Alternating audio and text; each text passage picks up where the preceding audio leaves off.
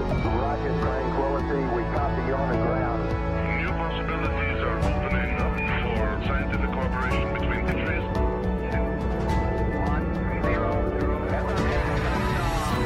Liftoff. Americans return to space as Discovery clears the tower. Discovery, go and throttle up. Discovery, roger. Go for deploy. Everybody in the shuttle program, the crew is go for launch. Roger. Nice to be in orbit. We have followed in their footsteps to get us where we are today.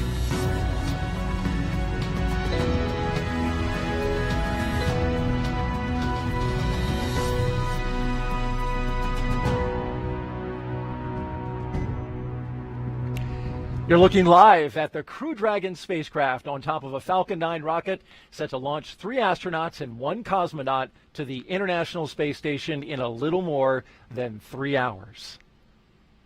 It's a beautiful sight outside, beautiful weather here at the Kennedy Space Center, where we welcome you for our live coverage of NASA and SpaceX's launch of Crew 5. I'm Daryl Nail, and with me is NASA astronaut Bob Behnken, who along with Doug Hurley were the first astronauts to fly Crew Dragon into space. Bob, it's great to have you here. You were part of that historic flight, and now here you are back helping us with our launch commentary for today's mission. Well, thank you, Daryl. I'm super excited to be here. A beautiful day to relive my launch experience. Looking forward to it. You certainly will remember this experience well. We've got video recorded from just less than an hour ago of Crew 5 getting suited up in that historic suit-up room. And there you see them.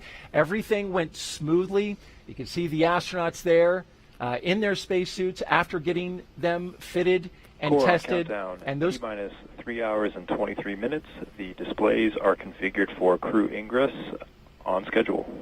That's our launch audio. We're going to pause whenever that comes up.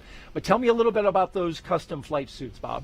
Well, Daryl, I've heard those suits referred to as space tuxedos by some of the SpaceX team, and they are custom fit, and they are, what the crew needs to wear in case there was any sort of an issue inside of the capsule. They're custom fit, and they'll be ready to wear them when they head into space. Not designed to go outside the capsule, but certainly if something were to happen inside the capsule, they pressurize, and that keeps them safe. Now, we want to invite you folks who are watching to participate in our broadcast today. If you would like to ask Bob a question over the next 3 hours, you can jump on any number of our social media handles. One of the ones that we're looking at is the hashtag AskNASA handle on Twitter.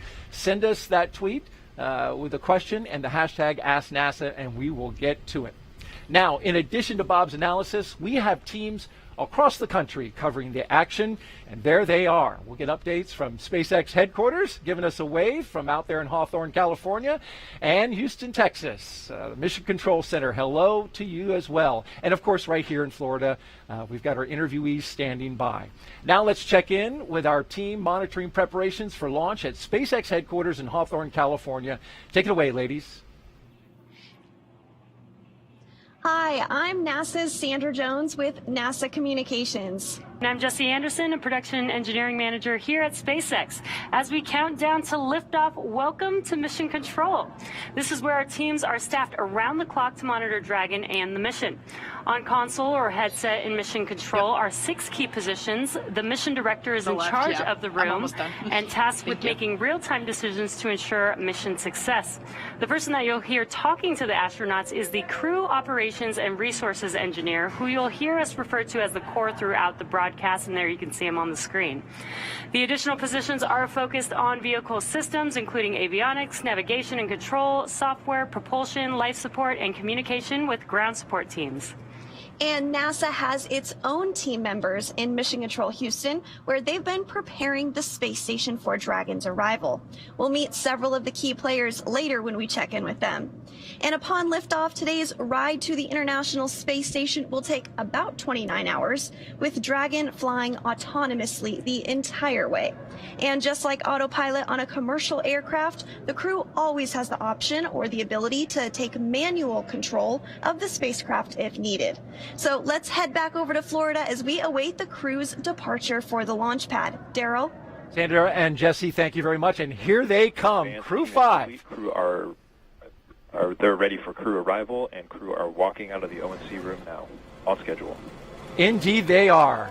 And there they are. The astronauts of Crew 5 taking their first steps outside as they head to the pad. from left to right, cosmonaut Anna Kikina, Josh Cassada, Commander Nicole Mann, and Koichi Wakata.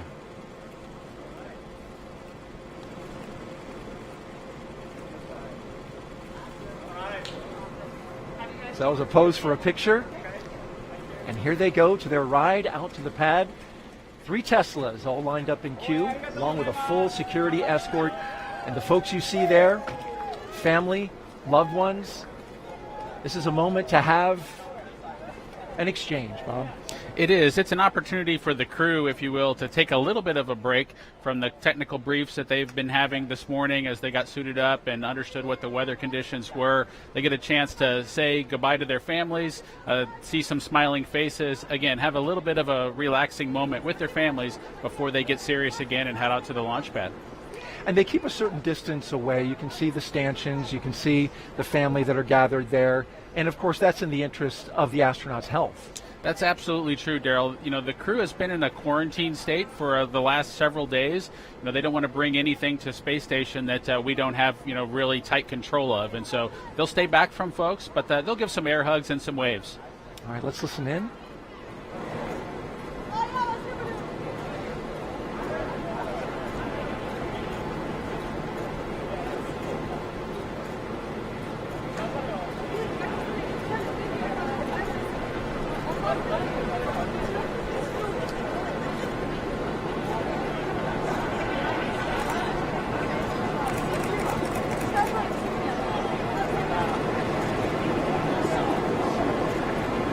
Can't make out exactly what's being said, but we know from your experience, Bob, that it can be an emotional moment. Absolutely. You know, for the Demo 2 mission, my son was super excited to yell Launch America. So that was the one thing that you could absolutely hear. Even inside the suit with our deep insert earplugs, you could hear that Launch America tune when he sang it out. Your wife said the same thing, that you could hear him shouting out. And that's something actually particular to astronauts with young family members, with young children, that you have to prepare them for. I was watching a documentary. Your son wasn't exactly on board at the beginning.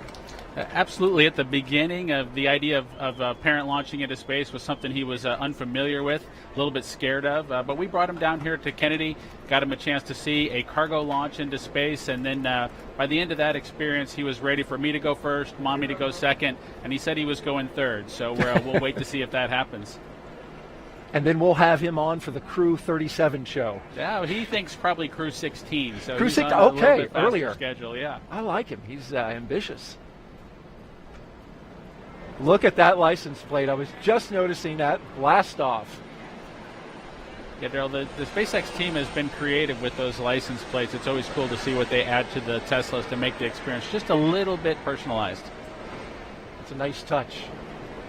As you can see, the media in the background positioning themselves for a good shot as the Teslas roll out with a full security escort on a 20-minute drive to pad 39A. And they're queuing up a playlist right now, Bob, with some tunes. In fact, I've got the playlist to one of the vehicles. I believe it's the lead astronaut vehicle, which would be the second one in this line. Here's what they're going to be listening to. Oh Yeah by Yellow. Danger Zone by Kenny Loggins. Stronger by The Score. Slow Ride, Foghat. Everybody Got Their Something by Nikki Costa. Sabotage by the Beastie Boys. Mainstream Kid by Brandi Carlile. And Don't Stop Believin' by Journey.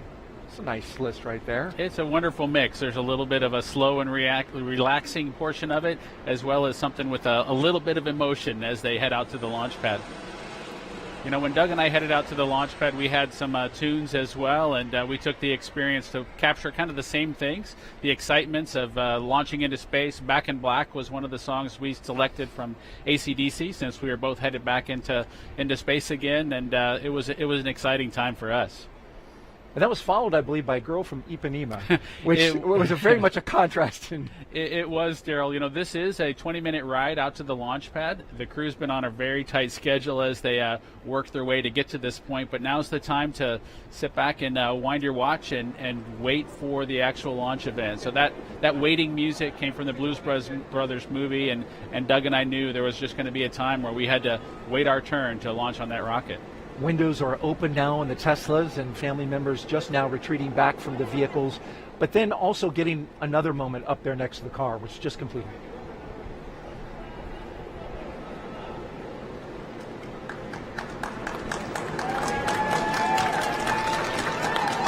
And there they go. Core on countdown. T-minus 3 hours and 15 minutes. Crew are beginning their transport from the O&C room to the pad, right on schedule. There's the call out from the SpaceX team. The crew now departing the Neil Armstrong Operations and Checkout Building. Slow rolling as they make a shot available for all of the media and photographers down there.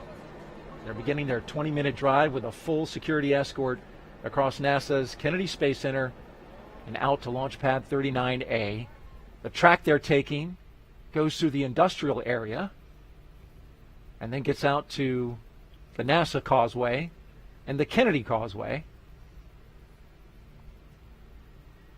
And Bob, as we were watching that moment there, I want to play a piece of tape that we have from your wife Megan talking about those moments leading up to launch. And we're also going to see footage of that historic mission that you participated in, Demo 2. We'll also see hers, and we'll get to see the goodbyes from either one. Let's take a look at that now.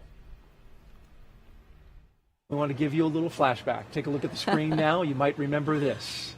Demo 2, and there you are in the light blue with your son saying goodbye to your husband, Bob Bacon, on that historic flight. That's right. That was a really special moment, and it was great to see how excited my son was to see his father. There were no tears. It was all smiles and cheering. My son, I think, was determined to say, "Launch America," first and loudest, and so that's what he was doing. He did a great job. And then in April, Crew 2, this was your launch. And yes. Now the role was reversed. You were in the astronaut suit getting ready to go out and launch, and your husband was there with your son. That's right, and I was listening out for that Launch America, and sure enough, I could hear it from probably 20 feet away. That was a wonderful moment. Your wife, Megan MacArthur, who flew on Crew 2 to the International Space Station following up your certification mission. Yeah, it was a moment that we wanted our son to have a positive experience with, and he certainly did. Again, smiles and hugs and cheering. And while we didn't hear the voices of the crew's families and guests as they walked out, we did definitely hear that cheering when they got their chance to drive away. And we continue to follow the convoy from high above, our flight operations team. The helicopter crew getting a good shot there as they go. Now let's check in with Hawthorne and get our first update from SpaceX's Kate Tice, who, by the way, was at this very desk, Bob, when you launched. Good to have you back, Kate. Thanks, Daryl. I'm Kate Tice, and I'm the Quality Systems Engineering Manager here at SpaceX, and I'm going to be bringing you live status updates from the launch teams this morning. Now, for those following along with our launch preparations over the last week, you'll know that we had a successful dress rehearsal a couple days ago of our launch operations on October 2nd, followed by a successful static fire of our 9 Merlin 1D engines. Now, fast forward a bit to this morning, and we're coming up on, there it is, the T-minus 3 hour and 12-minute mark, and so far all is going well for launch. Earlier in the night, the team began clearing the hazard area and buildings around Pad 39A, known as the Blast Danger Area, or BDA, as you might hear it called out today. At T-minus 4 hours, there was a briefing by the SpaceX launch director, and good news, there is nothing significant to report on the rocket. At this time, the advanced team was also cleared to enter the pad and start prepping the vehicle for the crew's arrival, which we're tracking there on screen, and we're expecting them to arrive at about T-minus 2 hours and 55 minutes, so just shortly coming up.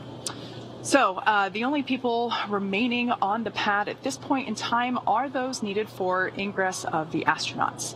At the launch pad, Falcon 9 is powered on, and we're currently monitoring telemetry and pressurizing gas storage vessels. Engine and stage checkouts were performed several hours ago. on top of Falcon 9, of course, we have the Dragon spacecraft, and it is ready for the crew. Functional checkouts were performed, and most recently, the Dragon propellant system was pressurized to final flight pressure, and the side hatch has been opened by the advanced team. So at this point in time, I can report that all spacecraft systems are go. And as for the range, launch range is ready to support and working no issues at this time. And as you have probably been following along, we have been tracking the weather conditions carefully over the last week as we dealt with the remnants of Hurricane Ian. As you can see on your screen, it's a gorgeous morning out there at Kennedy Space Center. The weather is cooperating as we count down to liftoff. We had been tracking downrange winds that had been no-go overnight, but as of the T-minus 6-hour weather brief this morning, it cleared and we were green there. So everything is looking good for weather at this point, but we will continue to monitor. Now, with all that being said, let's head back over to Daryl and Bob for another check-in from Kennedy. All right, thank you, Kate. And yes, the weather here at Kennedy is nearly perfect for launch. Let's introduce you now to today's crew. We begin with Nicole Mann. The California native holds a Master of Science in Mechanical Engineering and is a colonel in the Marine Corps. Nicole was selected by NASA in June 2013, and today the Crew 5 commander will be flying into space for the first time. And once she reaches the space station, she'll be the first Native American woman to stay on station. Sitting next to Nicole is Josh Cassada. He grew up in Bear Lake, Minnesota. The physicist and U.S. Navy test pilot flew 23 combat missions. He later became an instructor at the U.S. Naval Test Pilot School, and more recently, he served as the capsule communicator in Mission Control. But today, he's the pilot aboard Dragon. In the role of mission specialist is veteran Japanese astronaut Koichi Wakata. Altogether, Koichi flew 4 space shuttle missions, a Roscosmos Soyuz, and was on a long-duration stay aboard the International Space Station. Altogether, Koichi has spent 11 months in space, the veteran. And the fourth member, the second mission specialist, is Roscosmos cosmonaut Anna Kikina. She graduated from the Novosibirsk State Academy of Water Transport in 2006. In 2012, Anna officially became a candidate for the position of test cosmonaut. Crew 5 will be Anna's first flight into space as part of the recent resumption of integrated crews on U.S. crew spacecraft and the Soyuz with the Russian state space corporation Roscosmos. As part of integrated crew, a week and a half ago, NASA astronaut Frank Rubio flew to the ISS aboard a Soyuz. Flying integrated crews ensures operational safety. Crew members on station are trained to do maintenance and spacewalks. It also protects against contingencies such as problems that could arise on the station, serious medical issues, or an emergency aboard the station that requires a crew and vehicle that they are assigned to return to Earth sooner than planned. All right, the crew taking a turn onto the Saturn Causeway, and this is the road that leads to the Vehicle Assembly Building, which is notable, Bob, because the astronauts right now taking a similar path to Hurricane Ian as it crossed the state and came over our area. That's the operations and support building behind it. But then behind that, going through here, is the Vehicle Assembly Building. And after studying the data, we learned the storm took that similar path. And as we widen out the view here, you can see, there it is, the Artemis logo, and a great shot of that Vehicle Assembly Building with the crew going by. Now, the Crew 5 launch was delayed several days due to Hurricane Ian taking aim at Florida. And after studying the data, here's the path that we found it took. Take a look at this graphic put together by meteorologists with satellite data. It shows the track through the state. You can see the center of circulation, of course, the devastating impacts to the Fort Myers Beach area, more than 100 people killed, and complete devastation. By the time it crossed our area right there, you can see it came out the other side on Florida. Between pad 39A and 39B, and 39B is where we had our moon rocket, the SLS and Orion spacecraft. But officials here at NASA and the launch team with SLS made the decision to move the SLS indoors, and this is video from that day, 3 days prior. the mighty SLS and Orion spacecraft going into the shelter of the vehicle assembly building as Hurricane Ian passed overhead. It's a 4-mile, 10-hour trek it was that day. And we got winds, Bob, over 96 knots at the top of one of the lightning towers out at Pad 39B. So certainly the winds were whipping up high and down below, around 60 knots. It was a good move to put that rocket in the shelter. Yes, it's just remarkable to kind of have seen the track of the storm, have it come right through the Kennedy Space Center, and to be sitting here just a couple of days later getting ready to launch a crew into space.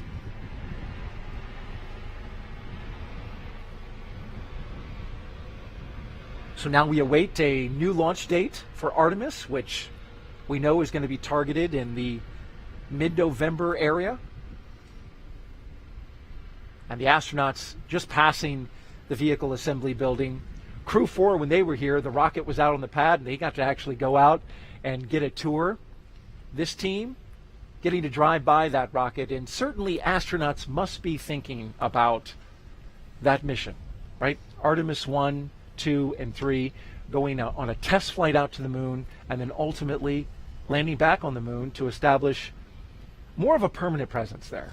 Absolutely, Daryl. It's a super exciting time from an astronaut perspective. As you know, we still have missions headed to the International Space Station, taking crews up both on the Soyuz rocket and on the Falcon 9 and the Dragon at this time. We look forward to seeing the Starliner vehicle make its arrival on board the International Space Station as well. But Orion, with the Artemis missions that are upcoming, is just an exciting time. Returning to the moon is something that we all dream about. And there they are making the right-hand turn to go towards Pad 39A, where SpaceX's facilities are, as well as the launch tower and the rocket that awaits them. A brand new booster. And the good ship Endurance, as you would say, Bob. On its second flight. On its second flight. You know, this is the time for that slow ride song probably to kind of play back for the crew. You know, Doug and I had our waiting room music, our elevator music to kind of pass the time. The crew's, of course, excited for the mission in front of them, but they've got to wait for the actual time to launch into space. And this is a great shot, point of view camera from the lead Tesla looking at the security vehicle in the front. You can see there the launch pad to the left as that rocket gets closer and closer. And I wonder, Bob, at what point do you start to feel some nerves kick in? Because there's this excitement, as you've described, but then also, especially for your flight, being the first one, there must have been some nerves. You know, there's definitely some nervousness associated with launching into space. The crew gets a lot of training, and it, from an experience perspective, they try to check off as many blocks as they can so that that nervousness is something at least that they're familiar with. And so for Doug and I, you know, we had made this ride before as shuttle crew members. We climbed up to the launch pad as shuttle crew members. That wasn't new. It was really the fueling operation for us where we really felt like we were doing something new, and that nervousness started to kick in. Interesting, because yes, that's an operation unique to SpaceX. Yes, the fueling of the rocket with the crew on board is something that was new with the Falcon 9 rocket, and it's new from a crew, from an astronaut perspective, from our experience base, but they've managed to accomplish it super successfully. There you see the security vehicle pauses, comes off to the side, and the Tesla vehicles roll on, along with the MRAP in tow. And this begins the part of a really neat experience, going up the slow grade as they pass the security checkpoint and into the blast danger area. This is an area only for the astronauts and the advanced team, as well as the closeout crew. It's a restricted area, and you go up that slow hill and you're looking right at that rocket. You know, Daryl, as you make your way to the launch pad, you kind of go through layers, if you will, of people that can be near you. So whether that's your family and your guests when you're back at the ONC building, but as you make your way to the pad surface, there are these milestones that you get past where you become more and more alone on your ride into orbit. And so heading up this hill to the launch pad surface, it's definitely a smaller group, and that group continues to shrink all the way to hatch closure. And in your case, until it was just you and Doug Hurley. That's true. It was just Doug and I, and of course all the support team that's reaching out to you via the radio to make sure that they're watching over and making sure that you're ready to head off into space. But it was definitely Doug and I alone with our thoughts. These 4 Crew 5 astronauts now actually on the pad surface. As you can see them driving onto it, there's a track that they just came over that goes around the launch pad. That's a relic from the space shuttle era as well as the Apollo. There's the base of the rocket, and dead ahead, the elevators to the launch tower that will take them up to the top of the crew access arm and allow them to make entryway into the Crew Dragon.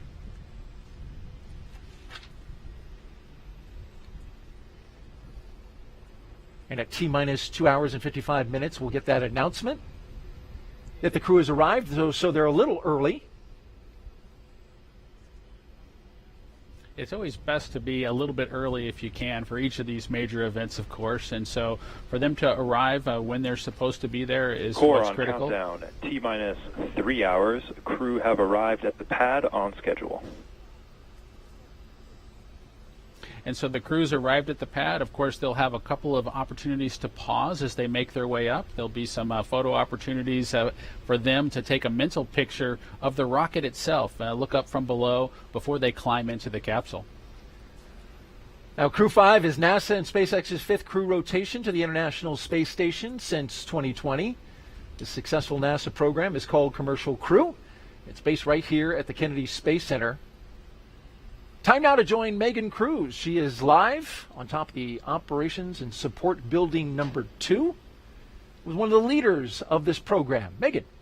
Daryl, thank you so much. Yes, we are here with Phil McAllister, Director of NASA's Commercial Space Division. Phil, we're so happy to have you here. Thank you. Happy to be here. Well, today, we just saw the crew arrive at the pad. This is NASA's Crew 5 with SpaceX. How has working with these commercial companies benefited NASA? So we both benefit. I think that's what's key with these partnerships.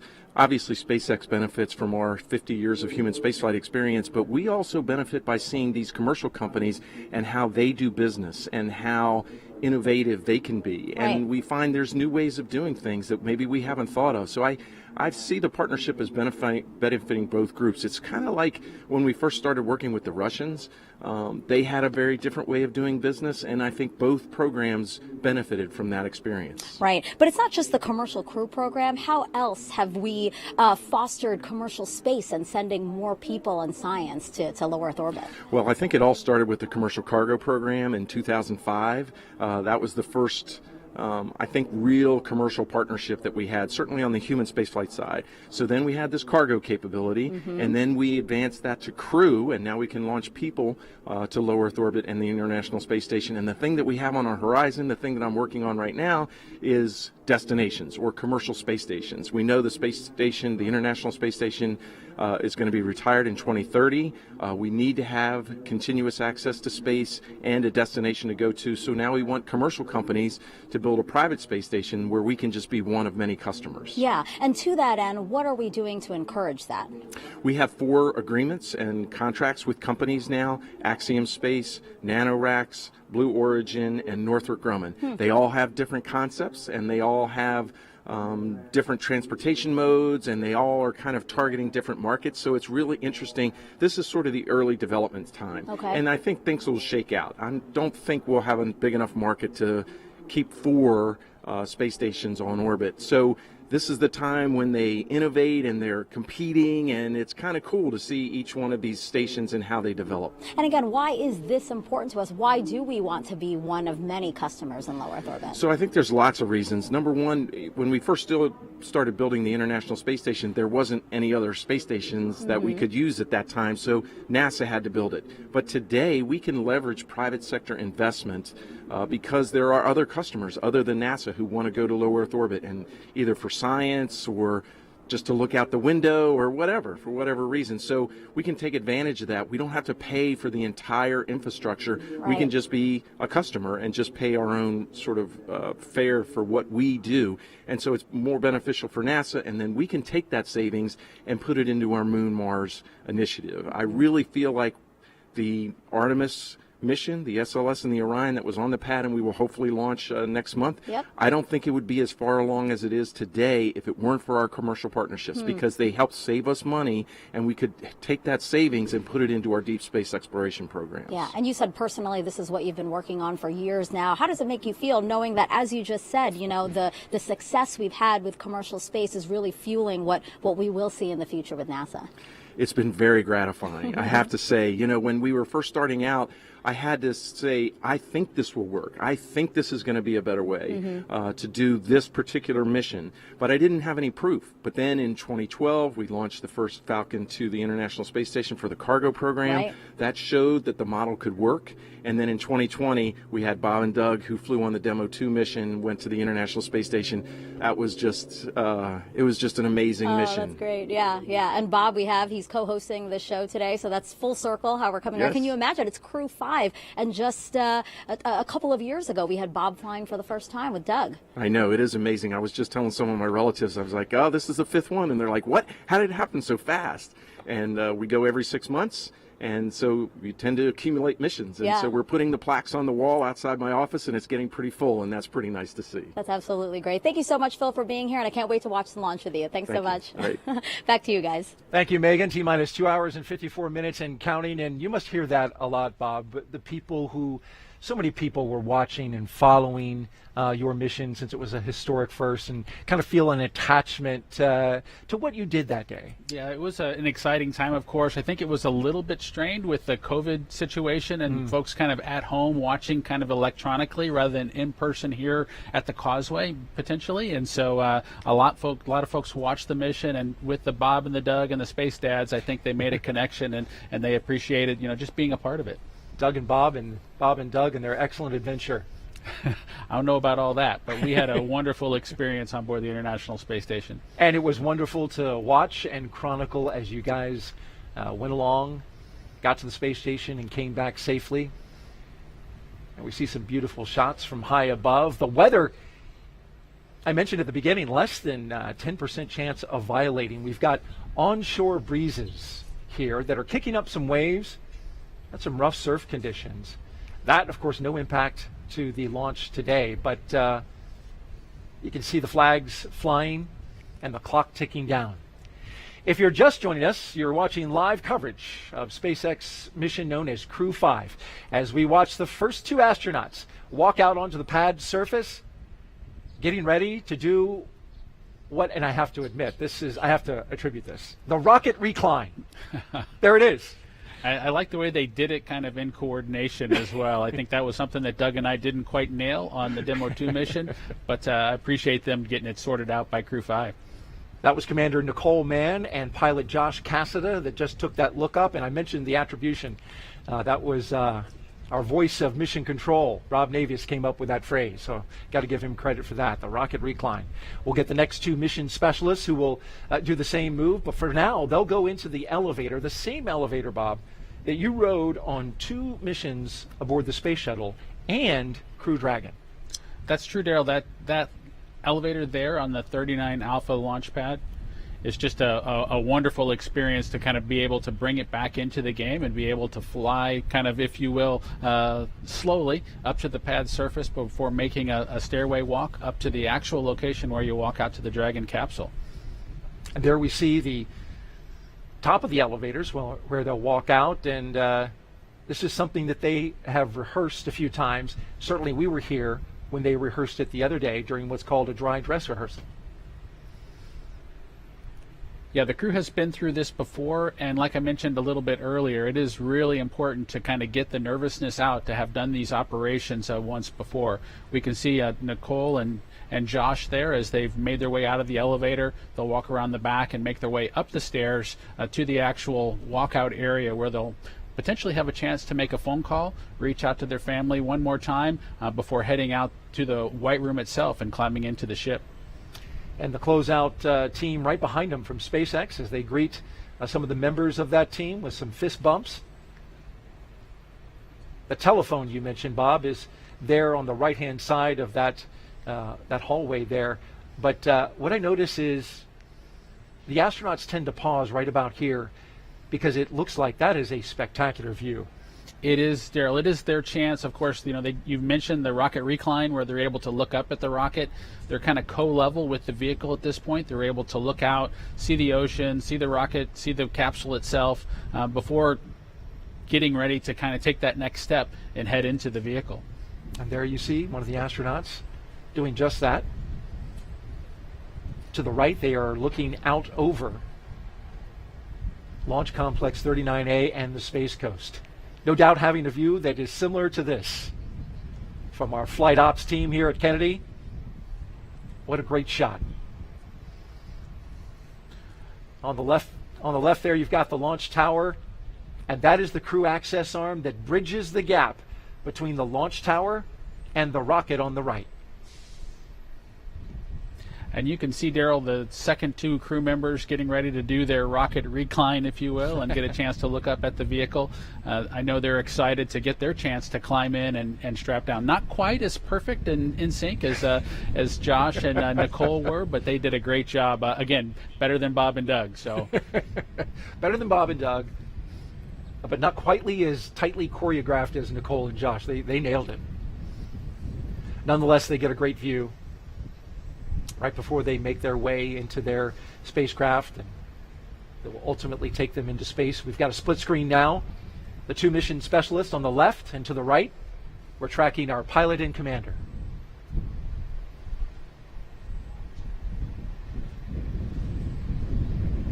Now they stagger the astronauts in this fashion because everything is highly proceduralized, right? As they go through the lines, check off the mission milestones, and then also it's carefully choreographed because you want to have everybody being orderly as they get into the spacecraft. Absolutely, Daryl. There is a well choreographed checklist that the SpaceX team has on their tablets as they follow along with the crew accomplishing the steps in front of them. But remember, there's just a single hatchway, and they need to go in sequence, and it wouldn't be helpful for all four of them to be there at the same time. So we do bring them in sequence, Nicole boarding first, followed by the rest of the crew. Looking at the launch tower there, pad 39A. Bob, this is the same launch tower that launched the space shuttle. It's been, of course, renovated by SpaceX. They've made a lot of improvements in order to accommodate the Falcon 9, but it also has some throwback to the shuttle era. And there's part of the fixed service structure that's still a part of that structure today. That's true, Daryl. The 39 Alpha launch complex was modified to be able to handle the Falcon 9 rocket, and Doug and I were super excited to launch again from the exact same location. There are remnants of the shuttle program that are still kind of out there. There's a series of chevrons. You can kind of see them in the image there.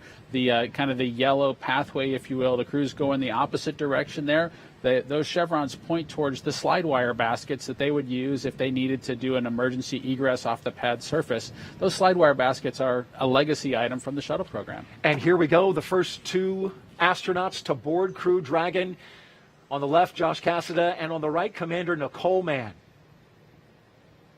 All smiles as they make their way down the crew access arm. You can see the fist pumps. They're definitely getting excited now as they get ready to board the ship.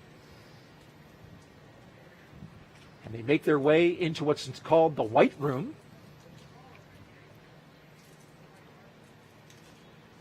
Do a photo op there.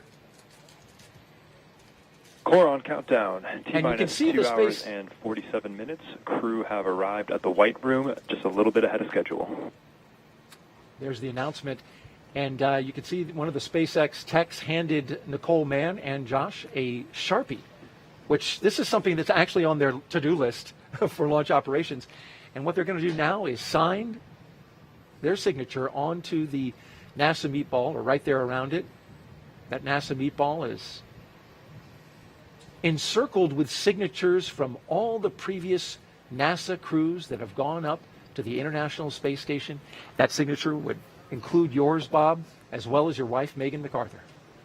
Yes, Joe, that's a nice tradition that the SpaceX team added and allowed kind of Doug and I to get started. And it's pretty neat to get your name added to the wall there, the White Room wall that leads to the Dragon capsules that head to Space Station. And there you see her putting her signature, making the way around the NASA meatball. Handing off the pen to Josh. And to the right, you see the SpaceX logo for their commercial missions. They're also starting a set of signatures, which is a great sign about starting to establish that economy in low Earth orbit, the commercialization of low Earth orbit. It's exciting to see the economy in low Earth orbit continue to grow, Daryl. It's also exciting to see the cadre of astronauts continue to grow and view that group as our partners of folks who've been to low Earth orbit, who've been into the black of space, and it's just exciting to see that group continue to grow. As the astronauts prepare to go inside, the first two, the commander and pilot, we've got the mission specialists on the left-hand side of your screen making their way towards the crew access arm. The white room was a term first used during the Gemini era, literally describing the color of the room, which is painted white. You can see an inflatable seal, which is black colored, connected to the spacecraft, and it inflates to create that environmental seal around the side of the spacecraft, connecting it with the white room. It does, Daryl. That seal, of course, would protect if there was a kind of rain or anything else kind of going on in the area. We don't have that today. We have beautiful weather, but it does ensure that the elements of Florida don't make too far of a way into the capsule itself. So you don't want any mosquitoes or anything headed into orbit with you, and so that seal does its job. It does indeed. There's a lot of humidity and mosquitoes out here in Florida. Fortunately, today, we've got a nice little breeze that's keeping it off us here at the desk, which is nice, and kept it off the astronauts and crew when they were getting in their vehicles. Running about a 10-knot onshore breeze, which should help push the clouds around. We've got a few of them out overhead. Our launch weather officer for today, Ryan Sizik, from the 45th Space Wing, telling us that we've got a nice high-pressure system in the area, Bob, that's keeping everything clear as the first astronaut climbs aboard. Core on countdown at T-minus 2 hours and 44 minutes. Crew have begun ingressing Dragon.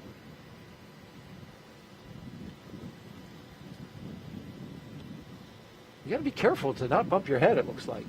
You absolutely, Daryl, need to be careful as you climb through that hatchway. There's a pressure seal that needs to be kind of maintained in pristine condition, so when the time comes to close the hatch, you'll actually get a good seal with that hatch closure operation. And so the crew is keenly aware that they need to protect that environment, and that they climb into the vehicle very carefully.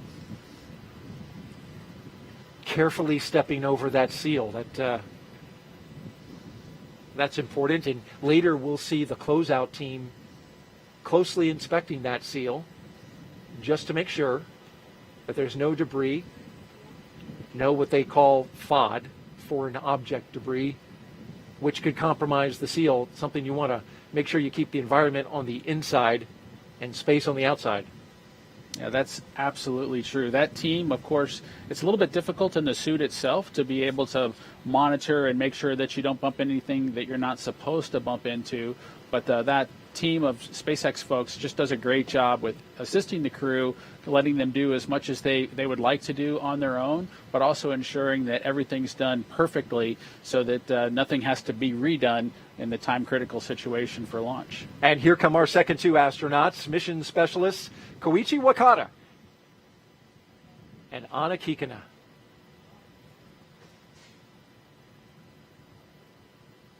They're next up in the white room. Big thumbs up from Koichi. He's the veteran of this group, Bob. We got 3 first-time flyers and a guy that has a lot of experience in space. That's true, Daryl. Koichi was in the astronaut office when I arrived a couple decades ago, just having joined and trained as a shuttle astronaut, getting the opportunity to fly on his 3rd space vehicle kind of going forward here. It's got to be exciting for him to try on a new spaceship. I'm making his 5th flight into space.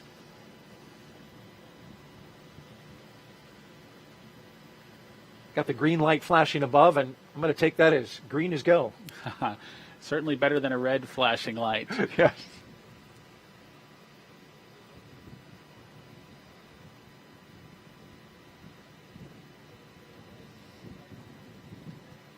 So it does take a relatively large team. It does seem like the crew being able to head out to the launch pad and climb in almost by themselves would be a thing. But in order to make sure that things are all done perfectly, that team of SpaceX folks follows along very carefully with the procedure to make sure everything's done exactly per the checklist. And our mission specialists will now put their signatures on the white room as the commander and pilot finish up securing their 5-point harness into their seat, getting a snug fit. As you can see there, Josh Cassada making sure everything is lined up correctly. Looks like he's got 4 hands. Those are his gloves. I'm sure an extra set of hands couldn't hurt. Yeah, no, he just has the 2 hands, just like the rest of us, but he does have the gloves there kind of taken off to kind of give him some additional dexterity as he tries to work through getting all the strap-in process completed. You mentioned the 5-point harness, much like a racing harness that the astronauts strap in with. Likely they won't need all of the capability of that harness as they head into orbit and take their ride, but it does provide some capability should the emergency escape system be activated to really keep them strapped tightly into their seats. Seats that are also sized to your proportions, right? And the suit is custom, but the seat, I believe, has 3 different sizes. I believe small, medium, and large. The seat has some different sizes. The armrest have some different lengths, and the footrest have some different lengths. So there are several adjustments that can be made. Not quite completely custom, but it does, I guess, with you look at all the way up to Crew 5, we probably haven't exercised all the options that are out there, but definitely have some flexibility in customizing the seat to make it fit the astronaut.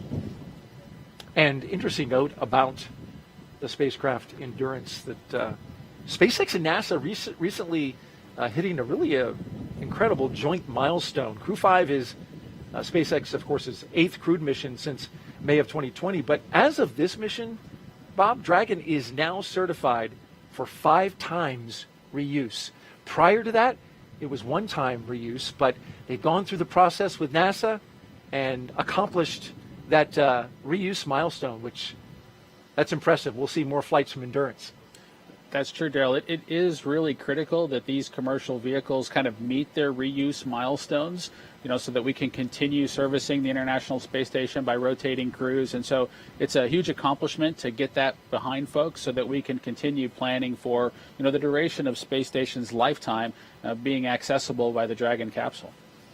We continue to watch the action live. In the meantime, let's toss it out back to California with Jesse and Sandra. Thanks, Daryl. This is always an exciting moment watching the crew climb aboard Dragon.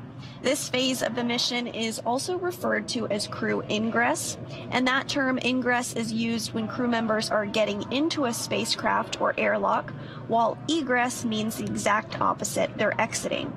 So prior to getting on board, the crew completed a foreign object debris check or FOD check, and that means they themselves have to be inspected for any substances or debris that isn't supposed to be on them or their spacesuits, because this could potentially cause damage to Dragon.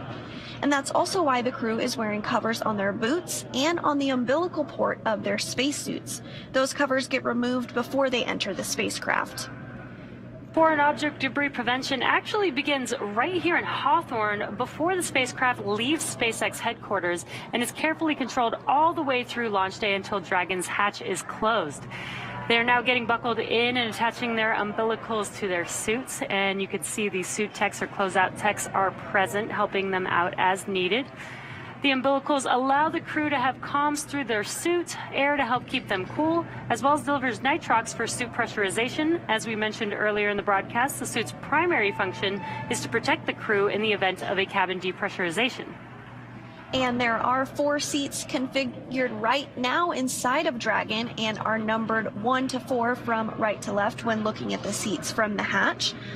Anna Kikino will be in seat 1 on the very far left, and you see she just climbed in a couple of moments ago. Nicole Mann will be, Josh Cassada will be in seat 2, or the commander's seat, and Josh Cassada will be beside her in the pilot seat. And then on the very end is Koichi Wakata, who is in seat 4, all the way to the right, who just climbed aboard just a moment ago as well. And directly in front of the crew members are 3 displays which they'll use throughout the flight, getting insight into Dragon's systems, seeing any alerts or issues with the vehicle, and if required, taking control and manually flying Dragon. Now, once the crew is all settled in, coming up will be a comm check, and that will be to make sure that they can communicate with Mission Control. And then, once that's complete, their seats will be rotated in position for launch. So very exciting watching them getting settled in. We've got this awesome view of the Falcon 9 with Dragon on top, crew on board already. We have been watching the crew since this morning make their way to the launch pad, climb up the fixed service structure, walk across that beautiful crew arm that you see there on your screen, and now they are getting settled into each one of their seats, and there is the Crew 5 crew there on your right-hand screen. And the crew will remain in these spacesuits through the ascent portion of today's flight. They'll be able to get out of their suits and get a little more comfortable shortly after liftoff, but for the portion that is the most dynamic portion of the flight, they will remain in those spacesuits. And the primary function of those spacesuits is to protect the crew in an event of a cabin depressurization. And if that would occur, the suit could inflate to provide a habitable environment long enough for the crew to return home. But with the crew now inside of the Dragon vehicle, let's go ahead and check in with Kate Tice for the latest. How's it going, Kate? I've been following along with the launch teams, and they continue to work through the countdown. Currently, no issues are in work, and we are awaiting the comm checks with the crew inside Dragon, which you seated there.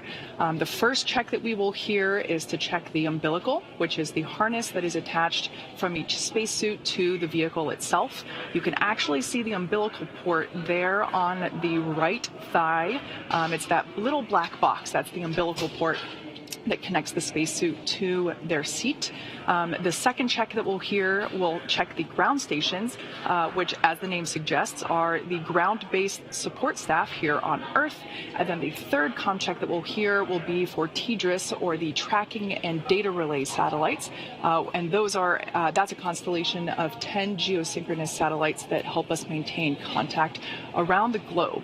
As of right now, the Dragon launch op team tracking no issues. I was listening in throughout the webcast on their nets, and it sounds like that we are running perfectly on time and just a little bit early.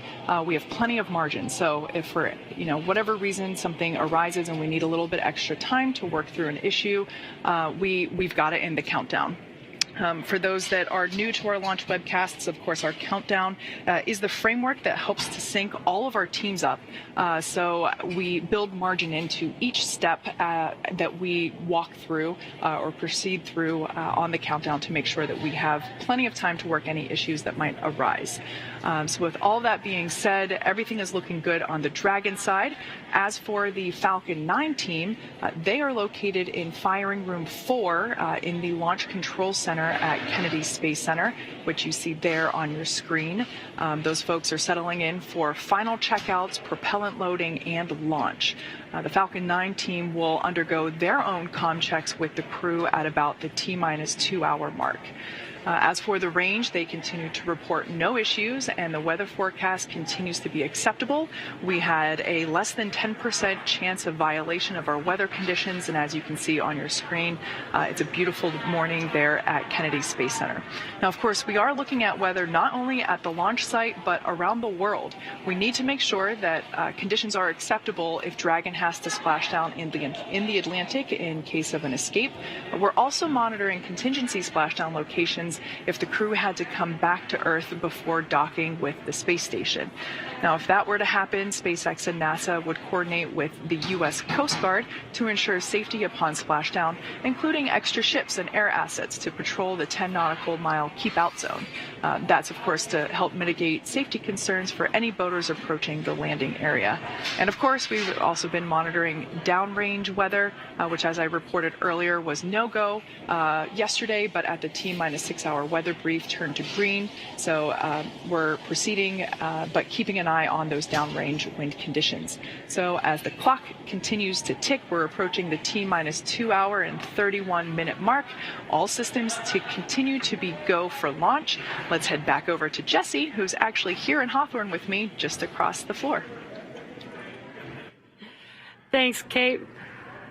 Not only is today an exciting day because it's launch day, but it's also a pretty exciting year, as this year marks Dragon's 10th year in operational flight. It took a lot of love and dedication to get here today, and we are still learning and innovating from each launch. From the beginning, Dragon was designed to eventually fly people. The Dragon hanging from the ceiling next to us was initially flown to certify SpaceX for cargo missions to the space station over 10 years ago, which flew in 2010. Yet a window was added to hint at our plans for flying crew in the near future.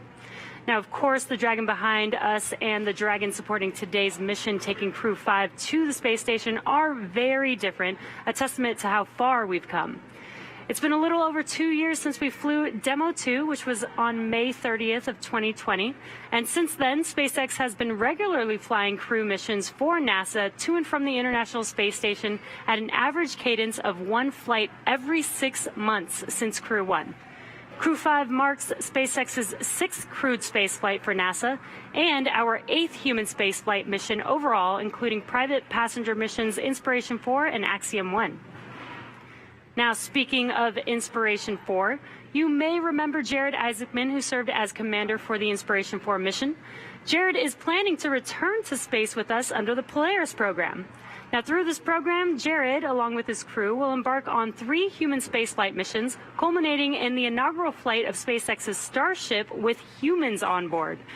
The crew for the first mission, Polaris Dawn, has been busy preparing for their flight, which is currently targeted for no earlier than March 2023. In addition to Jared Isaacman, the Polaris Dawn crew consists of Scott Kidd Poteet, the mission's pilot, SpaceX's Sarah Gillis as mission specialist, and SpaceX's Anna Menon, the second mission specialist and medical officer, and there you can see them on the screen. The Polaris Dawn mission will endeavor to fly higher than any other Dragon mission to date. The crew will also be attempting the world's first ever commercial spacewalk using our newly designed EVA suits. And our progress with human space exploration does not stop there. As you can see, we've started construction on a new Starship pad at Kennedy Space Center, the same pad that will take NASA's human space lander system to the moon. That's right, Jesse. NASA's efforts, particularly with the commercial crew program and the certification of the SpaceX Dragon, are aiding in building the foundation for a robust U.S.-led commercial economy in low Earth orbit. Commercial transportation to space is but one element of NASA's larger plan for commercialization, and we're enabling the development of commercial space stations, private astronaut missions to station, demand for in-space manufacturing, and much more. And soon the agency will launch Artemis to the moon and beyond as part of a test flight of the Space Launch System rocket. Dragon, ready for comm checks. Copy, Dragon. Stand by for umbilical comm check. And we did just hear those words that comm checks will be starting here shortly. So the Orion spacecraft and all of its components will be tested from end to end in this uncrewed test flight. This is a key milestone before we fly humans on board as part of Artemis 2, and then have humans land on the moon on Artemis 3. Now on your screen, you're seeing some waves, some thumbs up, some goodbyes to the team on the ground. Once they close CDR, this hatch... PLT, MS1, MS2, comm check. CDR has you loud and clear. PLT has you loud and clear. MS1 has you loud and clear. MS2 has you loud and clear. Core, loud and clear. Umbilical comm check is complete. Stand by for ground station comm check.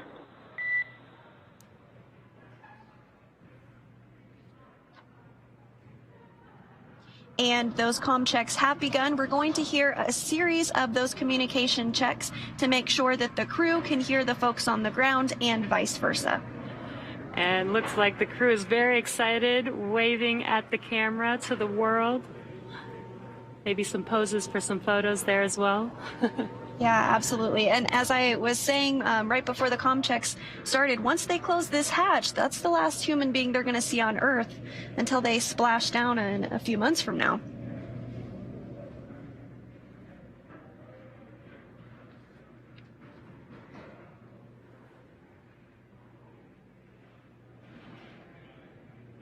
You can also see the crew with their iPads on their tablets on their legs there.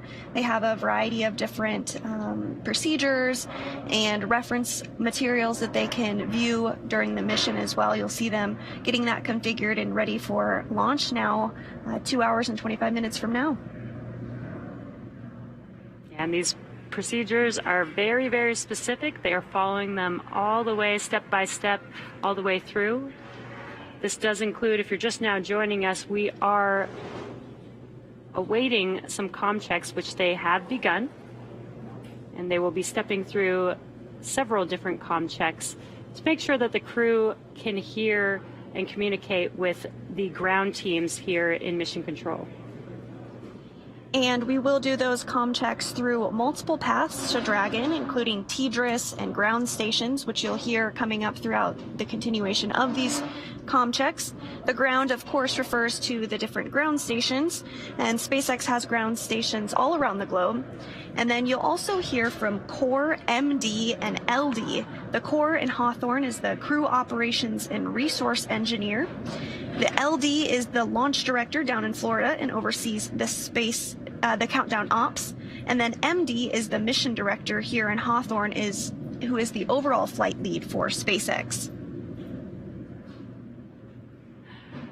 I just love the excitement of this crew. And this is a pretty cool view inside of Dragon. You can see the 4 seats for the 4 crew members, but Dragon's actually designed to have up to 7 crew members. So right below this row of seats, there can fit 3 additional seats. Today, since we only have 4 crew members, below the crew that you see on your screen is actually cargo stowed inside of Dragon. Dragon, SpaceX, comm check. SpaceX, Dragon, loud and clear. Core, loud and clear. Ground station comm check is complete. Stand by for TDRS comm check.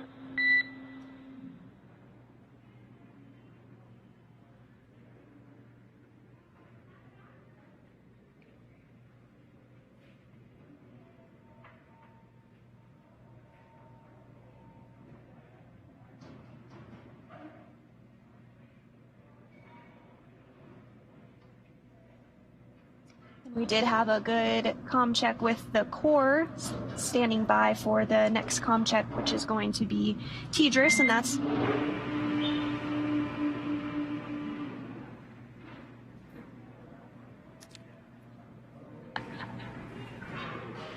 Dragon, SpaceX, comm check. SpaceX, Dragon, loud and clear. Core, loud and clear. TDRS comm check is complete. Stand by for comm checks with DC, MD, and LD in the launch configuration.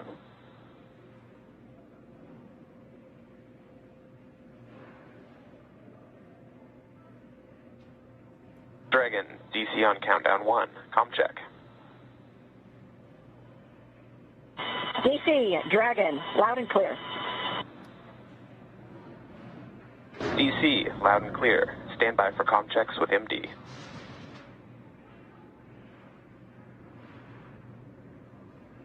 Dragon, MD on countdown 1. Comm check.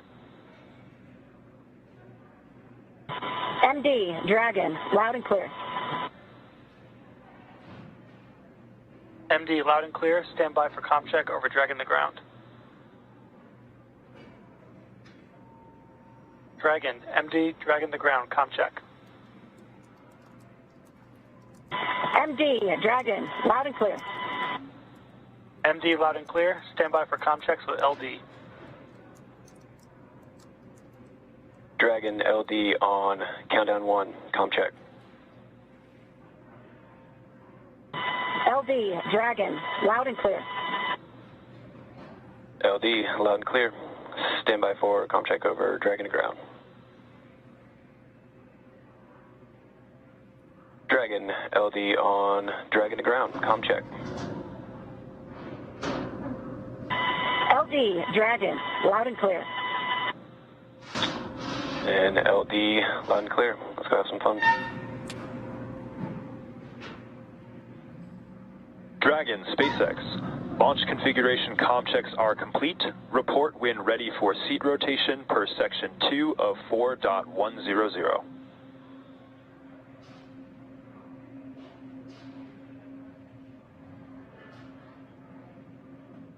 And now that we have successful comm checks, let's go over to the Johnson Space. Dragon, we are ready for section 2 and ready for seat rotation. Looks like the crew is getting ready for seat rotation, but let's head over to the Johnson Space Center in Houston, Texas, and check in with Shaniqua Vereen. Thanks, Sandra, and welcome to the International Space Station Flight Control Room, or Mission Control Center, Houston. A team of flight controllers behind me is actively monitoring the space station as we speak. The crew in orbit has completed a number of tasks to prepare the station for Crew 5, like setting up tools to monitor Dragon's arrival and preparing the sleep stations for the new residents. Many of their clothes and other belongings launched on a previous cargo resupply mission. Back here in Houston, Flight Director Greg Whitney and his team are in constant communication with the SpaceX Mission Director for Crew 5's launch to the space station. Once we get into integrated operations, the NASA Flight Director will be conducting a series of go-no-go polls at the predetermined checkpoints for Dragon's approach. For now, we'll continue to follow along from here in Mission Control Houston, so I'll send it back down to the team in Kennedy. Over to you, Daryl. All right, thank you, Shaniqua. And if you're just joining us, it is T-minus 2 hours and 19 minutes until Crew 5 launches as part of the NASA Commercial Crew Program. We've got Commander Nicole Mann, pilot Josh Cassada, and mission specialist Koichi Wakata and Anna Kikina. They are strapped into their seats inside Dragon Endurance. I'm Daryl Nail, and this is Bob Benkin, history-making astronaut, here. If you want to get a question into Bob live on the show, just hop on to a social media platform, any of the following: Twitter, YouTube, and Twitch.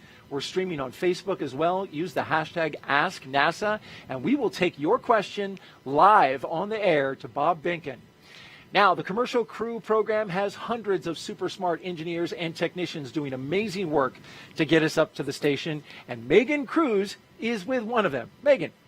Yes, I do have a super smart engineer with me. This is Crystal Jones. She's with CCP's Grounds and Mission Operations Office. Crystal, can you tell everyone what that office is in charge of? Sure, yeah. We have a wide range of functions that we do for the Commercial Crew Program. One is assessing ground systems for crew safety for both launch ops and recovery. An example of a ground system is the crew access arm, which we just saw the crew walk through to get to the spacecraft and ingress the spacecraft.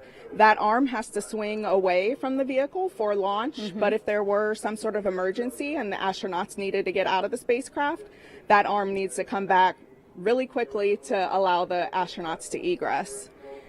So you're responsible for just making sure that everything is operating the way that it should be if that were to happen? Yes, correct. Okay. Yeah. And then right after this, you're also going to go to the nearby Cape Canaveral Space Force Station. You're going to be inside a room there, and I believe we have a live shot of that room. And you're going to go there so that you can serve as CCP's mishap manager, right? This is the room right here. Yes, that's correct. And I have my FAA and NTSB colleagues there with me as well. Since this is an FAA commercially licensed mission, they have mishap jurisdiction for some of the phases of flight, and so we all work together if an incident were to occur. I don't expect anything to happen. I have full confidence in the joint NASA and SpaceX team. You have such an important role here, like you said, a wide variety of things that you're overseeing. You've been here at NASA for almost 15 years. I mean, did you know that you always wanted to work here, and how did you make it happen?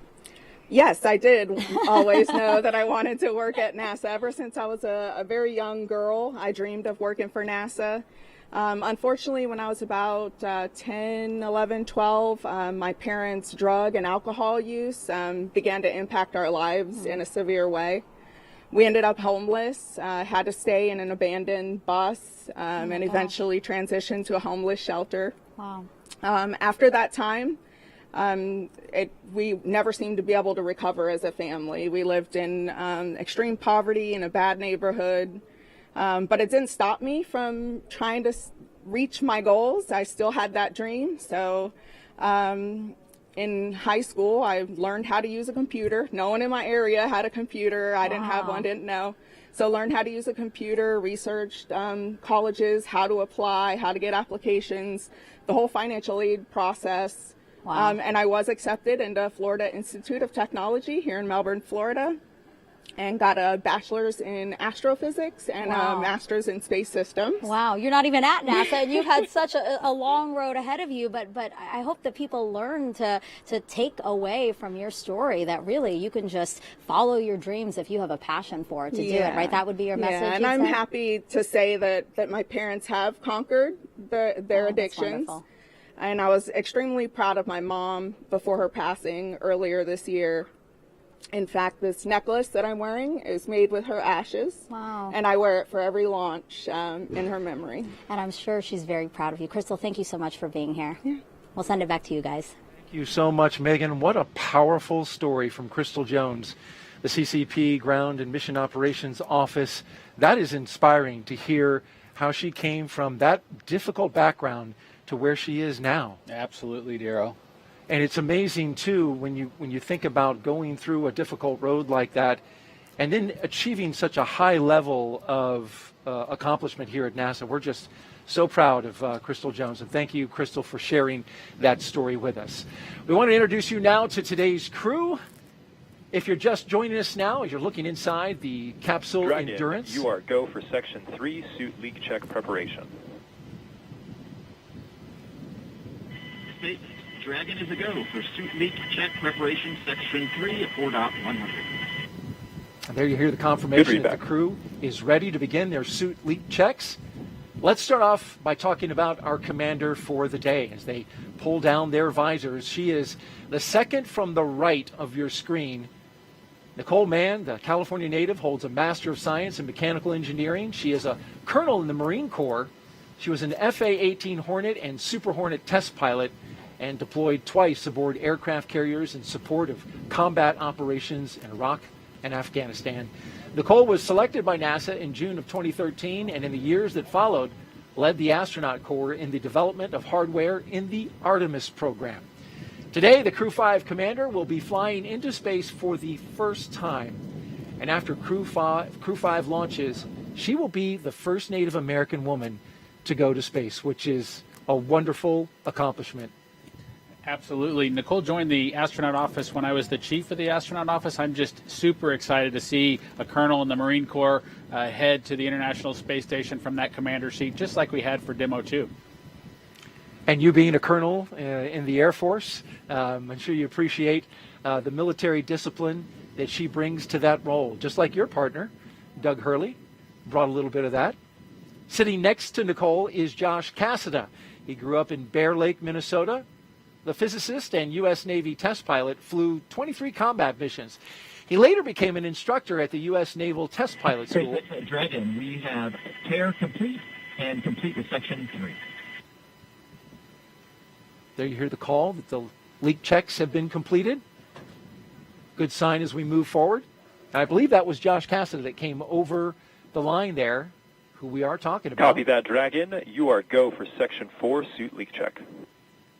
That was a confirmation, rather, that they were to begin the suit leak check. Copy, right? Dragon is go for suit leak check, section 4. All right, want to correct that. Cassada, he's one of more than 100 graduates who became astronauts going back to the Mercury program. More recently, he served as capsule communicator in Mission Control. But Bob, today he's in the position of pilot aboard Dragon, and that's a position you know well. Yes, it's exciting to see Josh in that seat. You know, as all of our astronauts who come into the program, he brings a balance of operational and scientific expertise kind of to the mission in front of him.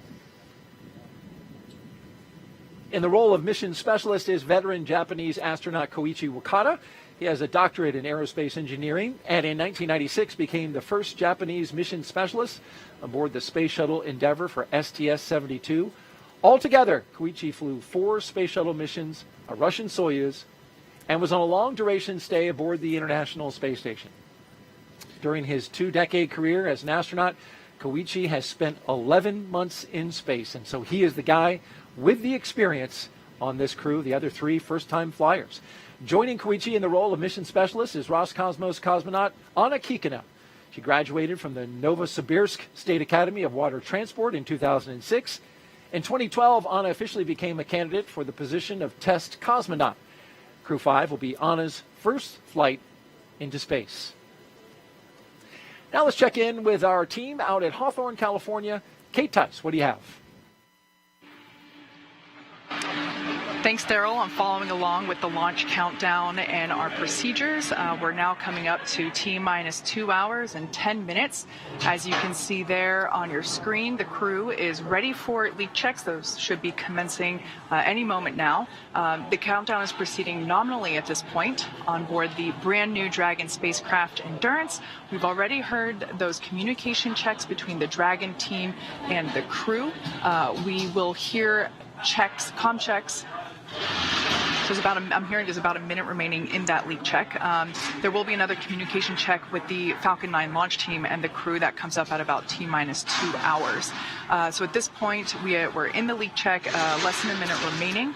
And after that, we'll be able to say leak checks are hopefully good. And at that point, the closeout lead will then verify that the cabin environments inside Dragon are good to go and then begin procedures to close the side hatch of the Dragon spacecraft.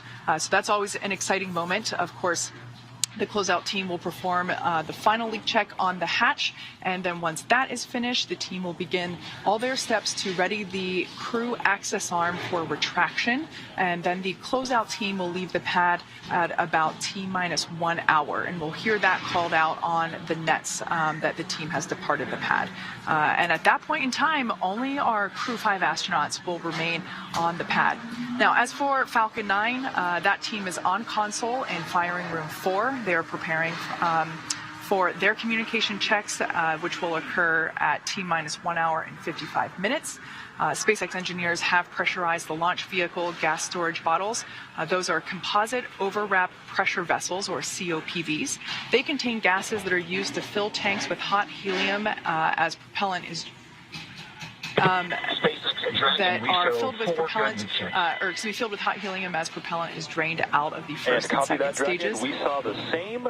Stand by while we just confirm those results long term, and then for next actions.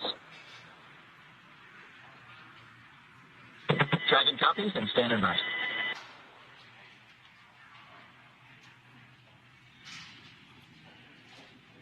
So as the propellant is drained out of the first and second stages, we'll top those off in the last half hour or so before liftoff, those COPVs.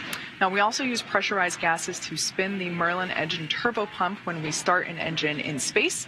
The second stage MVAC engine starts up after the first stage separates, and then the first stage engines need to be restarted for that landing sequence. The gases are also used for attitude control systems, which help the vehicle with its orientation for deploying the grid fins and landing legs. Now, of course, we're continuing to keep an eye on the weather. You can see it remains a beautiful day at Pad 39A. We are watching weather at the launch site as well as around the world for contingency abort and landing zones. And Dragon SpaceX for suit leak checks. And it sounds like we're going to get confirmation of those leak checks now. Go ahead, SpaceX. All right, Josh.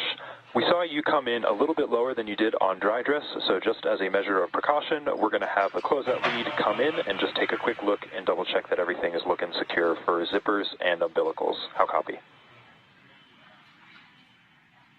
We copy, and we were thinking the same. Thanks a lot. Good read. All right, so it sounds like pilot Josh Cassada, his suit pressure is a little bit lower than what we read during the dry dress, which was the basically dress rehearsal that we performed early on Sunday, October 2nd. So the closeout team is going to come back in and just make sure that all of the zippers on the spacesuit are zipped up to the appropriate height, just make sure that everything is locked into place. So we have plenty of margin in the launch countdown. The countdown is to make sure that all the teams are working toward T0 in a coordinated fashion, and we have lots of margin built in. So we are okay to go in and recheck that and reperform that suit leak check on Josh. So at this point in time, everything continues to be acceptable for launch. We're coming up to T-minus 2 hours and 6 minutes. So I'm going to toss it back to Daryl over at Kennedy Space Center. All right, thank you, Kate. And I'm here with Bob Behnken, astronaut from Demo 2 and NASA's first mission. And we want to talk a little bit about that leak check. Bob, you were following along as they were doing the checks. A crew now going inside to double check Josh Cassada's suit. What's that all about? Yeah, that's correct, Daryl. You know, we heard the words from the SpaceX team.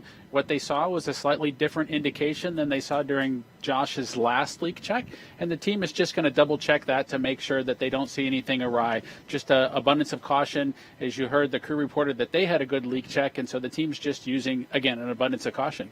And a little bit of air obviously comes through that suit and goes out the suit, right? So this is a level that would be maybe a little higher than what they normally see. That's correct. All right, very good. Well, we're back here at Kennedy, and the weather is beautiful for launch as we stand by. And there you can see the suit tech in there examining the zippers and the connection points in Josh Cassada's suit. So they hadn't shut the hatch yet, so that was an easy entry for that tech to go in there and check on that. Yeah, so they'll check each of the places where there could possibly be a leak. One of the places is that umbilical that you've seen them disconnect, and they're now reattaching after they checked the seal that was there. They'll verify the zippers that are on the suit to make sure that those are all closed all the way to the very end. And I know that for the crew, these sorts of situations can be a little bit frustrating. They can kind of break the sequence of events, but I know they'll get right back on track here and continue. Right, these are highly trained astronauts that have been getting ready for this moment for the past couple of years, certainly ready for all situations that they may come up against. And these suits, Bob, carry a lot, right, into the spacecraft. I'm Dragon ground from C3. Ready here? I'll pause. C3, I've got you 5x5. How me? Got you the same, thank you. So I don't want to speculate too much, but when you pull the umbilical away, you know, there's an opportunity for the comm system to just need to be re-verified. So we heard Josh check back in. Those connection points, they're grouped together, right? You've got comm and air flowing into the suit at the same connection point. Correct. Also giving a check to Anas, or maybe just doing some zipping up and rechecking.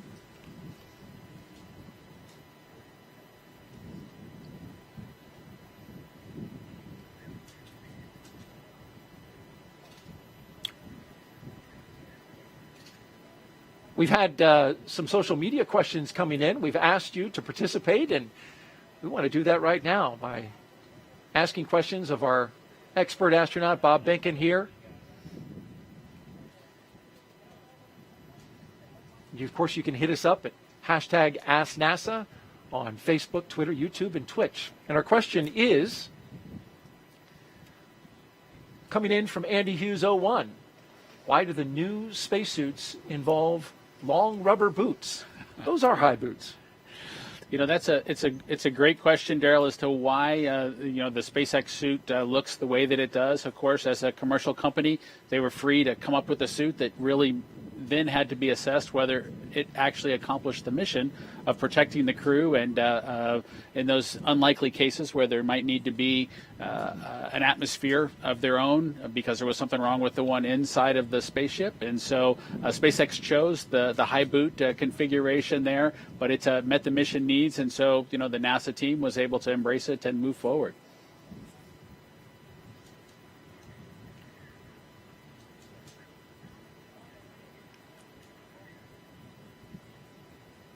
All right, we'll keep an eye on the action inside Crew Dragon Endurance and our three astronauts and one cosmonaut who are standing by. The member of the closeout crew has exited Dragon the capsule. SpaceX, we got a report from the closeout lead about verifying all the zippers and umbilicals. We're just chatting with a few more folks to see if there's any other actions we want to take at this time. We do have 15 minutes remaining in the margin here, so plenty of time. Okay, Dragon, copies. Thank you. All right, there you heard the discussion between SpaceX and the NASA astronauts. And so, although going into space is not child's play, every Dragon astronaut crew brings a stuffed toy with them, and there's one inside the capsule right now. We're going to step away from this part of the operation. Of course, we'll keep an eye on it, make sure that nothing happens that we don't make you aware of while they're working on that. But we want to take a little lighter moment, right, and look at the stuffed toys that are inside the crew. We don't know what or at least most people don't know what's inside Crew 5's capsule at the moment, but it has a purpose. When the toy starts floating, the strapped-in crew has confirmation they've reached microgravity. The toy is called a zero-G indicator, and there's been a half dozen or so on Dragon so far, starting with this little guy who can forget plush Earth, floating around by himself on the first uncrewed test flight in 2017 called Demo 1. And that's Anne McLean there. She was the one that received it. And that was followed up by a sequin-bedazzled dinosaur named Tremor, picked out by those fellows right there, Bob and Doug. Doug Hurley's son, Jack, and Bob's son, Theo. Crew 1 then took a toy baby Grogu with them to the first four-person crew when they reached space. But since then, well, it's been all stuffed animals. A penguin for Crew 2, and a turtle for Crew 3, and a turtle and a chimp for Crew 4, as you can see there. And so right here on set, Bob was kind enough to bring Tremor with him that you saw floating around in his capsule. This is actually Tremor, the one that went up into space. That's true, Daryl. This is the actual Tremor. It's got the tether still installed, if you will, that we use to keep track of it so that it didn't get lost on board the space station or float too far away. SpaceX for suit leak checks. There they go, starting up the suit leak checks again. Go ahead, Mike. All right, Josh, that completes the troubleshooting actions we wanted to take. So we verified that your umbilical has been reseated and your zippers are closed. Given that, we are recommending that you proceed back to Section 3 of 4.100 and reperform the suit leak check preparation and suit leak checks. How copy? Okay, Dragon copies. We're going to step into Section 3 of 4.100, and we'll let you know when we're ready to reperform the suit leak checks. Good readback. All right, so they're going to recheck those suits. And while they do that really quickly, how did your son choose a bedazzled, sequined dinosaur for? Well, Daryl, there's never no telling what goes through the minds of two young elementary school boys, my son Theo and Doug's son Jack. But they had a collection, and dinosaurs were near and dear to their hearts. They went through the collections that they had in front of them, and they picked the Apatosaurus Tremor. And so I'm glad that some other folks have been able to follow along with that tradition and be able to excite a couple of kids, if you will, about flying in space, even if it's for a stuffed animal. It's great to inspire the younger generations about space with something that they can access. And can you confirm that all the sequins are still there? I can confirm, and I do know that the teams look really closely at each of the zero-G indicators to make sure that they're compatible with the SpaceX Crew Dragon's environment as well as the space station environment. And so we got approval, and we were able to take the Apatosaurus Tremor with us into space. That's a neat thing, and it lives now in the Benkin household. Crew 5 is the latest launch by Kennedy's Commercial Crew Program. And Dragon, care is complete in step 3.9. We are ready for the checks. Copy that, Dragon. You are go for Section 4 suit leak check. All right, while they start up the suit. Please go for suit leak check. The communication confirming they're going to restart the suit leak check. Bob Benkin telling me that the suits inflate just a little bit as they make that check. In the meantime, we'll take an interview now and check in with Kennedy's Commercial Crew Program. It was created in 2011 and has been flying astronauts from American soil to the International Space Station for the last 2 years. Let's bring in NASA's Megan Cruz, who's with Kennedy Center Director Janet Petro. I am, Daryl. Thank you so much, Janet. It's always so great to have you here, especially for a day like today. You know, we're about to launch this new crew to the ISS. How do you feel about Kennedy again playing this important role in continuing what we do on the space station? Well, thank you so much, Megan, for the question. And as you know, Kennedy has a very long history of doing really some incredible things.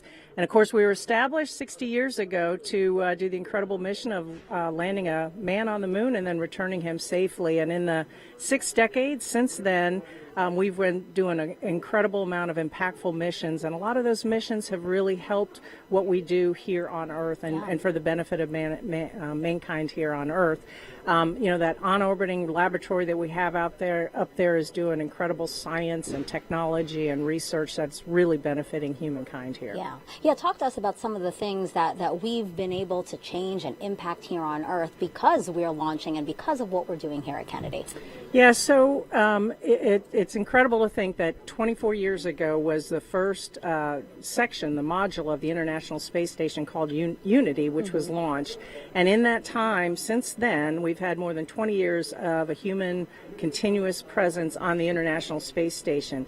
And every single time we launch a vehicle, whether it's a cargo or crew, we send up science and cargo and payloads where we do science research and technology development. And all of that not only benefits what we do here on Earth, promoting technology and bettering our life here, but also helps us to look forward to when we go back to the moon and then on to Mars. I'll talk about a few projects that we do here at Kennedy that I'm really proud of. One is the M-SOLO. It's a commercial off-the-shelf mass spectrometer that'll help us seek out and search for ice on the lunar surface. Wow. And then, of course, we are the experts resident here at Kennedy for plant biology. And as we're going to be sending our astronauts further and further into space, to the moon and then on to Mars, they're going to want some fresh food. And so that plant research is really going to help enable that to happen. Yeah, and of course you're alluding to Artemis 1. Right behind us is the iconic vehicle assembly building. Inside there is our Artemis 1 moon rocket. How excited are you for launch later this year, and just excited for again, Kennedy's role in deep space exploration? Yeah, it's an incredible honor to be here leading this center for that really, really historic mission coming up. And of course, Ian threw us a curveball, and so we had, we made the right decision and went back into the VAB. But the energy around the center and even across the whole Space Coast is still very palpable. Looking forward to that launch. And when it goes, boy, it's going to really rock the entire Space Coast. And as I said, it's and to copy very, that, very Dragon. We saw the same we are with all 4 eagerly looking suits forward all to that passing their first leak mission, checks, which is even then though going Seat 3 to is help still in us the same going family. on to the That moon is and then on to Mars. Janet, thank you so much. And we actually just heard integrity. a call out there So at where this time, they're we are going completing to proceed with the count and move into Section 5 for side hatch closure and delay any other troubleshooting steps until we get on orbit. How copy? Okay, that's great news. Dragon copies, and we are going to continue into Section 3 of 4.100. Sorry, Section 5 of 4.100. Correction. Janet, thank you so much. So sorry about that. We did want to take a pause so that people can hear again the operational loops that we're listening into. But thank you so much, and I hope to be watching Artemis 1 with you soon. Thank you very much, Megan, and go Crew 5. Perfect. Janet, thank you so much. Back to you, Daryl and Bob. All right. Thank you, Megan and Janet. And as we were watching the crew there, we saw their suits inflate. We saw that pressurization happen. And then you heard a report out. And if you could just recap that for me, Bob. Yeah, I think the team saw similar indications, but it was 4 good leak checks with similar performance from all 3 suits, all 4 suits that they saw during that first leak check that they accomplished today inside the capsule. So they're going to continue with the launch count, and any further troubleshooting will be delayed until they're on orbit. So we're ready to continue with the count. And so up next, you can see there is the closure of the hatch. And the closeout team will begin performing that. There they are. The hatch is above the entryway into Dragon. They'll remove the environmental conditioning hoses. They'll document that seal and put that on their mobile pads and move through the process? You know, I always think of things like hatch closure as closing the door, and it's done in an instant. But closure of the hatch on a spacecraft is done very carefully with a lot of meticulous steps to ensure that that environmental seal is just pristine, and they are going to get a good seal when they close it up. You had the tech go over it and back into the spacecraft, so double check on that. They also document the seal. You'll see one of the techs take pictures all the way around the seal.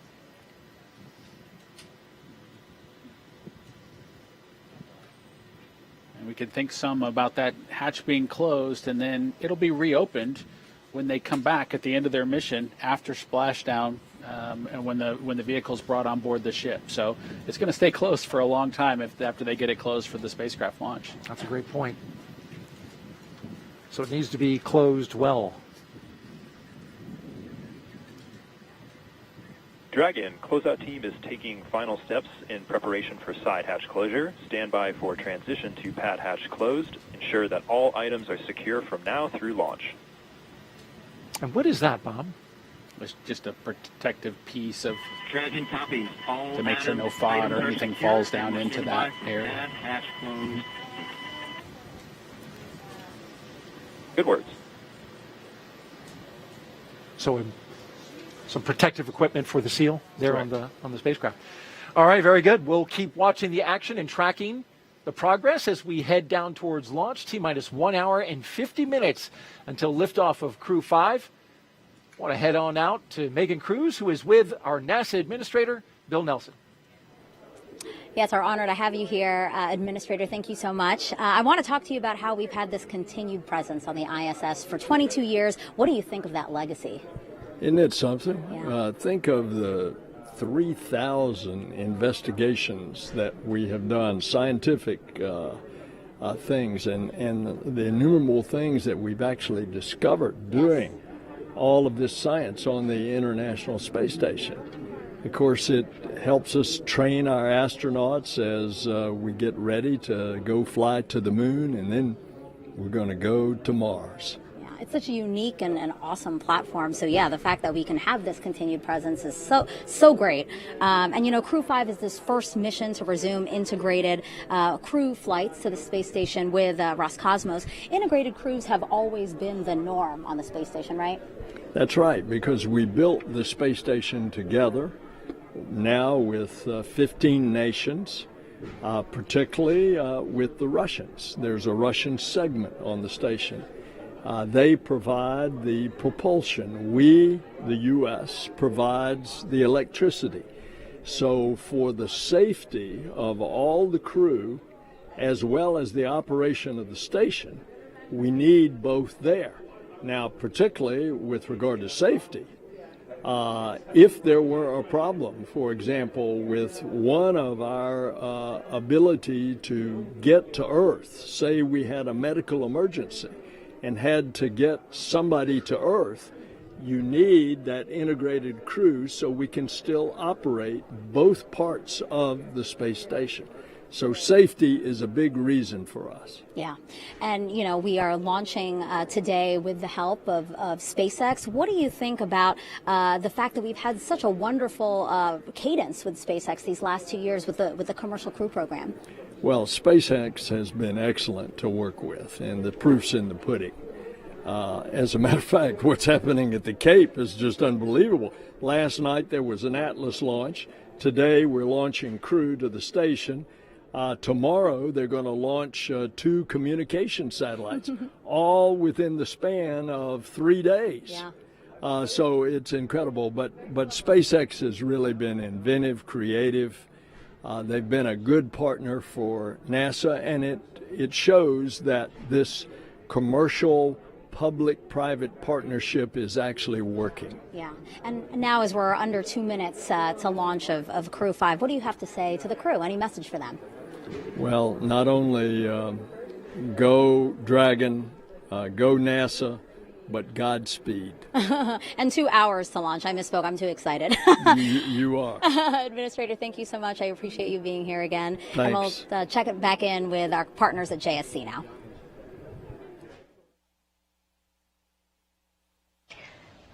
Thanks, Megan. And when Crew 5 arrives at the space station tomorrow evening, they'll officially become Expedition 68 flight engineers. Once on board, they'll do something known as a direct handover, basically saying that Crew 4 and Crew 5 will be on board the station together until Crew 4 comes home next week. Crew 4 will be able to give Crew 5 an orientation and show them the ropes, which will be particularly helpful for first-time space flyers Nicole Mann, Josh Cassada, and Anna Kikina. A direct handover also helps ensure continuous U.S. presence on the space station, a record we've held almost 22 years. The space station is an orbiting laboratory, and they will jump right into research and investigations. Now I'll toss it over to Daryl at the Kennedy Space Center with a little bit more of that science. Daryl? Absolutely. Thank you very much, Shaniqua. And we continue to monitor the closure of the hatch on the Crew Dragon. You see the closeout team there. I want to take a closer look now at some of the life-changing science the astronauts are performing aboard the International Space Station.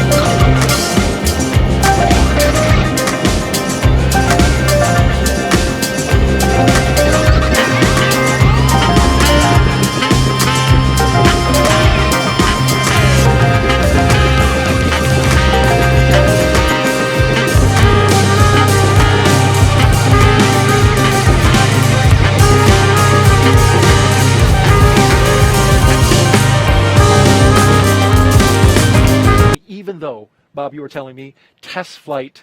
Of course, it was historic at the time, that was reestablishing America's presence to launch from American soil, get to the space station. You didn't have a lot of science on your flight, but when you got up there was a lot of science to do, right? Even a backlog. Absolutely, Daryl. You know, for my launch guest, even though it was a test flight that we were headed to the space station to check out a new vehicle, my T-shirt said, "Because science." And that was the reason that we were going. And I was proud to be a part of when I arrived at the space station, of the science that we were able to accomplish. As you mentioned, there was a bit of a backlog. We had a single U.S. crew member, and Doug and I were put into service right away, trying to support getting the science program back up and running and back at full speed. Working hard on that science, just like our next guest who is joining us now. We have Mike Roberts here with us. He is the chief scientist for the ISS National Laboratory. Mike, thank you so much for being here with us today. It's a beautiful day to launch and a good day to talk about some of the science that's on board. You got currently, as I understand, 235 investigations on board. 76 of them are new, and you got a little bit of them flying right on this rocket here behind us. Yeah, it certainly is a beautiful day here today, and we look forward to getting the science off the ground. As Bob indicated, it's a very busy time up in orbit for the crew because they are very busy not only maintaining the science portfolio of NASA so that we can continue to live and operate in space. They're also conducting science in space that benefits us here directly on Earth, and that's an important part of why the ISS National Laboratory exists. What is some of the science that Crew 5 is working on?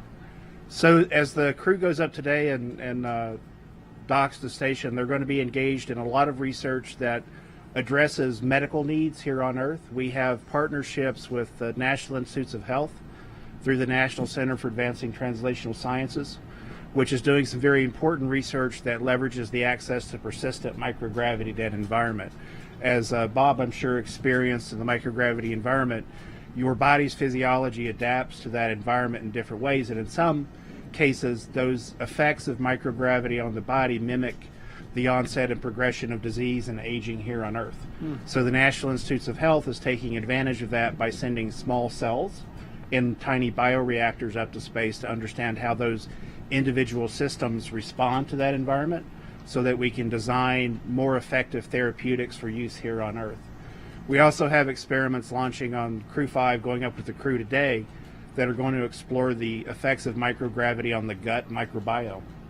A company is involved with Los Alamos National Laboratory, so it's another collaboration between ISS National Lab, Los Alamos National Lab, and its partners to better understand how microgravity impacts the gut microbiome and the human body. Microgravity certainly an impact on astronauts the entire time they're out there. And we've been studying this for so long, and it's great to see a study that's looking at those internal functions of the gut. It'll be fascinating to see what comes of that. As we truck along here, I understand that we now have science on board the actual Crew 5 vehicle. That's not something that's always been capable of happening, right? We do.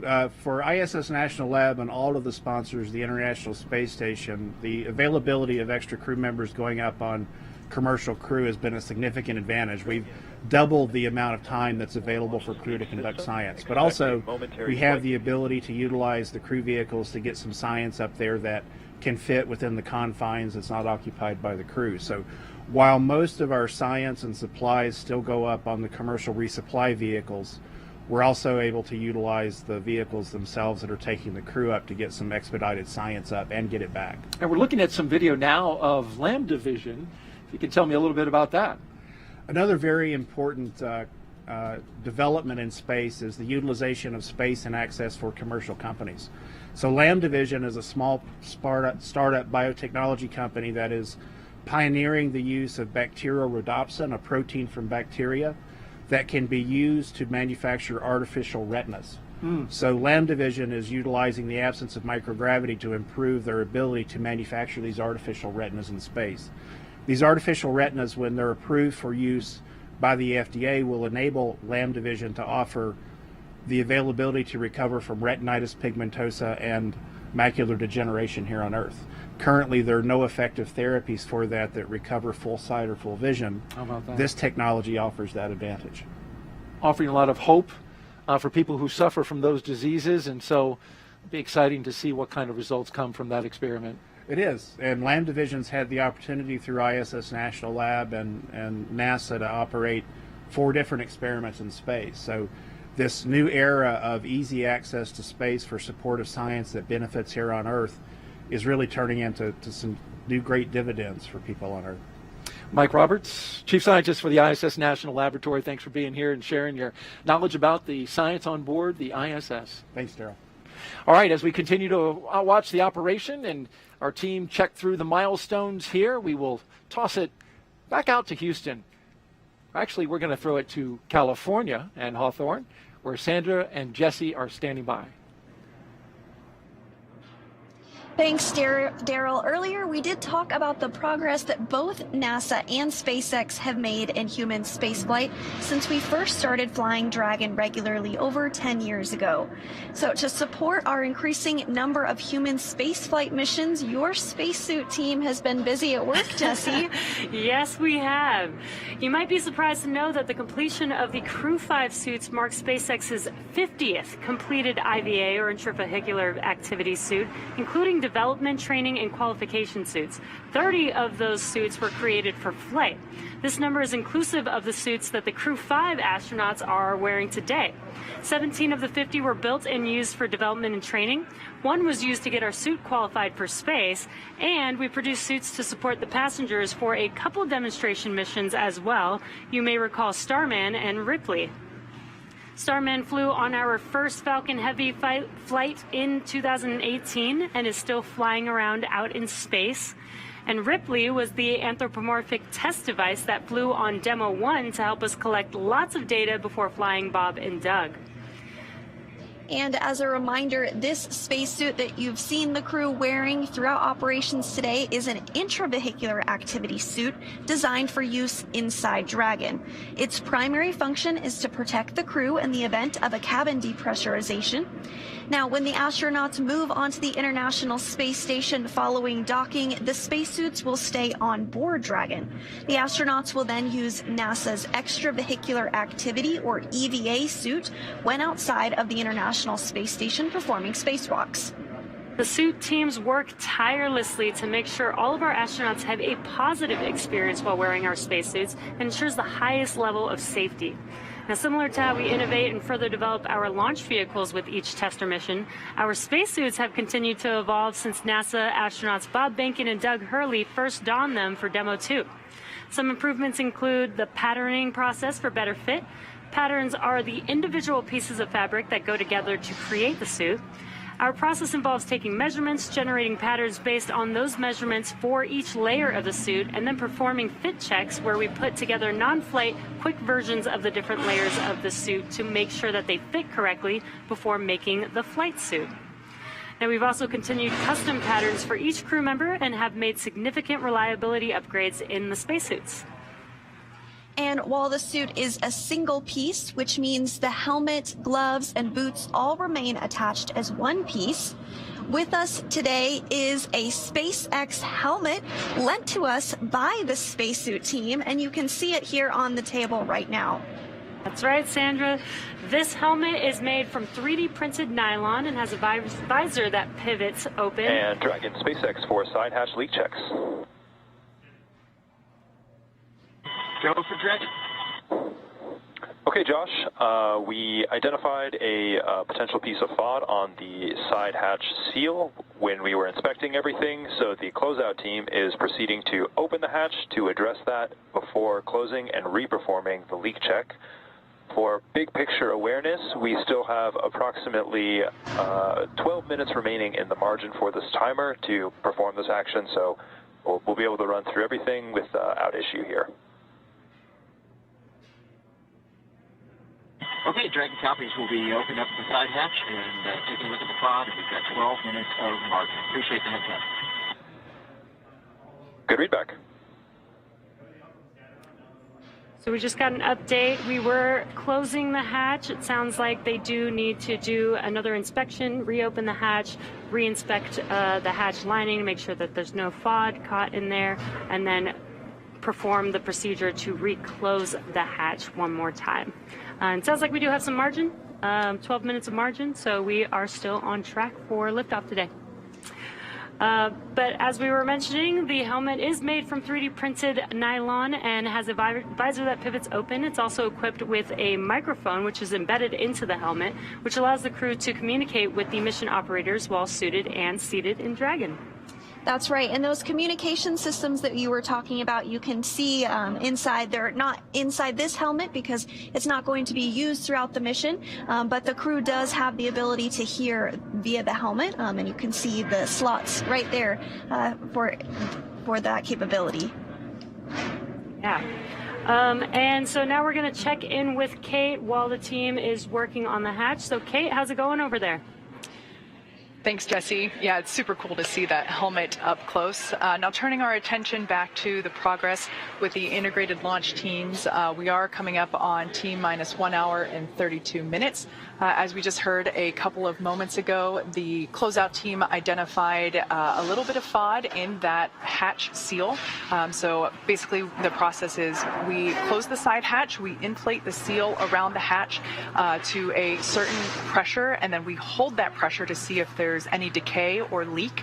And if there is, that's an indication that something is in the seal, and that's what occurred today. So the team is in the process of reopening the hatch. They'll clean the seal out, close it, and inflate the seal and re-perform that leak check. So normal, as we heard mentioned, we do have 12 minutes of margin in the launch countdown, as I've mentioned before. The countdown is to make sure that everybody is, all the integrated launch teams are aligned, and we do build margin in order to make sure that we can deal with things like this as they come up, similar to whenever pilot Josh Cassada had a little bit of decay, or excuse me, not decay, a lower pressure value read on his suit, so we rechecked the suit pressure there as well. So working through those, no issues. We're still tracking for launch today, and as you can see, the crew seated there comfortably in the capsule. It looks like Anna might be taking a little pre-launch nap. I don't know if I personally would be able to pull that off, so I really admire the calmness that she's demonstrating today.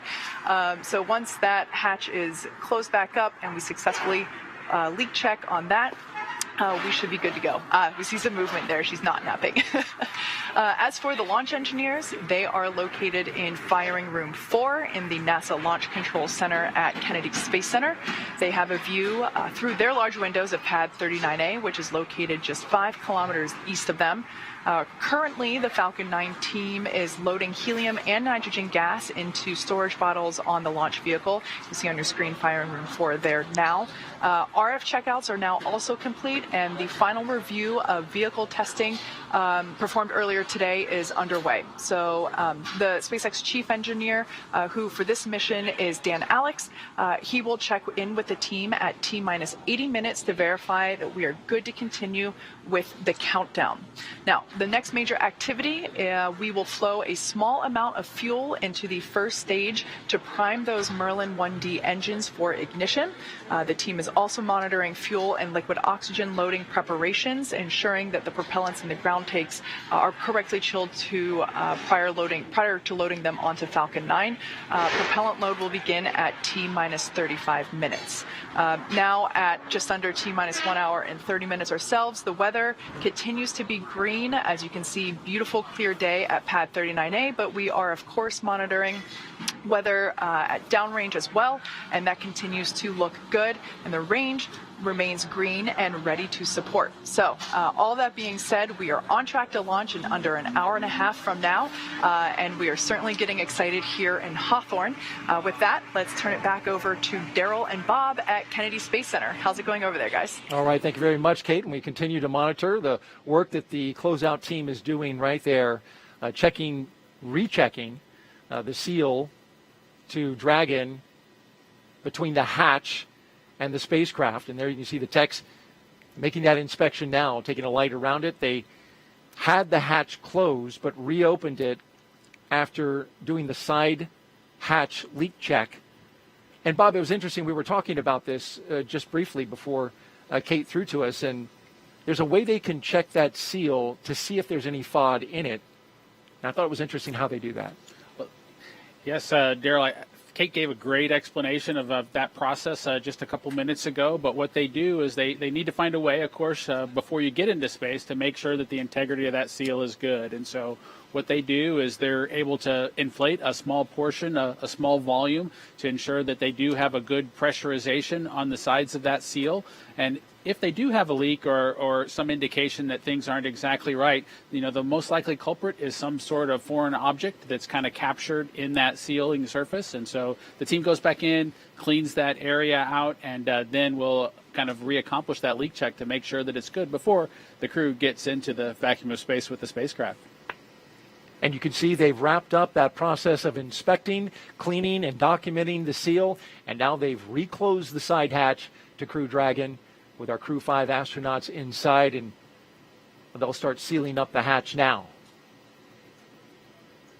We'll keep monitoring the action and let you know what's going on. And Dragon, the team's for got a quick update, the closeout team was able to open the side hatch and remove the hair that they identified as FOD. They've closed the side hatch and are stepping into their leak checks right now.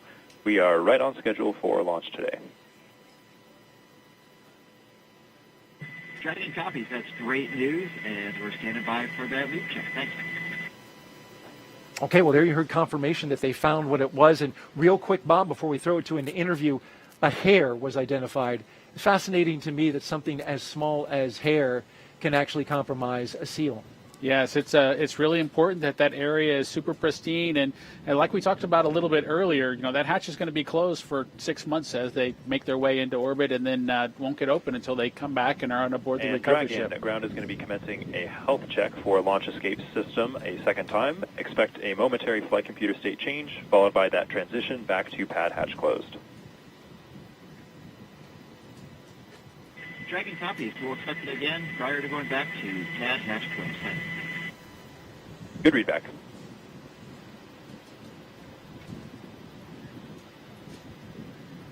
We will keep monitoring the action here outside the Dragon spacecraft. You heard the launch escape system checks are coming up momentarily as they continue to secure the side hatch. In the meantime, let's go out to Megan Cruz, who has a very special guest, Lieutenant General Thomas Stafford, one of the 24 astronauts we sent to the moon. Megan. Yes, Daryl, I'm very excited to have the Lieutenant General here with me today. I mean, I'm so honored to be sitting next to you here. I wanted to ask you, is this your first crewed launch that you've seen? Oh, no, Megan. I was here before when we had the commercial launch number 2. So always just love to see a launch. Absolutely. Having done 4 missions, Yeah. I mean, does it make you kind of reminisce on those 4 missions you've had? You're part of the Gemini and Apollo programs, and we actually have some pictures of you from those missions that we'd love to share with everyone. Can you talk us through what this picture is? Here we are right after we've landed on Gemini 9. That was in June 6, 1966. There's Gene Cernan, my pilot. He's the first one to walk in space completely around the world. We did 3 different rendezvous on that. And we also touched down closer than any Gemini or Apollo. Wow. So, and then we have another picture, actually. This one's from Apollo 10, right? And that's you, the second astronaut farthest from the transport van, right? Right. So that was a great mission. It was the first lunar module to the moon. And I did the first. We were too heavy to land, or we might have had a chance to be the first ones to land on the moon. But we were too heavy to land, but we went down to 9 miles above the lunar surface, photo mapped, radar mapped, and visually mapped, picked out an ellipse that had 3 potential landing sites. He did that twice and came up and did the first rendezvous around the moon. Yeah. And then on the way back set the all-time world speed record. This picture's a little blurry, but it's honestly my favorite of the 3 pictures. Can you tell us what's happening here? You guys are on your way to the moon here, right? We're on our way to the moon. We're walking slow to the transfer van. But then on the way back, we were doing 24,791 miles an hour, or Mach 36 miles per second, making 7 miles a second. Wow. So that record still stands. Wow. We're talking about the Apollo 10 mission and the work that you guys were able to establish to get us where we are today with our Artemis 1 moon rocket right behind us in the vehicle assembly building. Are you looking forward to the Artemis 1 launch later this year? Oh, absolutely. I've worked on helping getting that through Congress back in 2010. That's the authorization that authorized it. So I've had 12 years of work on that one. Yes. Lieutenant General, thank you so much for being here, and I hope you enjoy the Crew 5 launch today. Oh, it's great to be here. The weather's good, and I'm sure you're going to have a great launch, man. Thank you so much. All right, Darren, we'll send it back to you. Wow, well, that was fantastic to hear from the Lieutenant General. Loud and clear. Stand by from ComCheck by Launch Control. Dragon, Launch Control on countdown 1, ComCheck. Launch Control, Dragon, loud and clear. Launch Control, loud and clear. Stand by for ComCheck by the Chief Engineer. We're getting ComCheck Dragon, right now. CE on countdown 1, ComCheck. Listening in. CE, Dragon, loud and clear. CE, loud and clear also. This completes the Falcon 9 Responsible Engineer ComChecks. There will be a series of these checks.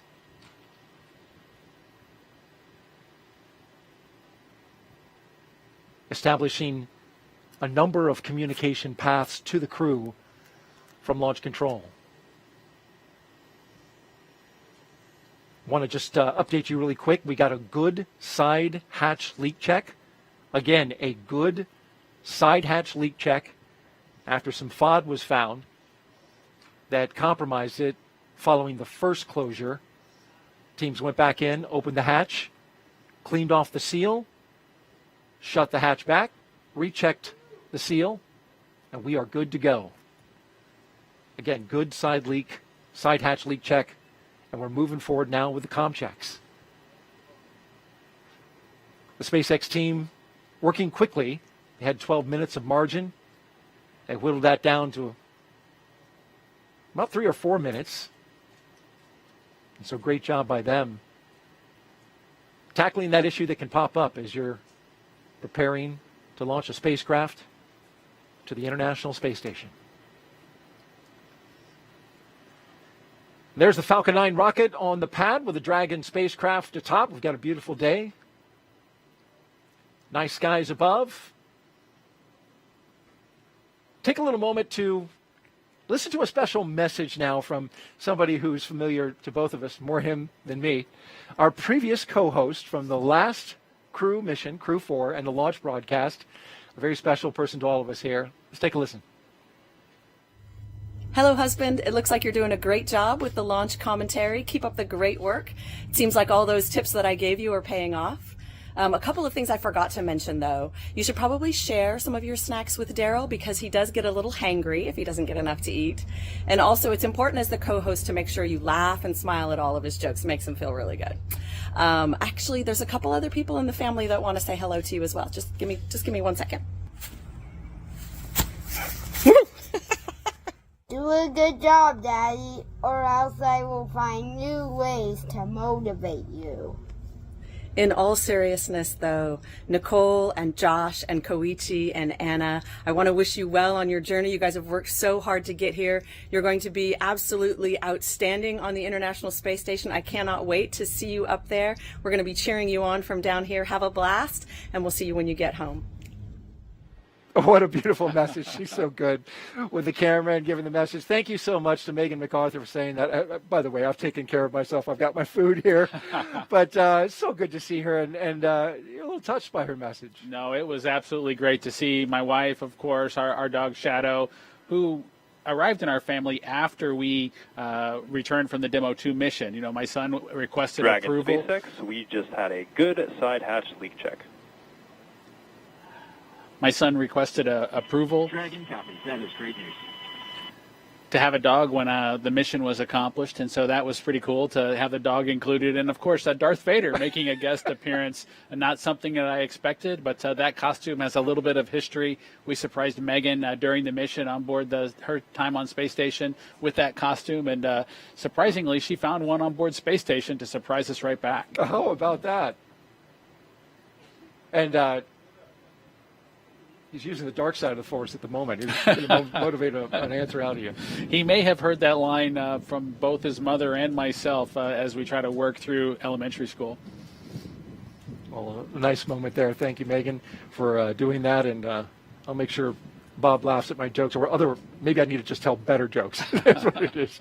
Hey, we want to catch you up on the action. We did have some FOD that was found in the seal in the side hatch, and that was removed. The SpaceX team working quickly to get that removed and cleared. They resealed the hatch and repressurized it, and we have confirmation just heard minutes ago of a good side leak hatch check, and so the team is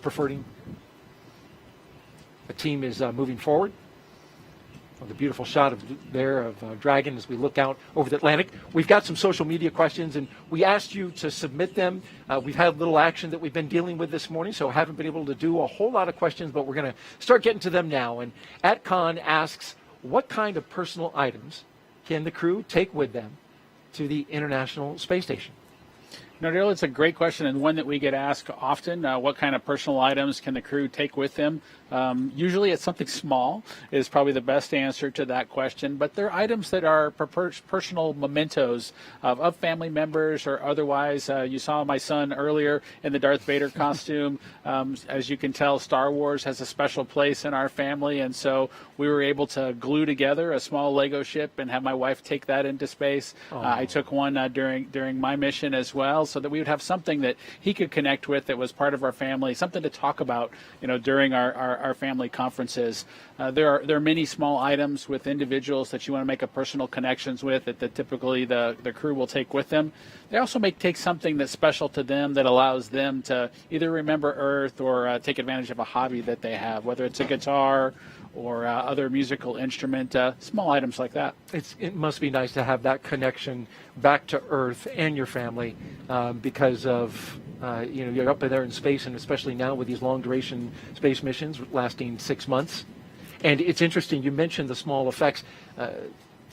Commander Nicole Mann taking her wedding rings, but also some surprise special gifts for her family and a dream catcher that her mother made for her when she was a child. That's aboard her personal effects, which you get about 3.3 pounds of personal effects, as you mentioned. So a nice cultural memento, part of her heritage as a Native American, the first Native American woman to go to space. Let's check back now with California and toss it out to Hawthorne with Sandra and Jesse. Ladies? Thanks, Daryl. We are just 1 hour and a little over 15 minutes from launch, and it is getting more and more exciting as we get to that T0. The crew has already ingressed the Dragon vehicle. They were helped out by our closeout team. Umbilicals were attached to their suits, which provides breathing air and comms to Dragon. Suit leak checks were completed, as well as comms checks completed with the core and the launch director.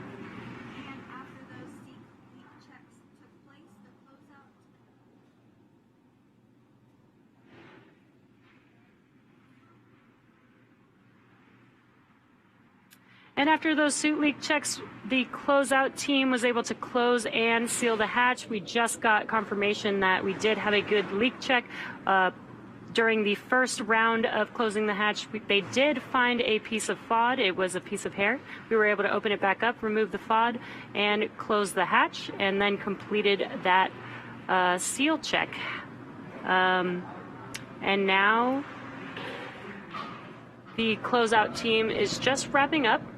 And once they wrap up in that white room, they will depart the white room. And those final weather checks will be coming up soon, which will be necessary before a final go, no go. And there you can see the closeout team there on your screen.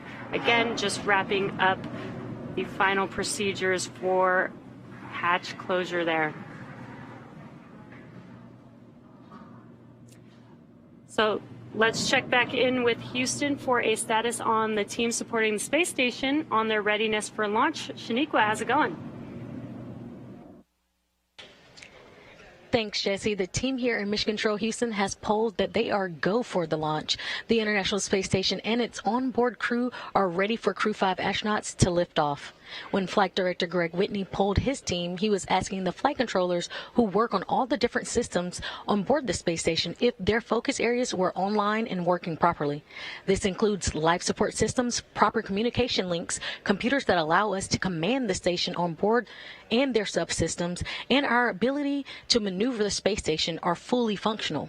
The crew in orbit is awake and just finished their midday meals. They will start crew arrival preparations shortly, making sure they are ready to receive the new crew tomorrow.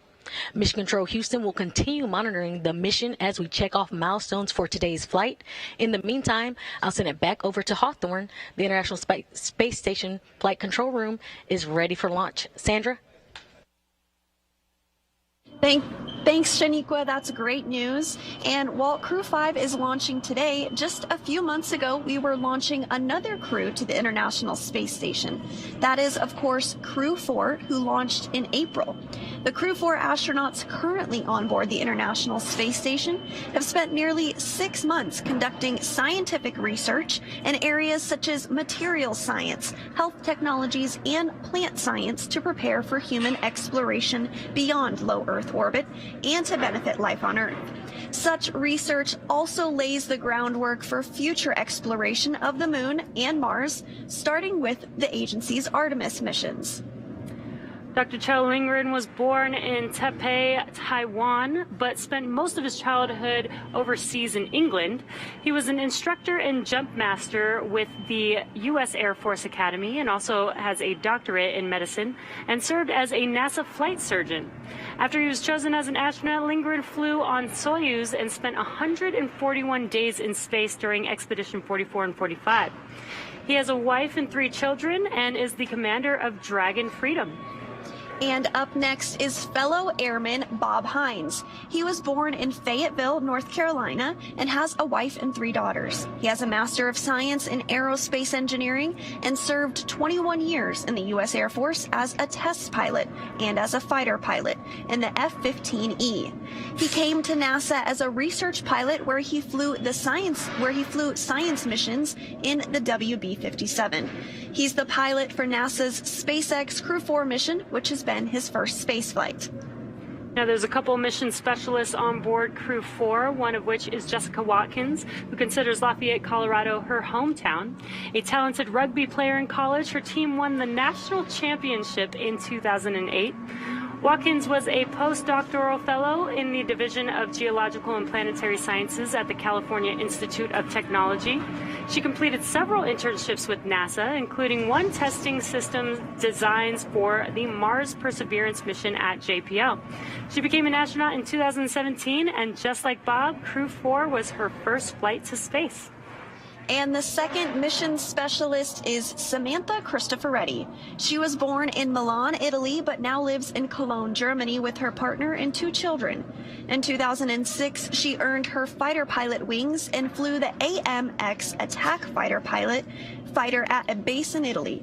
In 2013, Cristoforetti launched into space aboard a Soyuz for a long-duration spaceflight to the International Space Station. And several years later, she was awarded the Knight Grand Cross of the Order of Merit from the President of Italy. Crew 4 was her second spaceflight. This 4-person crew is currently preparing for Crew 5's arrival and also their return back to Earth just days from now. And while Crew 4 was on board, they received a visit from another Dragon. SpaceX's 25th resupply mission to the International Space Station launched on July 14th, carrying over 5,800 pounds of science, research, hardware, and other crew supplies to the orbiting laboratory. Dragon stayed on station for a little over a month before being packed with critical research and hardware to be analyzed after a safe splashdown off the coast of Florida on August 20th. Now let's head over to Daryl at Kennedy Space Center. Daryl, how are you guys doing over there?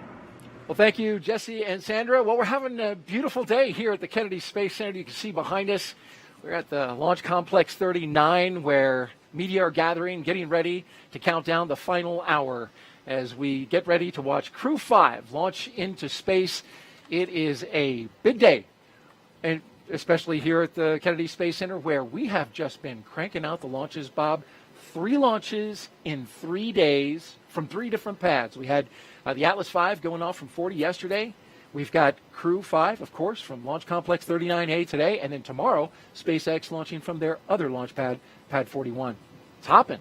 Outstanding to see all that action down here at the Kennedy Space Center. And again, it's a beautiful day. I'm looking forward to seeing the Crew 5 folks get into orbit. Indeed, and liftoff time is still holding for noon Eastern time, 56 seconds after noon, if you want to be right on the second. We're also tracking no issues at the moment with Falcon 9 or Dragon. We did have an additional suit leak check that we performed, as well as a spacecraft leak check. Those are good to go. Dragon now good to go. The range is green. And, of course, the weather is doing fabulous here at the Kennedy Space Center. Downrange, they're watching some winds in the abort corridor, but they're looking good right now. And so the crew of Crew 5, talking about Commander Nicole Mann, pilot Josh Cassada, and mission specialists Koichi Wakata and Anna Kikina, well, they donned their spacesuits in the historic crew quarters suit-up room this morning. They woke up around 4:30 a.m., donned those suits around 7 a.m. They walked out of the crew quarters building as every NASA astronaut has done since Apollo 7. And then they were transported to the pad where they climbed inside the SpaceX Dragon Endurance for its second flight. Now we are seeing them live while they await liftoff. Bob, you lived this with your fellow astronaut, Doug Hurley. What is the crew doing right now at this moment? You know, Daryl, it's a good question at this point. I think you can see on the camera that what the crew is really focused on right now is relaxing. You know, they've had a hectic morning, if you will, one that's very well scripted, one that's very well controlled, but one that causes them to need to be on schedule through all the individual milestones leading up to launch. That part's behind them now, and they're taking a chance to relax and catch their breath before the tanking operations begin here in just a few minutes. Indeed, tanking coming up, as well as the launch escape system checkout and the arming that will follow. The rocket is on the pad, ready to go. And over the next hour, we will conduct a series of polls to get ready for launch. The crew will also, as I mentioned, will be arming that launch escape system, and then the fueling of Falcon 9 will begin. Let's talk a little bit about the details of today's flight. Launch, of course, as we mentioned, set for just a few seconds after noon, a little more than an hour from now. And then Crew 5 astronauts will race towards space, reaching orbit in about 12 minutes. That's followed by a roughly 29-hour flight to dock with the International Space Station, one of the longer transit times to the ISS. And then that docking will happen at 4:57 p.m. Eastern Time tomorrow. And, of course, we'll have coverage of that. A quick history of NASA's Commercial Crew program. It all began with the first successful and historic test flight Dragon of SpaceX. Crew Dragon. The closeout team has departed the crew arm, and with that, ground is going to cycle the orbit tank isolation valves to equalize low flow pressure. Dragon tap. All right, they're cycling the valve there, and as well, closeout team is now departing that location that you see, 39A. They'll be making their way off the pad, and that'll lead us into getting ready to fuel the rocket. Of course, I was talking about the historic test flight for my partner here and co-host, Bob Benkin. His crewmate, Doug Hurley. Together they flew the mission that was called Demo 2. And after Bob and Doug returned, of course, NASA was certified with SpaceX to fly astronauts regularly to and from the International Space Station. And, of course, that led to the regular rotational missions that we see today, the 5th rotational mission to the International Space Station.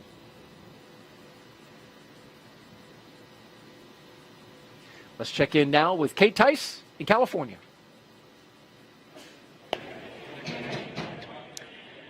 Thanks, Daryl. Quick status update for those that have recently tuned in. We've had a smooth countdown so far today. You can see there on your screen, our 4 Crew 5 astronauts have ingressed. They are in their seats. Their 5-point safety harness is buckled in, and they are looking relaxed and ready to go.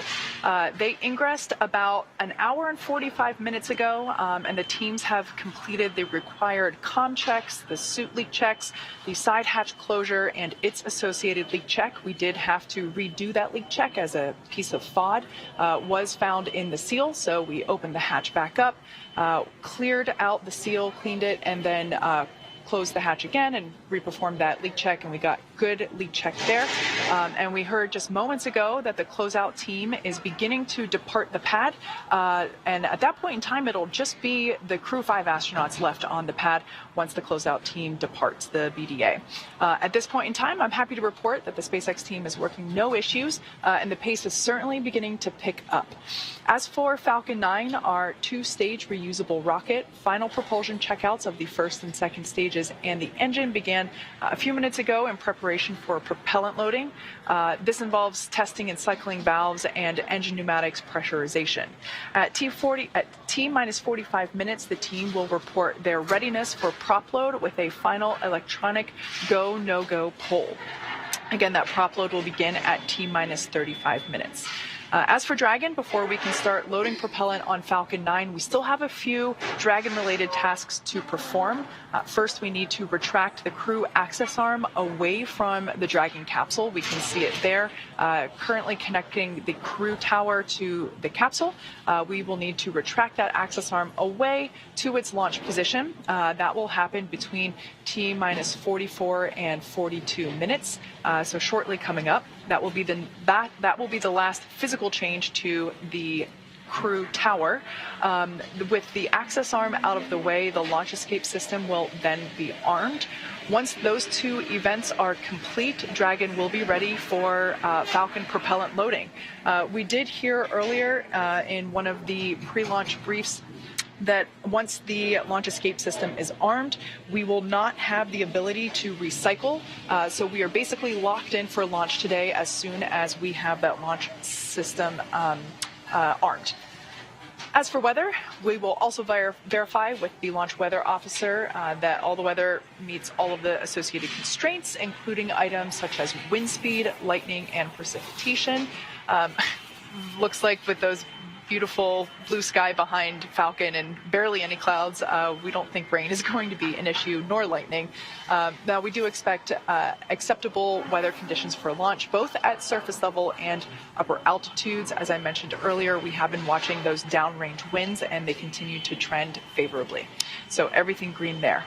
As for the range, currently clear for launch from historic launch pad 39A, the worldwide network of ground stations, and the tracking and data relay satellites, or TDRS, as you hear us refer to it as. Those are ready to support Dragon as it heads into orbit. Today, we have an instantaneous launch window at 12 p.m. Eastern, noon on the dot. Once we begin loading propellant, there is no opportunity to change that T0. The timing for Dragon to rendezvous with the International Space Station is incredibly precise, down to the very second. So we only get one chance at it today. But at good news, at T-minus 1 hour on the dot and counting, we are go for launch. And we are now less than 1 hour until liftoff. This day is the Dragon, you are go for Section 6. When ready, report go for launch. Dragon copies. We're stepping into Section 6 at 4.100, preparation for LES Army. Good readback.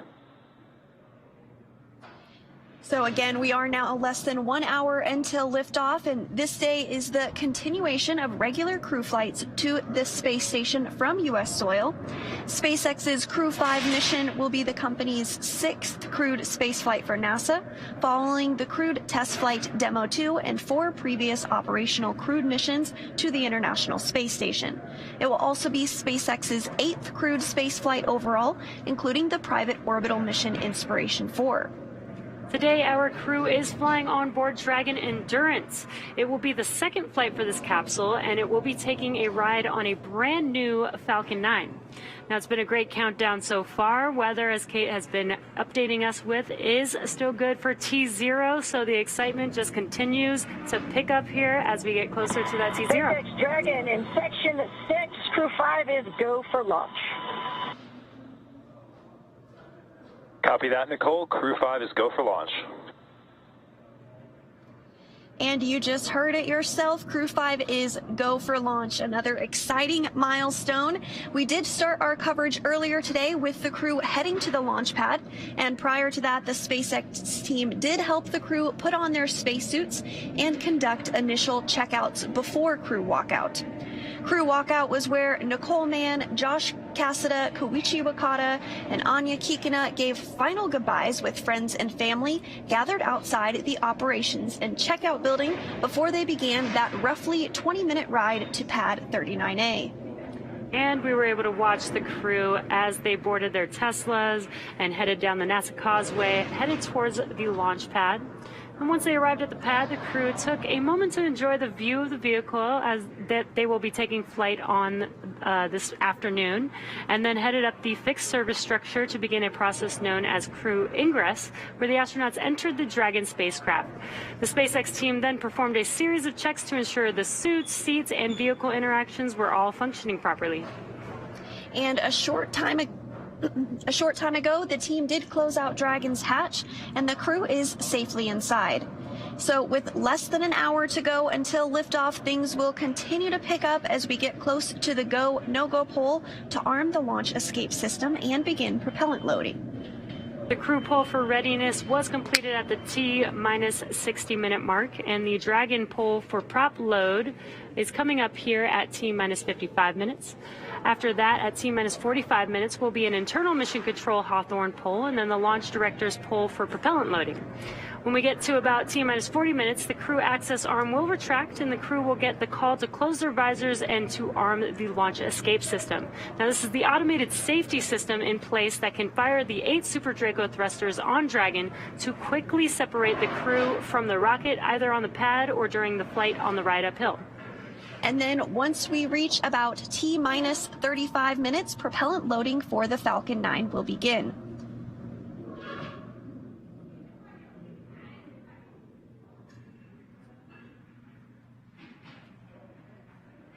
So we did hear that the crew is go for launch. Great news. So with that, let's send it back to the team in Florida. Megan? Great news, guys. So yeah, now I'm joined with Brian Onyate, but I'm going to have him say his title because I think I'm going to mess it up. So you say what you are. Sure. Good morning. Yeah, I'm the Chief of the Utilization and Life Sciences Office here at Kennedy Space Center. Yeah, it was a little long. I was like, I'm going to have him say it. Yep, long title. So I wanted to talk to you about how NASA has been studying plant growth and microgravity for many years now. So tell us about the 2 experiments that Crew 5 is going to be working on while they're on station. Sure. We have 2 experiments going up. One is more of a plant research experiment. We call it Plant Habitat 03. It will be going into the Advanced Plant Habitat. And actually, that plant experiment is doing a generational study. So as you can see, that's the advanced plant habitat, and the plant that is growing in there is called Arabidopsis. It's our model plant, and basically we're going to grow that and get it all the way to seed.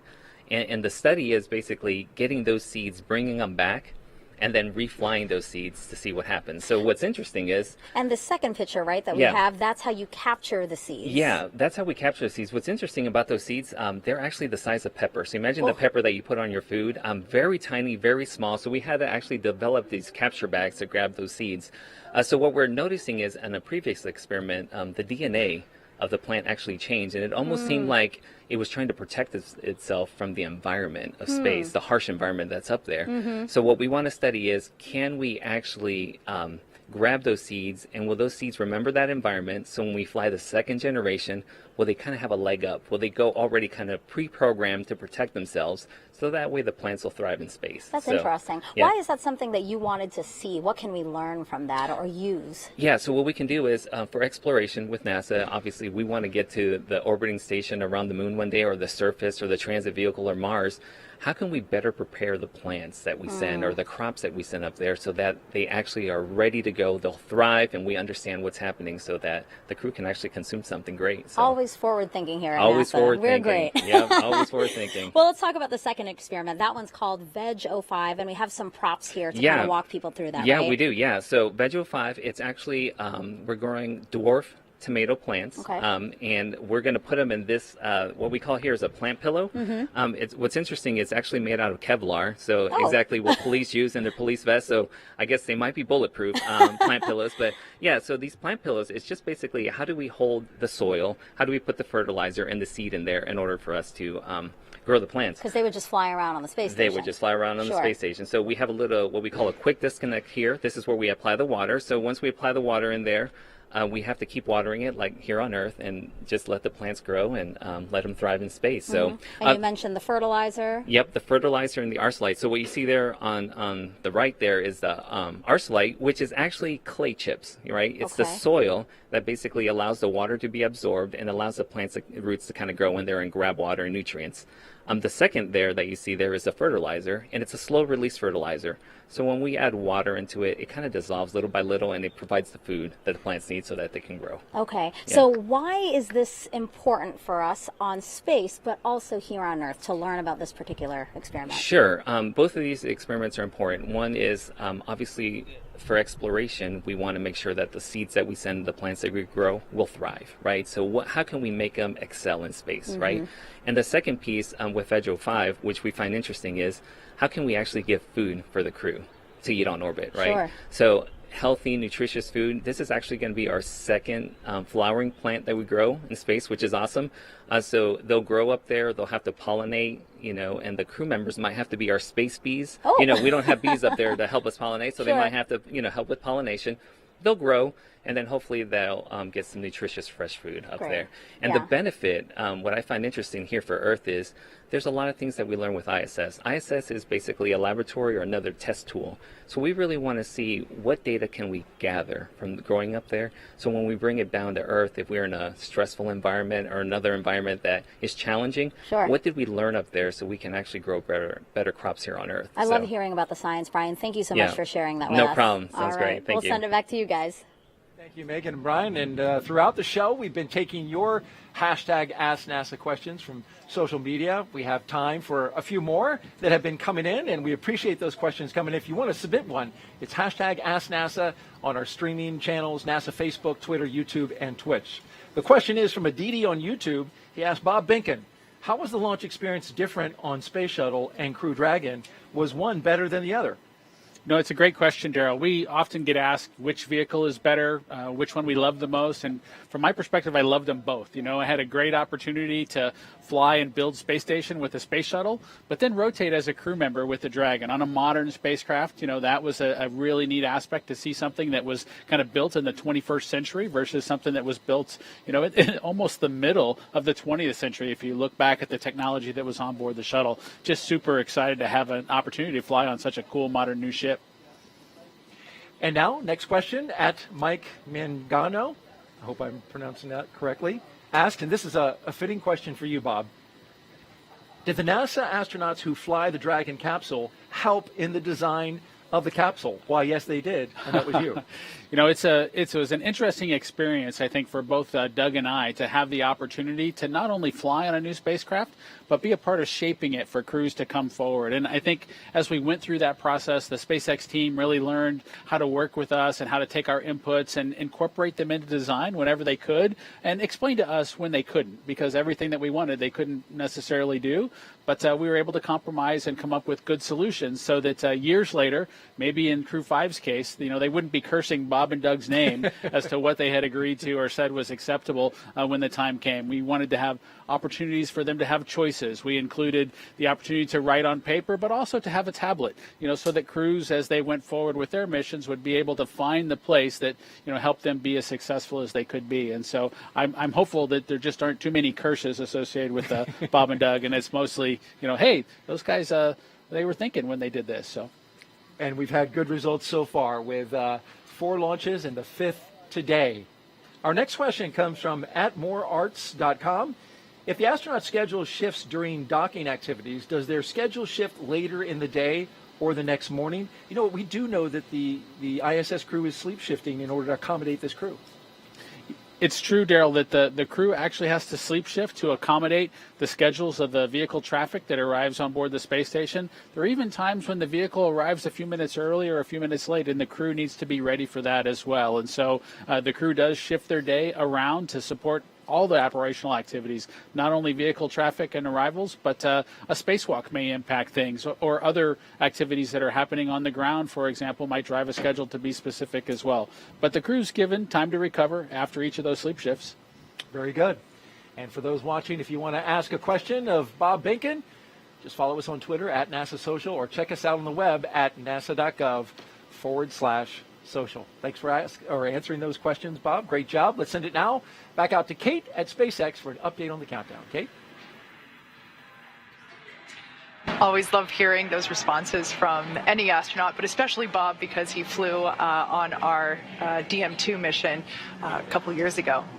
So at this point in time, we're now under an hour. We're at T-minus 48 minutes, and the SpaceX launch team is finishing the final review of data from checkouts of Falcon 9 over the last hour. The launch director has verified with the launch weather officer that weather meets propellant loading constraints. So next up will be to poll the team for readiness, both for propellant load and for launch. This will be the last poll before liftoff. The 7 SpaceX responsible engineers, often called REs, indicate that they are go by electronically voting on the online countdown procedure. The launch director, or LD, as you hear it called on the nets, also checks with the Dragon mission director, or MD, and the NASA launch manager to make sure that they are also ready. Earlier, you saw the vehicle assembly building called the VAB. The Falcon and Dragon launch team, as well as key NASA launch members, are in the Launch Control Center adjacent to the VAB. They have a view straight toward Pad 39A through the large windows of Firing Room 4. Now there on screen, you can see the Dragon capsule on the right-hand side. The crew access arm is still in the service position. I've recently heard that the closeout team has departed the tower, and they're in the process of departing the blast danger area. Now, with the crew on board Dragon waiting for next instructions, which will be to stow the crew arm for launch, the crew arm sequence will be armed and initiated. We should get a good view of the access arm as it Pigeon swings. Operators on countdown. Pulling is complete. The team has pulled go for crew access arm retract, LES arm, propellant load, and launch. For all operators in MCCX and Firing Room 4, both control rooms will go into lockdown at T-minus 45 minutes and will remain in that state until the launch escape system is disarmed. All operators are to remain at their console and maintain a sterile cockpit until MD confirms successful disarming of the launch escape system, following orbit insertion or propellant offload in the event of a scrub. For non-urgent no-go conditions, brief the CE or LD, and they will approve aborting the countdown. For urgent issues affecting the safety of the operation, operators shall call hold, countdown net. Launch control will abort the launch auto sequence and immediately proceed into launch abort. At T-minus 10 seconds, launch control will be hands-off, relying on automated abort criteria for the remainder of the count. Operators advise the launch director whether structural breakup or fire is imminent or occurring per Dragon manual escape flight rules. Launch control at this time may proceed with arming the crew arm for movement. Launch control copies, proceeding to arm crew arm for movement. All right, quick recap there. All really good news. It sounds like the final poll has been conducted and all of the responsible engineers polled go, as well as the range they polled ready for launch, and the NASA team, the NASA launch team is also ready for launch. So everything continuing to look good. We just heard there that the crew arm, the crew access arm will be armed for retraction, meaning it will move away from the Dragon capsule. Crew access arm retraction started. All right, and there we should get a view of that crew access arm now moving away from Dragon capsule. Again, this will swing out into its launch position. This is the final change to the crew access arm, to the crew tower. Of course, the transporter erector will move away from the rocket as it lifts off and just shortly before liftoff. So that, in fact, will be the last major physical change that we see to the pad. But this crew access arm retraction is the final, will be the final state for the access arm for launch. This retraction should take about a minute to complete. Now, as I mentioned before, the range continues to be go for launch, monitoring the clearance area around the launch pad as well as air and sea space around the flight corridor. And of course, here at Kennedy Space Center, as you see on your screen, the conditions are gorgeous. Everything continues to be acceptable for launch. Many things go into consideration, such as ground winds, any rain that might be in the area, as well as potential for lightning, any thick clouds, and of course, as I mentioned before, downrange landing zones. We have mentioned before that we've been tracking those, but everything continues to look green for launch. At this point in time, everything is looking on time for our liftoff at noon Eastern. We can see that crew access arm continuing to retract. Pretty cool shot there from inside the arm on the right-hand side of your screen as we see Dragon slowly move out of the frame. So with all that being said, the teams are ready.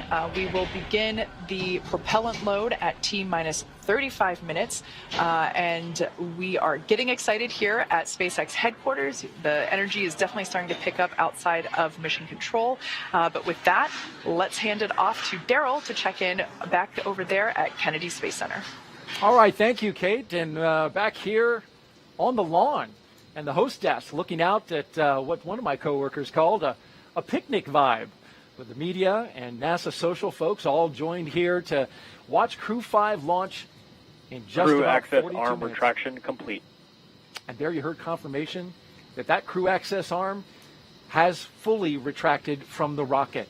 A gorgeous shot there from our flight operations team here at the Kennedy Space Center, a helicopter encircling the pad right now to give you that view. Great job, fellas.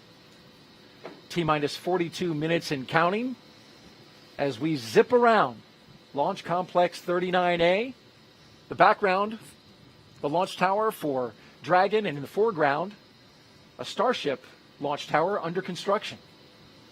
Up next, we're looking at the launch escape system getting ready to arm, and of course that comes right before we start loading propellant. We're expecting to hear those call-outs in just a bit. On a beautiful bluebird day at the Kennedy Space Center.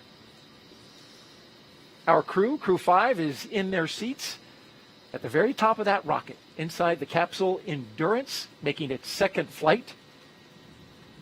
There they are, from left to right. Cosmonaut Anna Kikina, Josh Cassada, Nicole Mann, and Koichi Wakata. And Daryl, they're getting into position to begin their procedure that'll have them arming that launch escape system that you mentioned. They'll be able to hear some clicking of valves and follow along on their display screen as once they've kicked off that procedure, as the vehicle kind of catches up and completes that arming sequence. And as you know, once the fueling operations begin, the crew has to be ready to potentially launch somewhere if there was some sort of a problem. And so that launch escape system needs to be in place and armed in preparation for that fueling operation to begin. That system will stay armed throughout the ascent phase until the crew is actually safely in orbit, allowing them a safe way to escape from the Falcon 9 rocket should there be any sort of a problem with the vehicle. And we're expecting to see the astronauts close their visors and arm the launch escape system that you just talked about, Bob, here in a little over a minute. We'll get the call out from the launch team. You'll also see them ensure that their feet are in the appropriate locked-in position, their straps are tight, because, again, should that system be required, they might be going for a pretty significant dynamic ride. But, of course, we don't expect that to happen today, but they'll have that system in place just in case as the appropriate safety measure. Yeah, Bob, that launch escape system, powered by Super Draco engines, capable of moving Dragon a half a mile in just 7.5 seconds. Which is equivalent to a peak velocity of 436 miles per hour. I know you know this system well. You were very much briefed and very aware of its capabilities. You want to be able to not only get off the launch pad, but also get off the rocket while in flight, so it's got to move fast. Absolutely, Daryl. And for shuttle systems, the crew would really have to do a lot of manual activities to steer the vehicle through the appropriate escape or abort scenarios, as we talked about them in those days. But this system is highly automated, and the crew primarily follows along with its operations. Dragon, you are go for Section 7 of 4.100 to close visors and arm the launch escape system.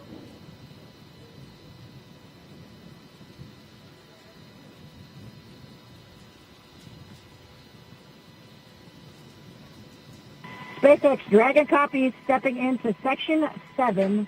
All crew visors are closed. We are arming the launch escape system. SpaceX copies all. That's Commander Nicole Mann reporting back and confirming their visors are closed and they are ready to arm the launch escape system.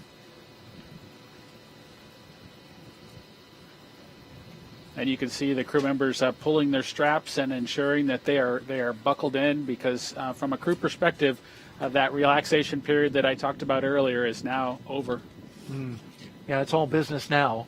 Want to make sure that you're in your seat, firm and tight, for the operation of fueling. This is also the part of the operation that starts to be a little bit different than training. You really can't capture the This is tones. MD on countdown 1. Launch escape system is verified armed.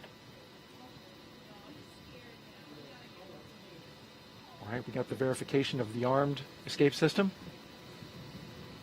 So from a training perspective, the sounds and things that the crew will hear during the loading operation are just different than they're able to capture from a training perspective. And so now's when it starts to, again, be a little bit different from a crew perspective. There's no simulating that system. There is some acoustics that they tried to capture. Falcon 9 tanks will be venting for the start of prop load. Expect loud venting. That they tried to capture with the Demo 1 audio, if you will. But as you heard in the comm that just came through there, you need to get reminded to expect loud venting during some of the operations. And these are new things from a crew perspective that you've been briefed on, but now you're going to hear them for the first time. 3 of the 4 crew members inside that capsule right now have never flown to space before. They are first-time flyers.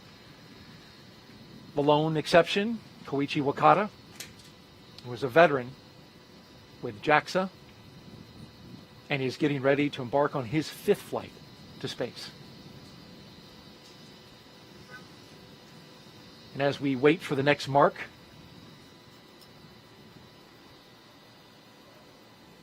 the crew's experience, whether it's a space shuttle or a Soyuz or the Dragon vehicle or Starliner or Artemis, as we move towards that, these experiences are all slightly different. And so I'm excited to hear, Koichi's discussion as he tries to balance and describe all 3 of them side by side when he gets back from this mission. Would love to hear him talk about the comparisons. There's only a few astronauts like him, right, that have been able to fly on all 3 vehicles. Yes, and as we go forward here with the Artemis missions coming forward, I'm excited to have folks compare and contrast their Orion experience, their SLS experience with Falcon 9 or our other rockets. That's going to be fun. Just a few seconds now, and we're awaiting the confirmation to the beginning of loading propellant into the Falcon 9 rocket. With a beautiful shot there as we encircle the launch pad.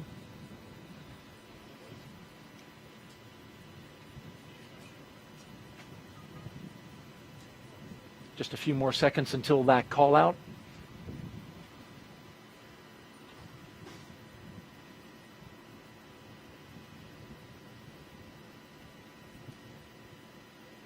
Propellant loading has started.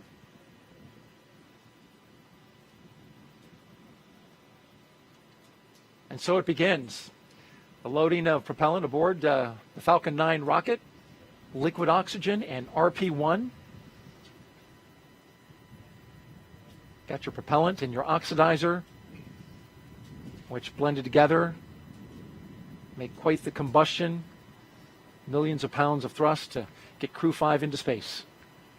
There are a lot of details to that operation, Daryl, with each of the stages, and as you mentioned, the oxidizer and the fuel both needing to be loaded, and so the crew will follow along with that carefully as the loading operation commences. If there was any reason for them to need to stop that operation, the crew would expect that propellant loading to kind of be backed out and reversed, and so they'll want to understand the state of that fueling operation going forward, just in case they had to back out of it. And we've got a social question now from @GrantB117, who asks, how long does it take to complete the fueling operations? It's a great question, Daryl, and they started it at 35 minutes because that's really prior to liftoff, because that's how long it takes for the loading operations to kind of get executed. The crew goes through the process, the ground team, of loading that propellant, ensuring that they get the proper commodities on board. The actual sequencing of things might be affected a little bit by the temperature on a given day, but they have that process well monitored, and they begin at 35 minutes because that's how long it takes to get the rocket all fueled up. Thank you for answering those questions, and to you out there for asking the questions. Keep them coming. #AskNASA on our various social platforms. And again, now that fueling for Falcon 9 has started, that means the 8 Super Draco engines inside Crew Dragon are ready, if needed, to launch the capsule away from Falcon 9 in an instant, should there be any kind of emergency associated with the rocket or the pad. The NASA and SpaceX teams have trained extensively for exactly that type of contingency. And so now let's go over to Kate Tice at SpaceX headquarters in Hawthorne for another operations update. Kate? Thanks, Daryl. You can probably tell by the background noise that things are starting to get more exciting now that we're just practically 30 minutes away from launch of Crew 5, certainly counting down the final minutes. Everything's still looking good for Falcon 9 and Dragon. With that launch escape system now armed, we are heading for an on-time launch just 32 minutes from now. As you saw, Falcon 9 propellant load began right on time at T-minus 35 minutes.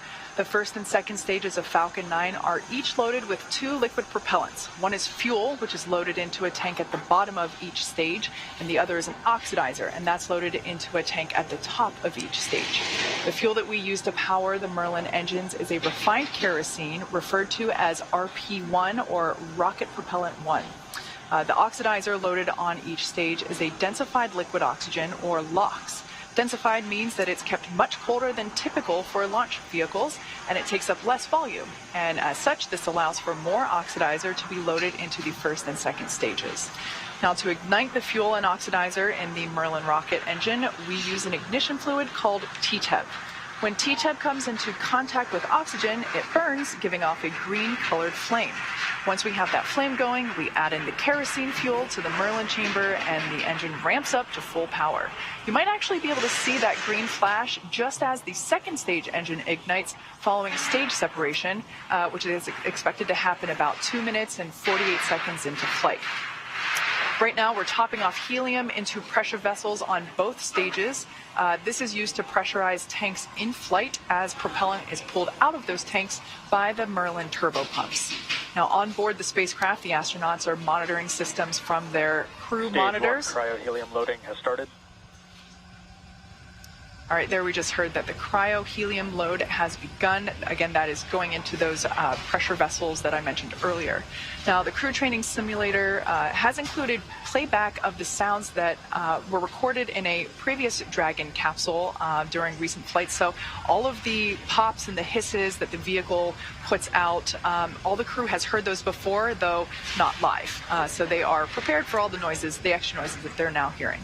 As for the range, continues to report no problems. They are go to support launch. Weather also clearly looking great. I think we're actually seeing even fewer clouds than we were about 20 minutes ago. We had a less than 10% chance or probability of violation of our weather constraints, also known as a POV. So that's really good. That is for the launch site conditions. We are also tracking downrange weather conditions as well as launch sites around the world in the unlikely event that Dragon needs to escape. Now, As a reminder, today we have an instantaneous launch time because we're heading to the International Space Station. So at this point in time, if we hear a hold for any reason, we will have to stand down and target our backup launch opportunity, which is tomorrow, just under 24 hours from today's planned launch. At this point in time, at just under T-minus 30 minutes till launch, let's turn it back over to Jesse and Sandra for an overview of what's to come until liftoff. Great. Thanks, Kate. Always great to hear that we've got good weather and it looks beautiful over there at KSC. For Crew 5, the astronauts' flight to station will take about 29 hours. And as we await T0 in just about 28 minutes from now, the ground operations team is doing a series of system checks to make sure both Dragon and Falcon 9 are ready for launch. You're looking at a live view of our teams at the Cape as they prepare for liftoff. And as we wait for the launch clock to hit 0, we want to give you an overview of what the ascent portion of the mission will look like. Now, once we hit T0 and a successful launch occurs, we will watch Falcon 9 and Dragon lift off from historic launch pad 39A and make their ascent. About 50 seconds into flight, Falcon's 9 engines will throttle down to help pass through the period of maximum dynamic pressure on the rocket, or what we typically refer to as max Q. At this point in time, the vehicle will be going supersonic. And once we're through the period of maximum dynamic pressure, we can throttle up our 9 Merlin engines again. From there, at about 2.5 minutes into flight, we have a series of 3 events that will happen in rapid succession. The first is MECO, or main engine cutoff, and this is where all 9 Merlin 1D engines shut off in preparation for stage separation, which is, of course, our second event. This is where the first stage detaches from the second stage, and the first stage will make its way back to Earth for landing, while the second stage continues on its journey with the third event, which is SES-1, or second stage engine start number 1, and this is where the MVAC engine lights up and propels the second stage along with our Crew 5 astronauts to orbit.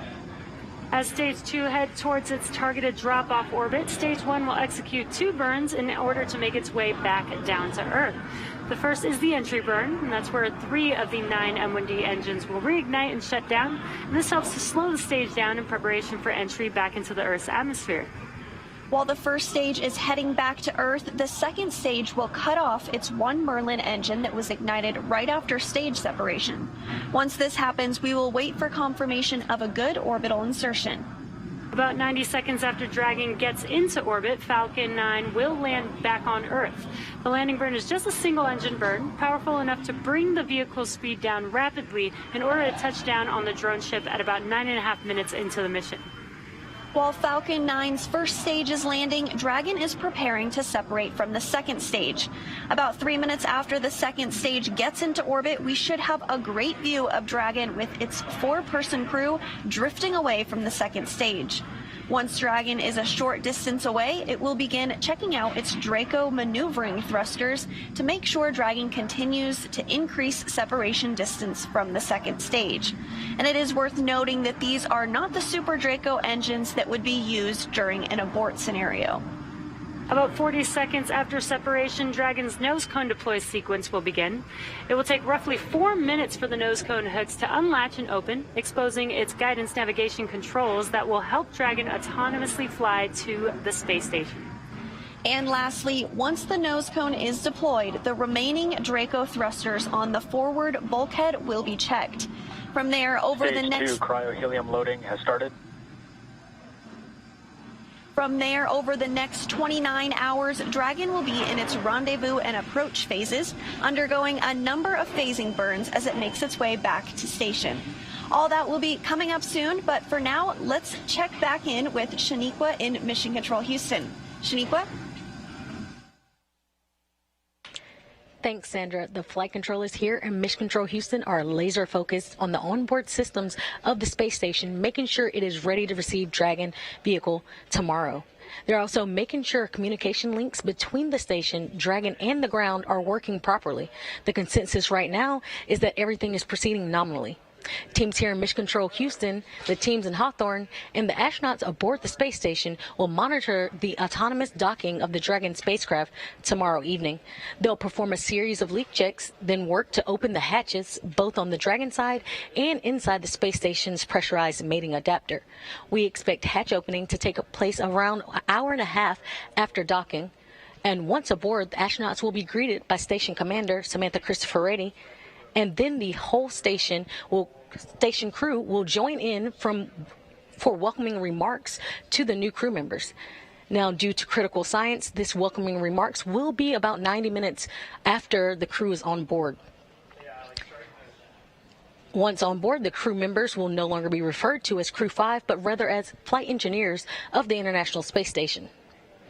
Here in Mission Control, Flight Director Greg Whitney is on console overseeing the team for launch, and he will be back tomorrow for docking. We'll be on air continuously through Crew 5's arrival, but live coverage of docking is expected tomorrow around 4:57 p.m. Eastern Time. That's it from now. From Mission Control Houston, I'll toss it back to the team in Florida. Daryl, how's it looking?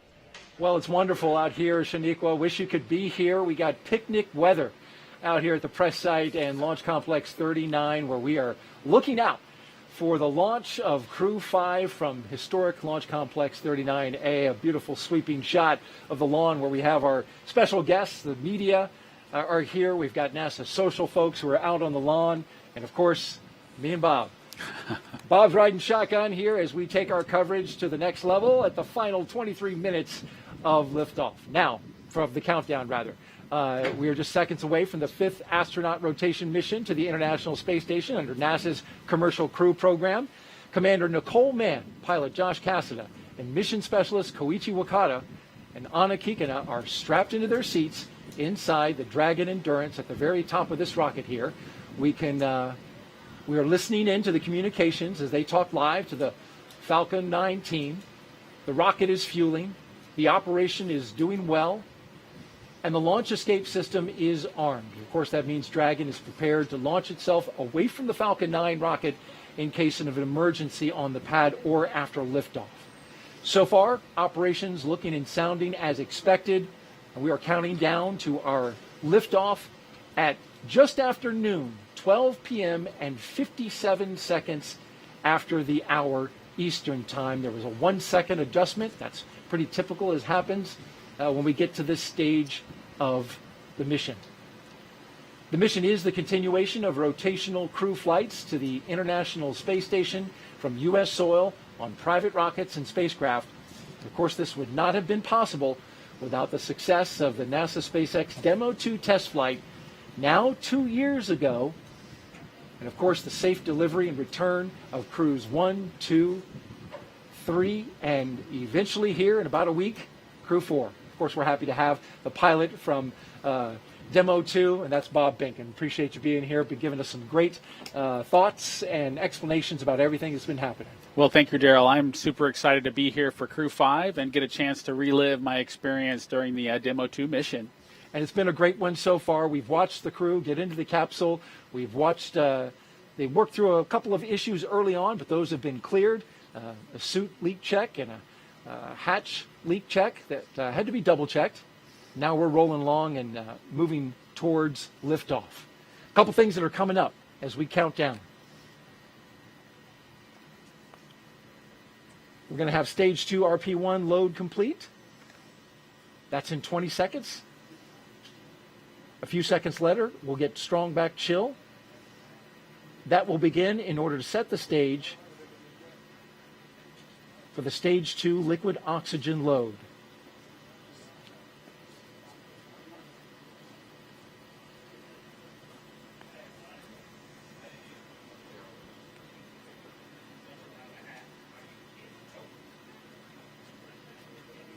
Of course, propellant's load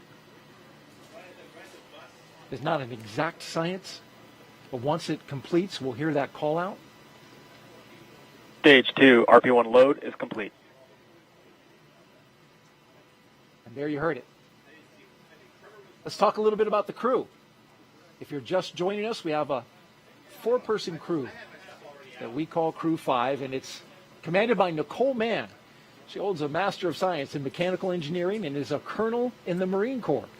She was an FA-18 Hornet and Super Hornet test pilot and deployed twice aboard aircraft carriers in support of combat operations in Iraq and Afghanistan. Nicole was selected by NASA in June of 2013, and in the years that followed, led the astronaut corps in the development of hardware for our Artemis program. Today, the Crew 5 commander will be flying into space for the first time, and once she reaches space, she will be the first Native American woman to stay on station. A historic first for NASA and for her. Absolutely, Daryl. The astronaut corps is widely diverse, and I'm just proud to see Nicole join that crew on board the International Space Station. With her is pilot Josh Cassada. He grew up in Bear Lake, Minnesota. The physicist and U.S. Navy test pilot flew the P-3C and the P-8A, as well as 23 combat missions.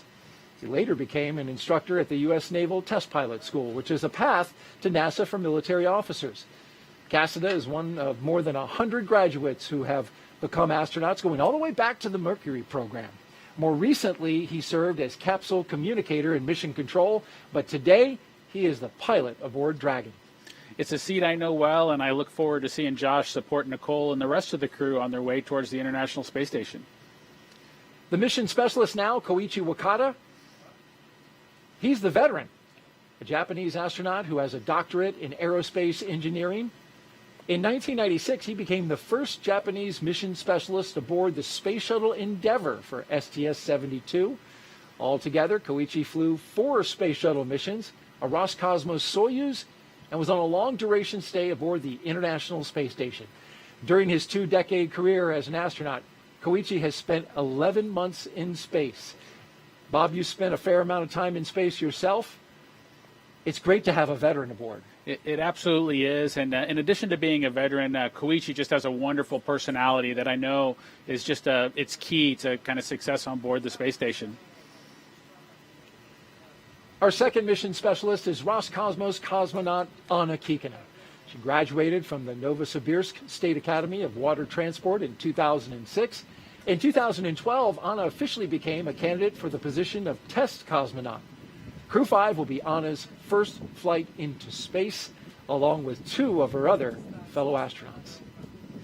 Now, each of these 4 crew members will be part of Expedition 68 once they arrive at the International Space Station. And there you see them there inside Crew Dragon Endurance, the second flight for this Dragon. I want to let you know, if you're here locally, you want to step outside and enjoy the launch, you got a small radio, you can pick us up on VHF radio frequency 146.940 on the megahertz scale, and on UHF radio frequency 444.925 megahertz FM mode. You can hear that all within Brevard County, right here on the beautiful Space Coast. And you can see the Stage 2 LOX load has started. Just got the call out that the Stage 2 LOX load has started, putting that liquid propellant into the second stage.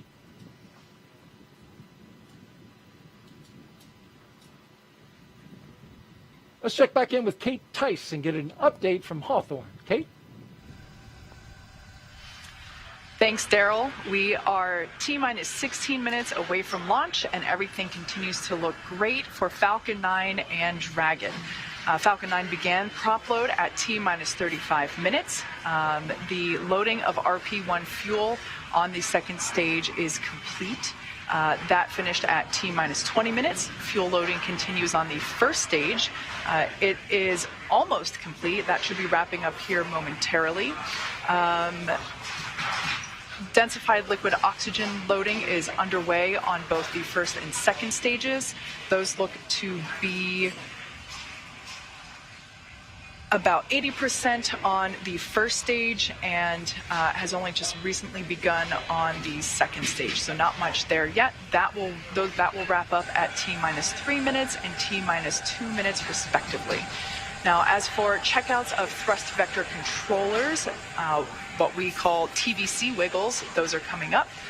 we basically check to make sure that the thrust vector controllers are able to actuate the engines themselves. That's what helps create gimbal for those engines, and gimbaling is actually how Falcon 9 steers itself. So those are coming up along with throttle valve checkouts on the engines. The Dragon mission director and team are currently reporting no issues, so really good on that front. Communication checkouts are complete. The crew access arm is retracted, as we can see there, and the crew is strapped in and ready to go, as you can see there on the right-hand side of your screen. Everybody continuing to monitor prop load there on their crew monitors. Now, final instructions to the crew come at T-minus 10 minutes. At that point, their crew displays will be configured for launch. This setup gives the crew insight into how the launch is proceeding and provides constant updates on vehicle health. At T-minus 5 minutes, we'll hear the call out that will be in terminal count, and at that point, Dragon will transition to internal power. We'll hear continued call outs on the countdown nets as we get closer to liftoff. As for range, they continue to be go, continuing to monitor the launch corridor, and everything remains green. As for weather, we're looking at 7-mile-per-hour winds at the launch site. And as I said before, as the countdown continues, we are seeing fewer and fewer clouds. Just an absolutely stunning day there at Kennedy Space Center. Let's check back in with Daryl to see the last couple minutes prior to liftoff. Thanks, Kate, and it really couldn't be more perfect out here weather-wise for a launch. How about that, Bob? It just looks absolutely stunning to look out and see the vehicle ready to go, the crew on board strapped in. I'm just super excited for them. And there's a view of the countdown clock and the historic American flag that has been standing there since the Space Shuttle program. Now you're looking at a pic of Crew 5.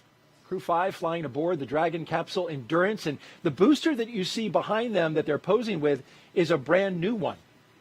Actually was damaged in transit from California to Texas, but it was fixed, repaired. Crew did a great job, the SpaceX team, in getting it all ready.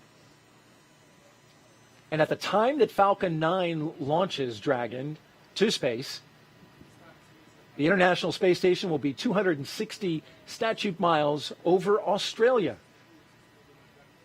Crew 5 will then spend the next 21 hours with Mission Control team that you see there in Houston, standing by, getting ready for the beginning of this mission.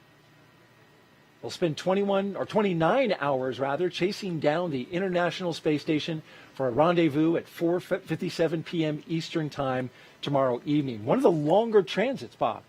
It's true. It's a little bit longer than usual, or average, I would say, as we work towards Crew 5. But as the launch dates shift around, that changes the time that you can actually arrive on Space Station. They've got plenty of consumables, so it should be fun to have some time in space.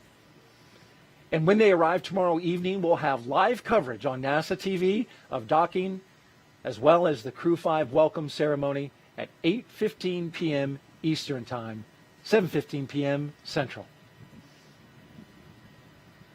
And some final thoughts, Bob, as we get ready to watch Crew 5 launch into space. You know, my opportunity to sit here and watch Crew 5 go has just been inspiring again to see another vehicle head towards the International Space Station. Again, I'm excited for them and just hopeful that Nicole, Josh, Koichi, and Anna have just a wonderful mission. I know that they've got a wonderful launch in front of them.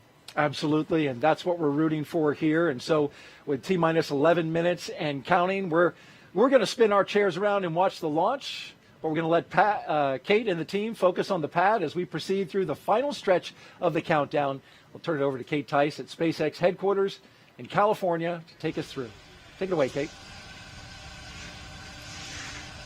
Thanks, Daryl. As you can probably tell by the background noise, the crowd is definitely growing here at SpaceX headquarters in Hawthorne, California.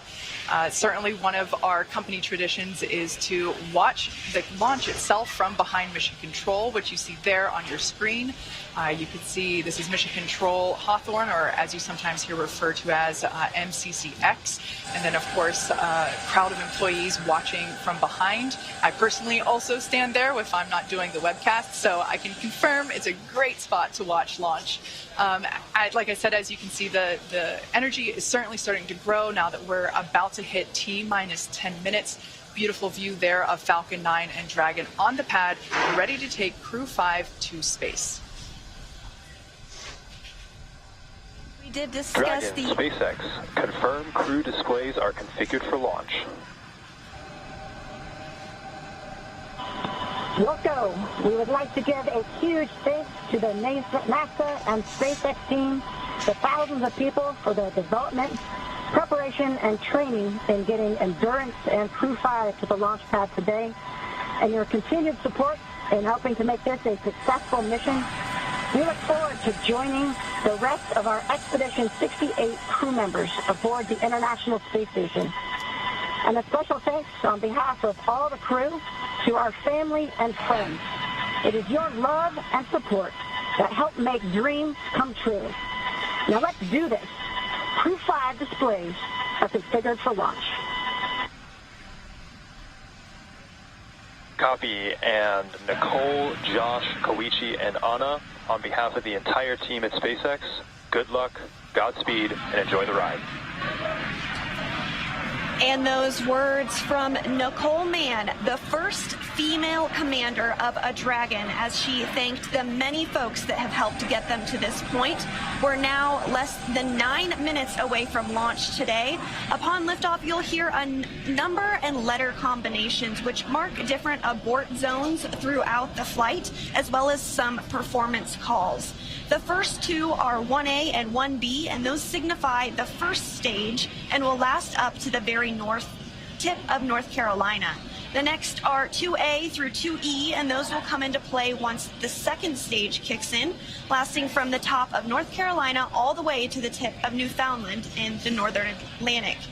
You'll also hear a spot that is to be avoided, and you might hear Shannon or forward to Shannon, and that actually refers to Shannon, Ireland, meaning they would target off the east coast of Ireland if they were later in that second stage and did need to abort for some reason. So the next major milestone that we're looking towards will come just seconds from now, and that will be when engine chill begins on the first stage of the engine. That's right. So engine chill is basically when we take a little bit of that super chilled, densified liquid oxygen and we flow it through the turbopumps of the Merlin M1D engines on the first stage. This helps to prepare the turbopumps and avoid any thermal shock to the hardware when they see the full flow of liquid oxygen during ignition. We're also expecting the conclusion of prop load for the RP1 on first stage to wrap up at T-minus 6 minutes. LOX load continues to be underway on both first and second stages, again wrapping those at T-minus 3 minutes and 2 minutes. And after that, we'll hear a number of call-outs related to Dragon's flight computer. Some will be Stage 1 engine chill has started. And you did just hear that call out that stage 1 engine chill has begun. Coming up in just about 45 seconds, we should expect to hear that RP1 load is complete. RP1 load is that densified kerosene or rocket fuel that will help propel the crew into orbit. All of that RP1 is loaded into the first stage, and we are standing by to hear that it was loaded into the second stage as well. Again, we expect that to wrap at T-minus 6 minutes. The venting that you see on screen is totally normal. That is just some Stage 1 RP1 load is complete. Great news there that RP1 load is now finished. As I was saying, the venting that you see on the vehicle is totally normal. That's just some of the super chilled densified liquid oxygen just vaporizing as it comes into contact and vents from the vehicle.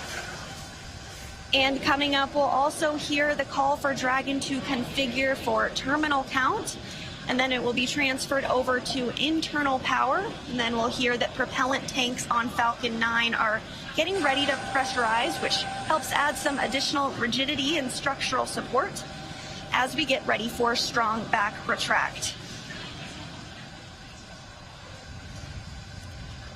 That strong back will retract a couple of degrees at first, and then we will see it swing open completely just shortly, or at the moment of Falcon 9 liftoff. tanks will be pressurizing for strong back retract. Right, there's that indication that we are preparing for that strong back retraction. Coming up in just a few seconds, we should hear that Dragon is in terminal count. Dragon is in configure for terminal count. All right, there we heard that call. Dragon onboard computers have now taken control of the vehicle. As I mentioned before, first stage LOX or liquid oxygen loading is underway and will wrap up at T-3 minutes. And the second stage will wrap its LOX load at T-2 minutes. Launch teams continue to report no issues and everything remains green and for an on-time launch. Retract has started.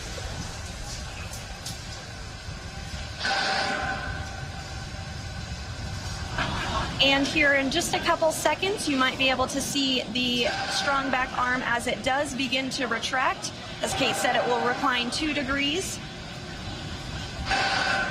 We can just barely make out the clamp arms are now beginning to move.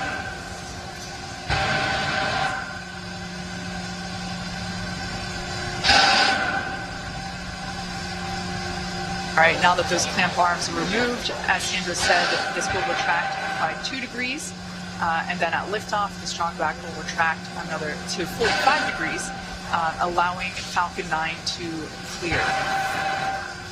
Strong back is part of the transporter erector, and the transporter erector is what provides the liquids, the gases, the electrical connections to the vehicle. It's also what we use to integrate the vehicle in its horizontal position, and we can see that 2 degree retraction just now complete.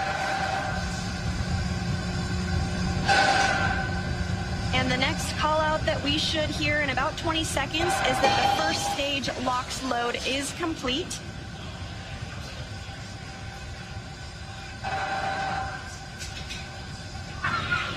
Stage 1 LOX load is complete. And there we go, all of the oxidizer loaded on stage 1. Soon we'll hear that stage 2 LOX load is complete, and that will be the last propellant call out we'll hear today. Now less than 3 minutes until launch. Dragon is in terminal count and is on internal power. All right, there we heard the good news that Dragon is now on internal power. Again, the white clouds that you see there at the base of the Dragon trunk, totally normal. That's just the vapor from the liquid oxygen. Again, second stage now wrapping up its LOX load. Excuse me, first stage wrapping up its LOX load just a few minutes ago, and now moving toward wrap up of second stage LOX load, which will complete at T-2 minutes. Coming up on 2 minutes until liftoff, standing by for word that stage 2 LOX load has been completed.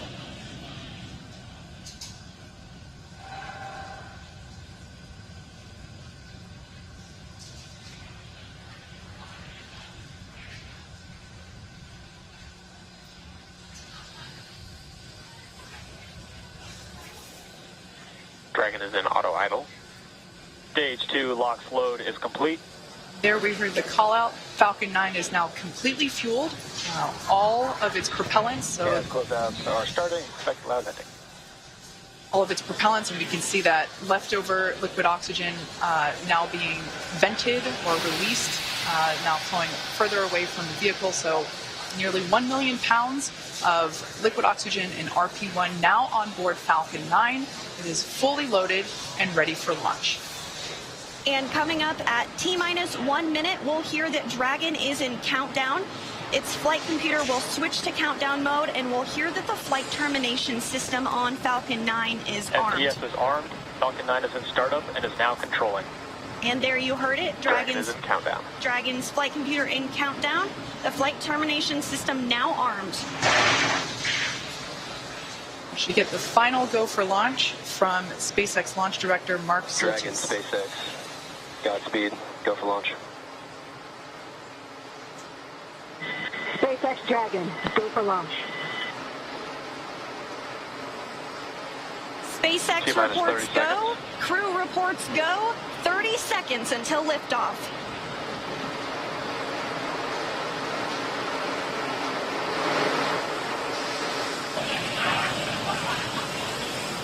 T-minus 15. 10, 9, 8, 7, 6, 5, 4, 3, 2, 1. Ignition.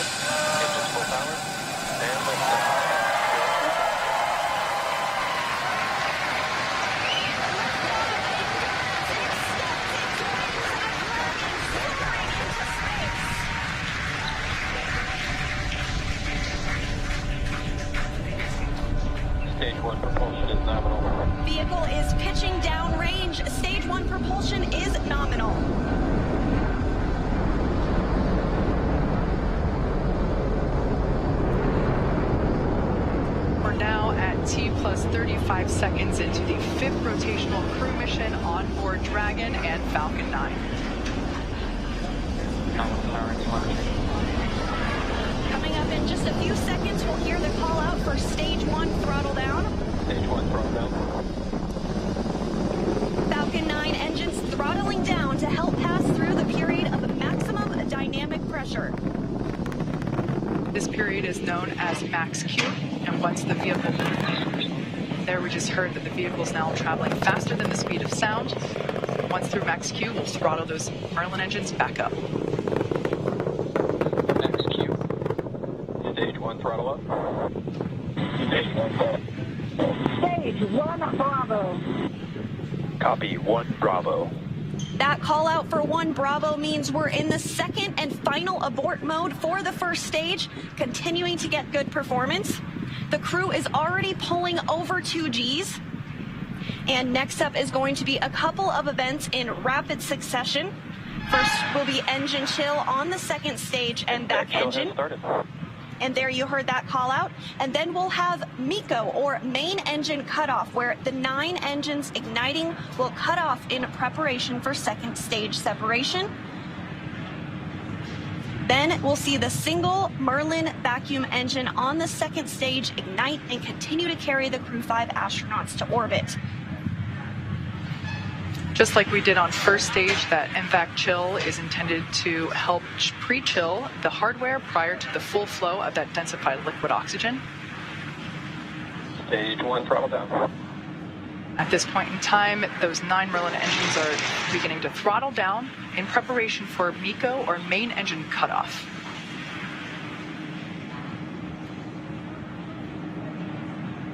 Standing by for MECO. And MECO. Stage 2 Alpha. And stage separation confirmed. Copy 2 Alpha. There we should see that second engine begin to ignite now. And obviously confirmed by the loud cheer behind us here at Mission Control Hawthorne.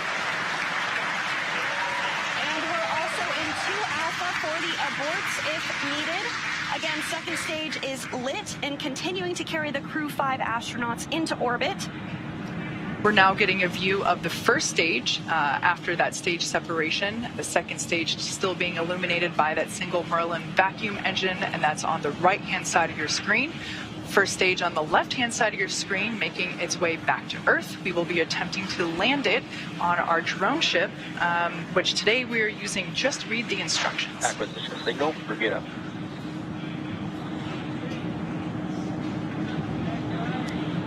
And we did hear that acquisition of the ground station in Bermuda.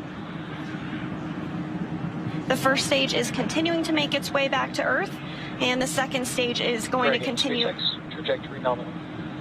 Another good call, trajectory nominal. Confirmation there from Commander Nicole Mann.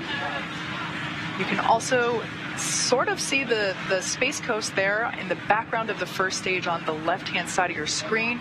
It also looks like you can actually see the thrust plume created by the first stage as it's now rotating just out of screen.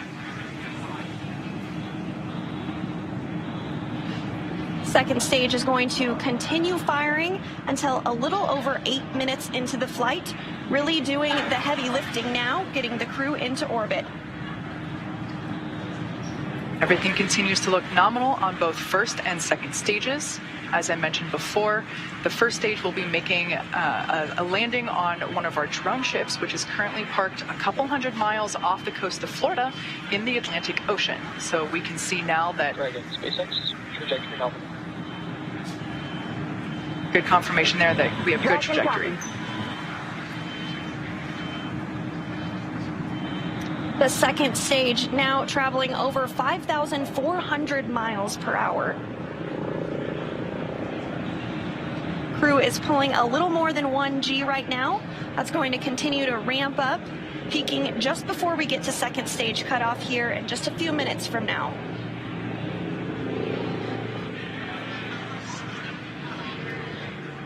First stage will be performing 2 separate burns, a re-entry burn where we reignite 3 of the Merlin M1D engines on the first stage. We ignite the center engine and 2 radial engines to help slow it down as it re-enters the Earth's atmosphere.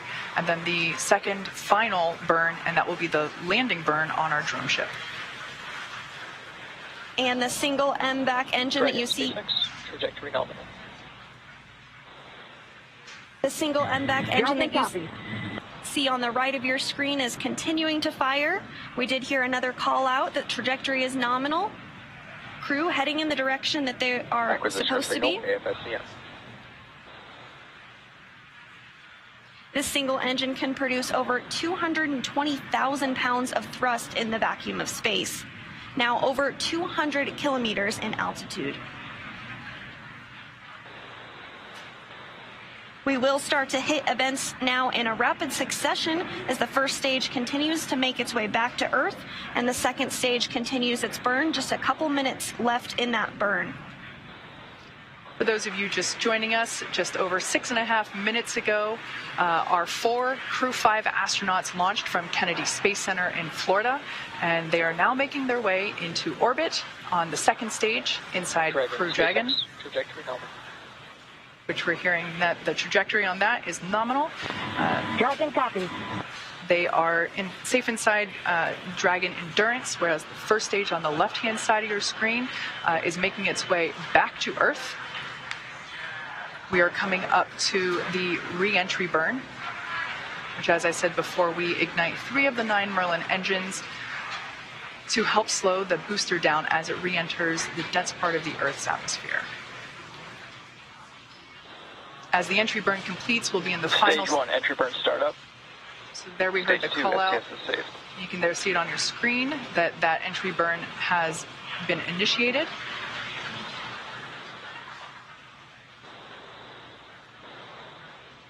And as that entry burn completes, we'll be in the final different abort phases here shortly, which essentially correspond to areas along the very northeastern seaboard of the U.S. Stage 1, entry burn shut down. Great news, that entry burn was shut down, and then those last all the way across the Atlantic off the coast of Scotland for those abort zones.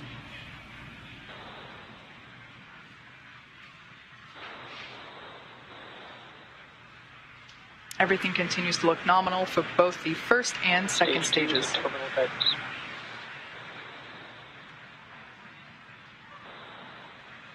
And the crew with the second stage still attached is now traveling over 13,000 miles per hour. We're about 10 seconds away from SECO 1. Copy, Shannon. Shannon, Stage 1, transonic. That call out for Shannon, Ireland, indicative of our final abort zone. After this, we'll see second stage shut off, and we'll be listening for confirmation of a good orbit, which tells us the crew and Dragon are exactly where they need to be. And there we had confirmation that the Stage MVAC 1 landing burn. has shut down simultaneously. The entry... Dragon SpaceX, nominal orbit insertion.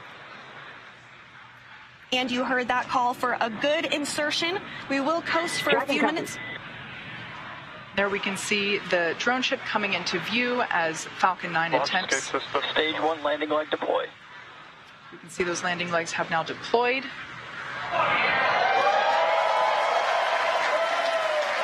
as you can see on your screen, and you can hear by the clapping and cheering behind me, Falcon 9 has landed on our drone ship just with the instructions, parked off the coast of Florida.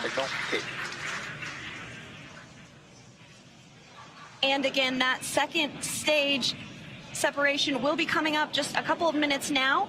We do coast for a few minutes after second engine cutoff to allow any rates or motion to dampen out and settle. And looks like we're going to get a view of the second stage as it separates here shortly.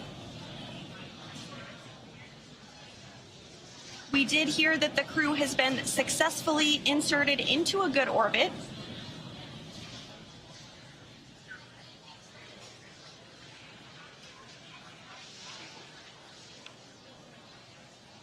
Again, the crew is still attached to the second stage.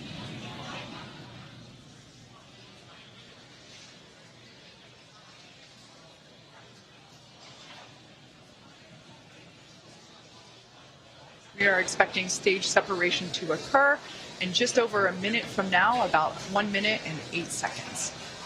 And that's when when the second stage will separate from the Dragon trunk. The Dragon trunk is the part of hardware where we are able to house the cargo that is able to be exposed to the vacuum of space, as well as the solar panels which help power Dragon while it is on orbit.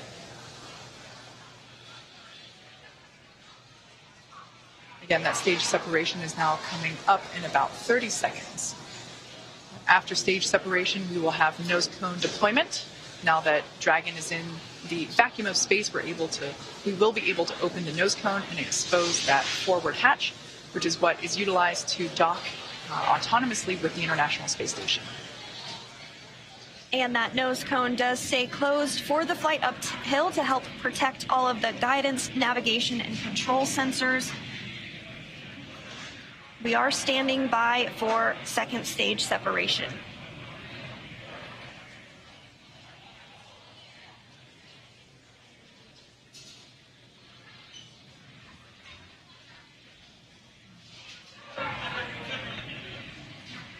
And there is separation. Dragon separation confirmed.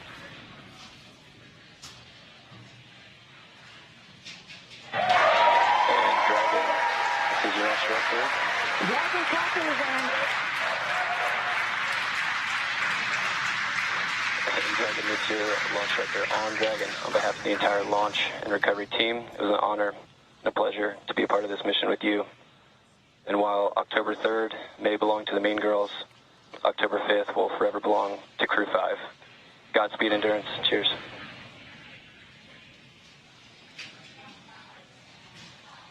Awesome. Thank you so much to the Falcon team. Woo! That was a smooth ride uphill.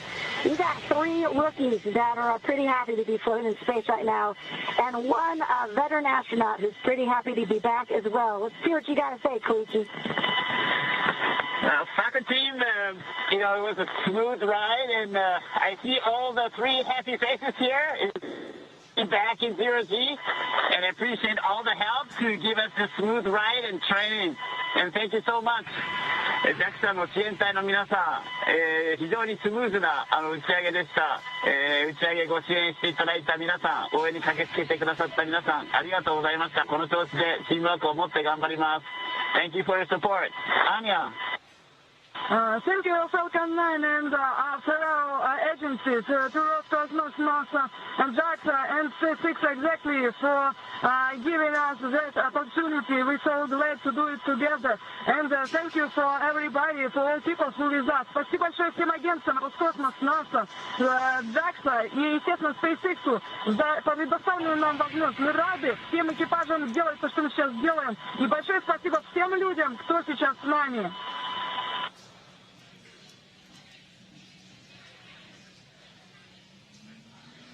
Some really nice words there from the Crew 5 crew, as well as... And Dragon South 9C, thanks for the words. Had a great ride. Have a good mission. We'll see you later. A wonderful Mean Girls reference there by Launch Director Mark Soltis, and then we just heard from Chief Engineer Dan Alex. And we just heard our first Quindar tone, indicating the crew is in space. Dehumidifier activation and service section Draco checkouts. Expected loss of signal, New Hampshire. Dragon copy. And Kate, it did look like we were getting our first views of that microgravity indicator. I did see that as well. And we're getting views now of the crew on orbit, 3 of them for the first time ever. We saw some cheers, some high fives. Looks like they're feeling great.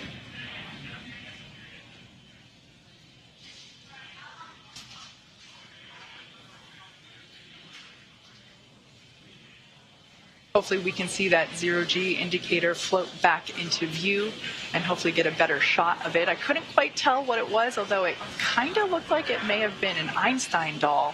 But that's just kind of what it looked like from the backside. I think you're right, Kate. It looked like a baby Einstein to me. So the next milestone that we're looking ahead towards is the nose cone opening.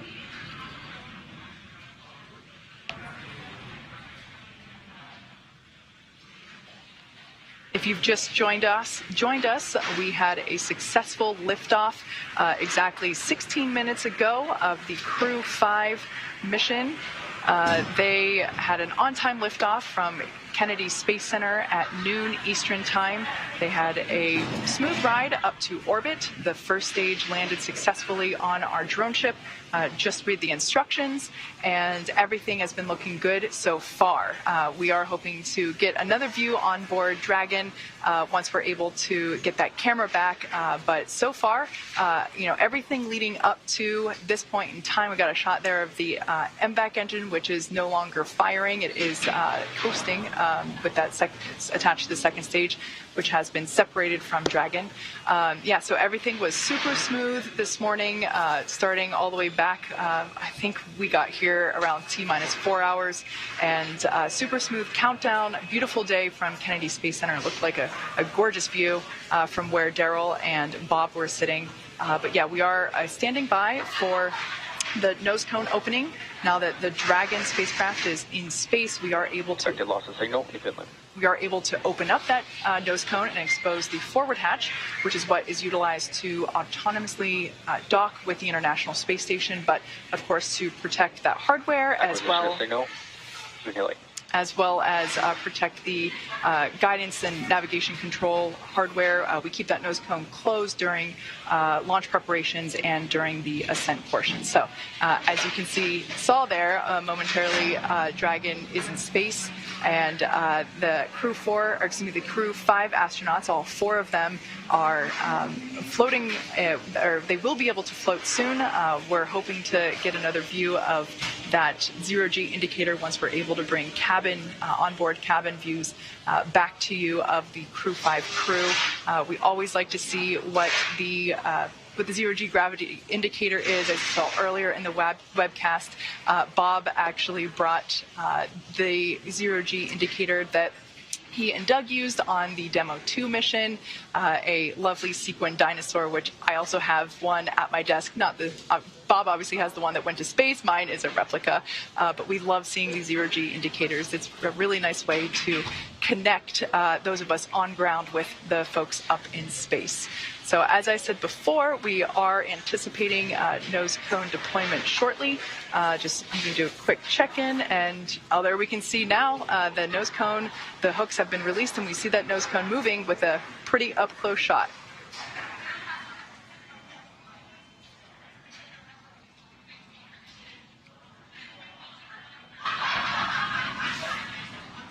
We're continuing to see that nose cone open, and acquisition of signal line. As we've mentioned, this does uncover a number of critical systems for the flight up to the space station that will be required for docking. There are 6 hooks that hold the nose cone in place during the launch and ascent portions. Those have begun to retract, and the nose cone is beginning to swing open.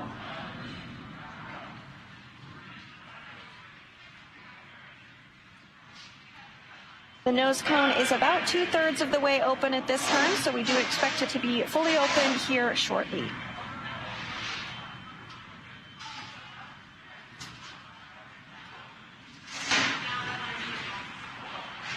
Shortly after nose cone deployment, the crew will be able to get their visors open, and they'll be given the okay to get out of their suits, and that will allow them to settle in for their ride to the International Space Station. It is about a 29-hour journey for the crew from launch to docking to the space station, but as you said, they'll be able to get out of their suits, get comfortable, get some rest, and just enjoy being in the microgravity environment of space. Again, we have 3 first-time flyers and 1 veteran on today's flight. but I'm sure it was an exciting moment. No matter how many times you've been to space, I can't imagine that it ever gets old. I would probably agree with that. I would also imagine that the 3 first-time spacegoers will have a brief period of acclimation to gravity. I know I certainly would, and I also recognize that my period probably wouldn't be very brief in order to get acclimated to that lack of gravity. But yeah, this is something that the veteran astronauts on board station are, always happy to help really introduce the new spacegoers to the new environment. Absolutely. And we did also hear that there was good service section Draco checkouts that took place. We are standing by for that nose cone to be fully deployed, but it should be coming here momentarily.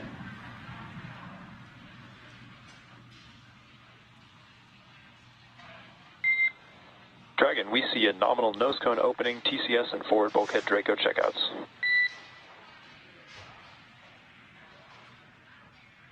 Dragon copies.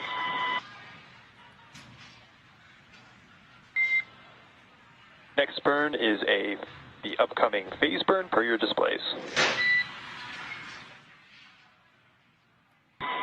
We see the phase burn in 28 minutes. Good readback.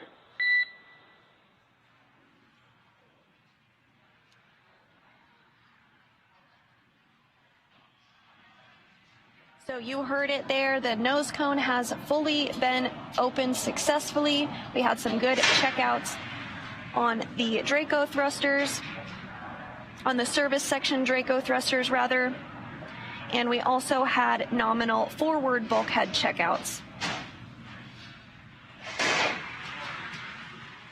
That's right, and the astronauts should be getting the okay to doff or remove their suits in about 6 or 7 minutes. I would imagine that, as Sandra mentioned before, we do have 3 space newbies on board today. I would imagine that they would be pretty excited to get out of their seats. They've been in these seats for a while. The crew ingressed hours ago, and I would imagine that the 3 folks and even the veteran, everybody would be excited to get out and be able to float around a little bit for the first time on this Crew 5 mission. Yes, absolutely. And you do see the crew working through some procedures there on the touchpads that they do have in front of them. They'll continue to have those available for them throughout their flight uphill. Again, this is going to be about a 29-hour launch to docking for Crew 5.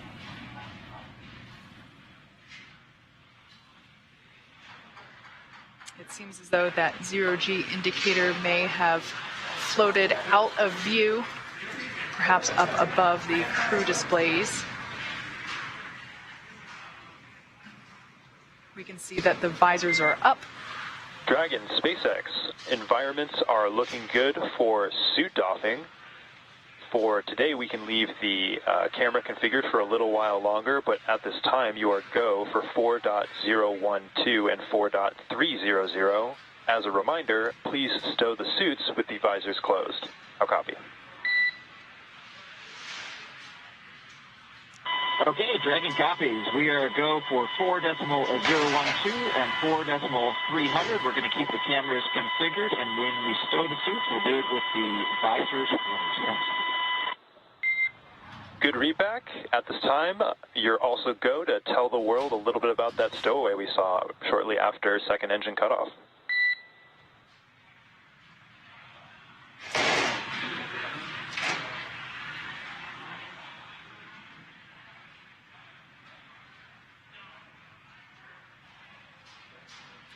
So we're standing by for a few words from the crew about that 0G indicator.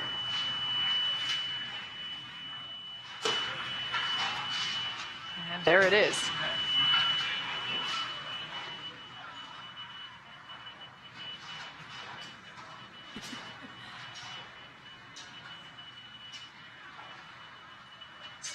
SpaceX Dragon back in the ground. We missed the last part of your trip.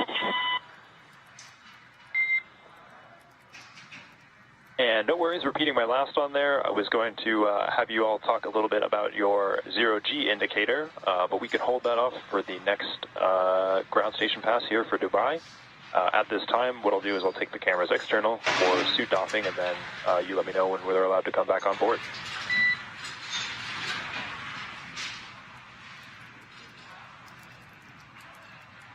Okay, tracking copies, so we'll let you know when you come back on with the cameras, and we're excited to talk about our stowaway here. Okay, you're tracking copies and working. And it does sound like we are in a brief expected loss of signal with the crew. This does happen from time to time when we're in between our satellites, but we will have views and communication back with them here shortly, and we're looking forward to hearing their words on their stowaway and what that special meaning is for the crew. So with Crew 5 now successfully on orbit, let's head over to our counterparts at Kennedy Space Center in Florida. Daryl, it was spectacular to watch this launch from here in Hawthorne, but tell me, what was it like to see it on the ground? It was amazing. First of all, we got an idyllic day right here on the Space Coast. I mean, the temperatures are like, mid 70s. There's a cool breeze. Phenomenal launch. Bob, I want to get your thoughts. You've flown, you've watched. This was pretty perfect. No, this was just outstanding. It was picturesque, with the blue sky, the blue background, a beautiful day here in Florida. The only thing I wish was that I was there with them, because that is the one place that is better to watch a launch from than right here at the Kennedy Space Center is on board the rocket ship. I got to believe that. And though we weren't on board, we did get to watch the views as we were going up and saw them land the booster, which, by the way, that booster also going to be SpaceX's and NASA's Crew 6 booster. So more the reuse, NASA taking advantage of that as well. Absolutely. Every chance that we get to reuse a capsule or reuse a booster kind of drives down costs and increases the opportunity for more folks to fly in space. Now I'm headed out to take a swim, right? I mean, this is just perfect out here. Bob, thank you for your thoughts. And now we're going to move on. We've got an interview here with Robin Gatens, the director of the International Space Station, who also joins us here. And you got to experience the launch from right here outside the press site. And I want to ask you, how did you enjoy it? Well, it's always exciting to see launch to the International Space Station. I've seen many, but especially to see a new international crew headed to the International Space Station was very exciting. And of course, you nailed it. Beautiful day. Really glad we got this one off today. Absolutely, and they'll make that 29-hour transit to the space station. You're the director of the International Space Station, so I want to ask you, I heard there's a book coming out that's, there have been books before about the International Space Station, but a new one's coming out. Tell me a little bit about that. Yeah, it's called Our Benefits to Humanity. It is a publication we have put out before, and we actually released it in July, so it's out. It's both in print format as well as online, so people can just search on Benefits for Humanity, International Space Station, and find that book. And it highlights all of the wonderful research that's going on the space station. This crew will be doing over 200 experiments during their time on the International Space Station, ranging from medical kinds of research that will help treat diseases and produce new drugs here on Earth, regenerative medicine. One day we might even print organs for transplant on Earth. We have Earth science going on Space Station, a number of climate instruments to help us understand Earth's climate. Really exciting results. This is truly what we call the decade of results on the International Space Station, where we're building on past lessons and capabilities to just compound the results that we're able to get out of the space station. And 235 investigations, 76 new ones, and you mentioned the decade. 2 decades, more than 2 decades, the International Space Station has been operating. You mentioned some of the science that they're going to be doing. Now I'm wondering if you have a favorite that you've kind of identified, like, oh, I can't wait to find out the results of that. Well, I've been tracking a lot of them. I'm really excited about some of the medical things. We're flying again a a payload by a company called Lambda Vision, and they're producing retinal implants that could be used to help patients with ocular degeneration. So that's really exciting. I'm excited about what we're learning.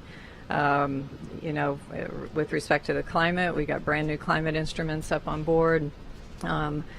We've got companies learning how to make better products through their research on through the ISS National Lab and their work on the space station. So I'm also excited about plant research going on Space Station. I think that's not only important for future exploration missions, but also to help us grow plants in harsh environments, small spaces here on Earth. And also NASA, while doing all of that, is continuing to work towards its ultimate goal of getting to the moon, going back to the moon and sustaining our presence there. A lot of technology at the station that works towards that end. We want to actually pause, though, for 1 second, because we understand that one of the astronauts, Josh Cassada, has a statement that he is going to make. It is relatively about his zero-G indicator, which, if you saw in the coverage, it was I don't know if it was a baby Einstein, Bob, but it was a little Einstein. It definitely looked like a small Einstein, but we'll listen to Josh and hear exactly the details.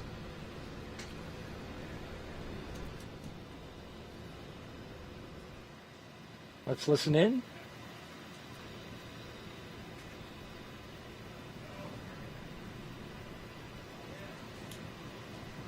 Again, waiting for astronaut Josh Cassada with a special message.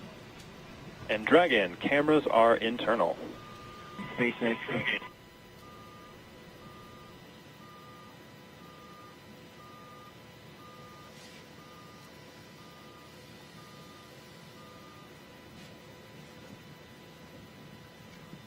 Dragon copies. We are internal with the waistbands off and stand by for the cabin mic check. You see Koichi Wakata is out of his seat.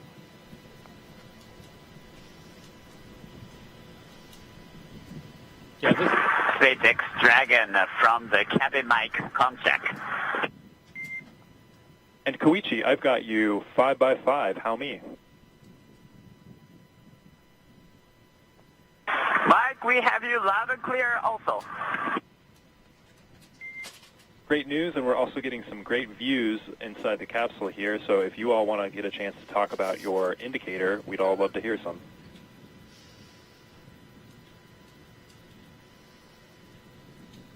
Absolutely, Mike. So, a couple years after he come up with his groundbreaking theory of special relativity, Albert Einstein, in his mind, still had a couple loose ends to tie up. While he was sitting in the patent office, because he wasn't famous yet, definitely should have been, he had what his happiest thought of his entire life. That thought was, person in free fall doesn't feel their own weight. That thought, along with some others that he built upon, led to general relativity and our understanding of gravitation and curvature of space-time. We're experiencing Einstein's happiest thought continuously, like the International Space Station has been doing for over 20 years. On Crew 5, call this little guy our free fall indicator. We're here to tell you there's plenty of gravity up here. In fact, that's what's keeping us in orbit right now and preventing this trip on a Crew Dragon from being a one-way trip. A little bit like life. We live in the same world, we live in the same universe. Sometimes we experience it in a very different way from our neighbors. We can all keep that in mind. Hopefully we can all continue to do absolutely amazing things, do it together.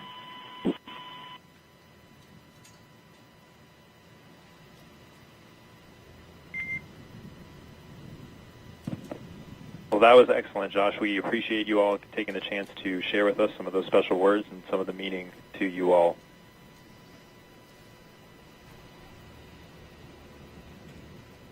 I'll tell you, my crewmates are just happy that we didn't break out a dry erase board and get into more detail. We'll chat lensing later. Absolutely. A message from at this time, astronaut Josh Cassada, the pilot of Crew 5, and his fellow astronauts and cosmonaut, floating in space high above the Earth as they head to the International Space Station with a special message about Albert Einstein, who is represented there floating around space as the zero-G indicator, but then also a nod to his theory of relativity. E equals MC squared, I believe, Bob. Well, there are a lot of great things that Einstein was responsible for, and I would just say that maybe there are 5 folks experiencing his happiest thought on board the Dragon capsule just right now. Absolutely, and NASA is looking to return humans to the surface of the moon, and this is part of it, going to the International Space Station. We mentioned some of the efforts in going up there, and of course the science that's going to be done by Crew 5. We're looking forward to that as well. Some final thoughts, Bob, about the day today. Well, it was just a wonderful day, a chance for me to relive the launch experience with the Falcon 9 and the Dragon capsule, and I'm just super excited for the Crew 5 and little Einstein on board and in free fall right now. A very special moment indeed. Before we wrap up, I want to send it over to Megan Cruz, who is with Deputy Administrator and former Space Shuttle astronaut Pam Melroy. I am Pam, and I have just been chatting about how wonderful of a day this was for a launch. Oh, it's a gorgeous day here at the historic Kennedy Space Center. For me to see the next generation of launch vehicles launching to the space station was thrilling. And also the next generation of young explorers. You know, you and I were talking about a young boy here, guys, that bought a space suit, an astronaut suit from downstairs at our store and was wearing it around and running around. How cute was that to see him so excited? Well, I found it pretty cute to see the 3 rookies who were on the flight, as well as my very dear personal friend Koichi Wakata, who I flew with in 2000 to the space station. So I'm inspired by both the young and the experienced. And speak to me about that like you said, you've flown on the space shuttle 3 times. Talk to me about that ascent, how it must feel as they're going up through the atmosphere. It's absolutely a remarkable experience, and I found myself thinking as I was looking at the schedule for this rocket, how physics drives so much of what we do. So it's very similar in the timing of everything, but the space shuttle was a little bit of a wild ride, I have to say. It had a lot of vibration, particularly the first 2 minutes. But you know, it's a very different experience when you're here on the ground. It always brings tears to my eyes. I pray for the crew. When you're inside the vehicle, you're having a blast. So I'm glad to hear that they were having a blast. Talk to me about why these commercial crew missions are so important. Well, they're really important to us for a lot of different reasons. The whole value that NASA brings to the American people, and in fact to humanity, is around science, a strong science and technology posture for the country, and inspiration. And we see that all wrapped up in commercial crew, because we see the ability to do more science on orbit because we can carry more crew members. We see the advancements that have been made through NASA investments in commercial crew and commercial cargo that are lifting our entire space industry. And of course, there's nothing better than seeing an astronaut fly to space for inspiration. Sure. And what's next for NASA? You know, right behind us, we have the vehicle assembly building. Inside is NASA's Artemis 1 rocket. Are you excited for that? Oh, I'm very excited. I'll tell you, it's a big deal when a new rocket flies for the first time. And we have learned a lot. We have a lot to learn, just like I was a test pilot. So when we flew airplanes, we never actually launched the first try. Usually we just taxied down the runway. So we've taken her out to the runway a couple of times now, and we've learned a lot. And I cannot wait to see the most powerful rocket in the world launch going to the moon. Yeah, we're doing a lot of great stuff here, and we're so happy to bring viewers on the ride with us, right? You bet. That's the whole idea. NASA shares and inspires. Perfect. Pam, thank you so much. I appreciate you being here. Guys, we're going to send it back to you for the last time today. Thank you very much, Megan. Great job out there. Appreciate it. And Nicole, Josh, and Koichi and Anna are now on course to arrive at the International Space Station around 4:57 p.m. Eastern Time tomorrow. And of course, NASA TV will stay on the air for continuous live coverage along Crew 5's entire ride to station.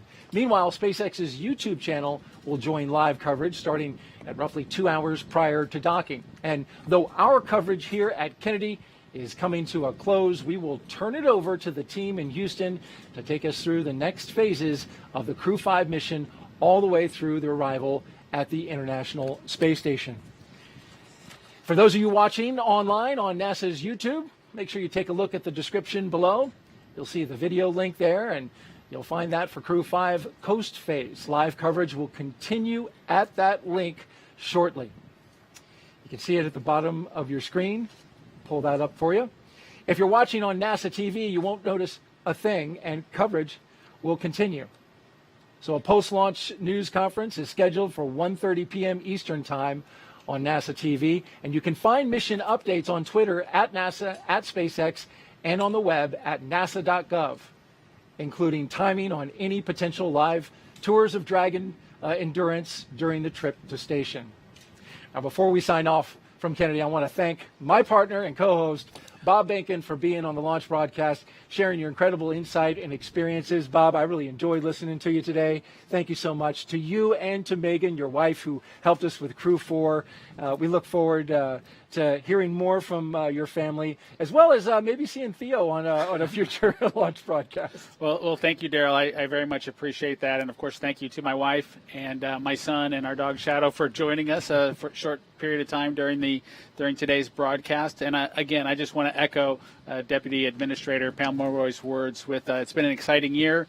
The Crew 5 folks are just getting started on their excitement for the year, if you will, on their way to the space station right now. But we've got an Artemis 1 rocket over there, the SLS, in the vehicle assembly building. Looking forward to seeing that back out on the pad and getting her launched later this year.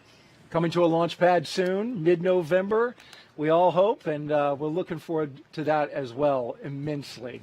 Huge thanks to all of our guests for joining us today, and thank you to all of you for watching.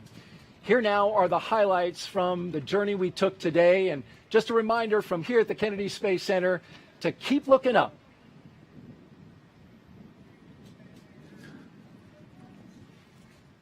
So they're getting suited up inside that historic suit-up room, everything going smoothly. And there they are, the astronauts of Crew 5 taking their first steps outside.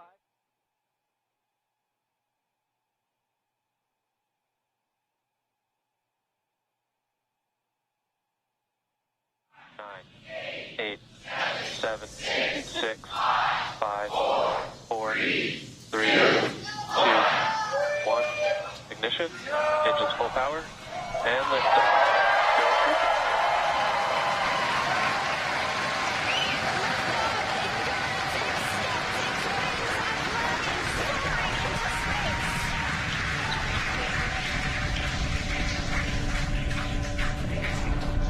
Stage 1 propulsion is nominal.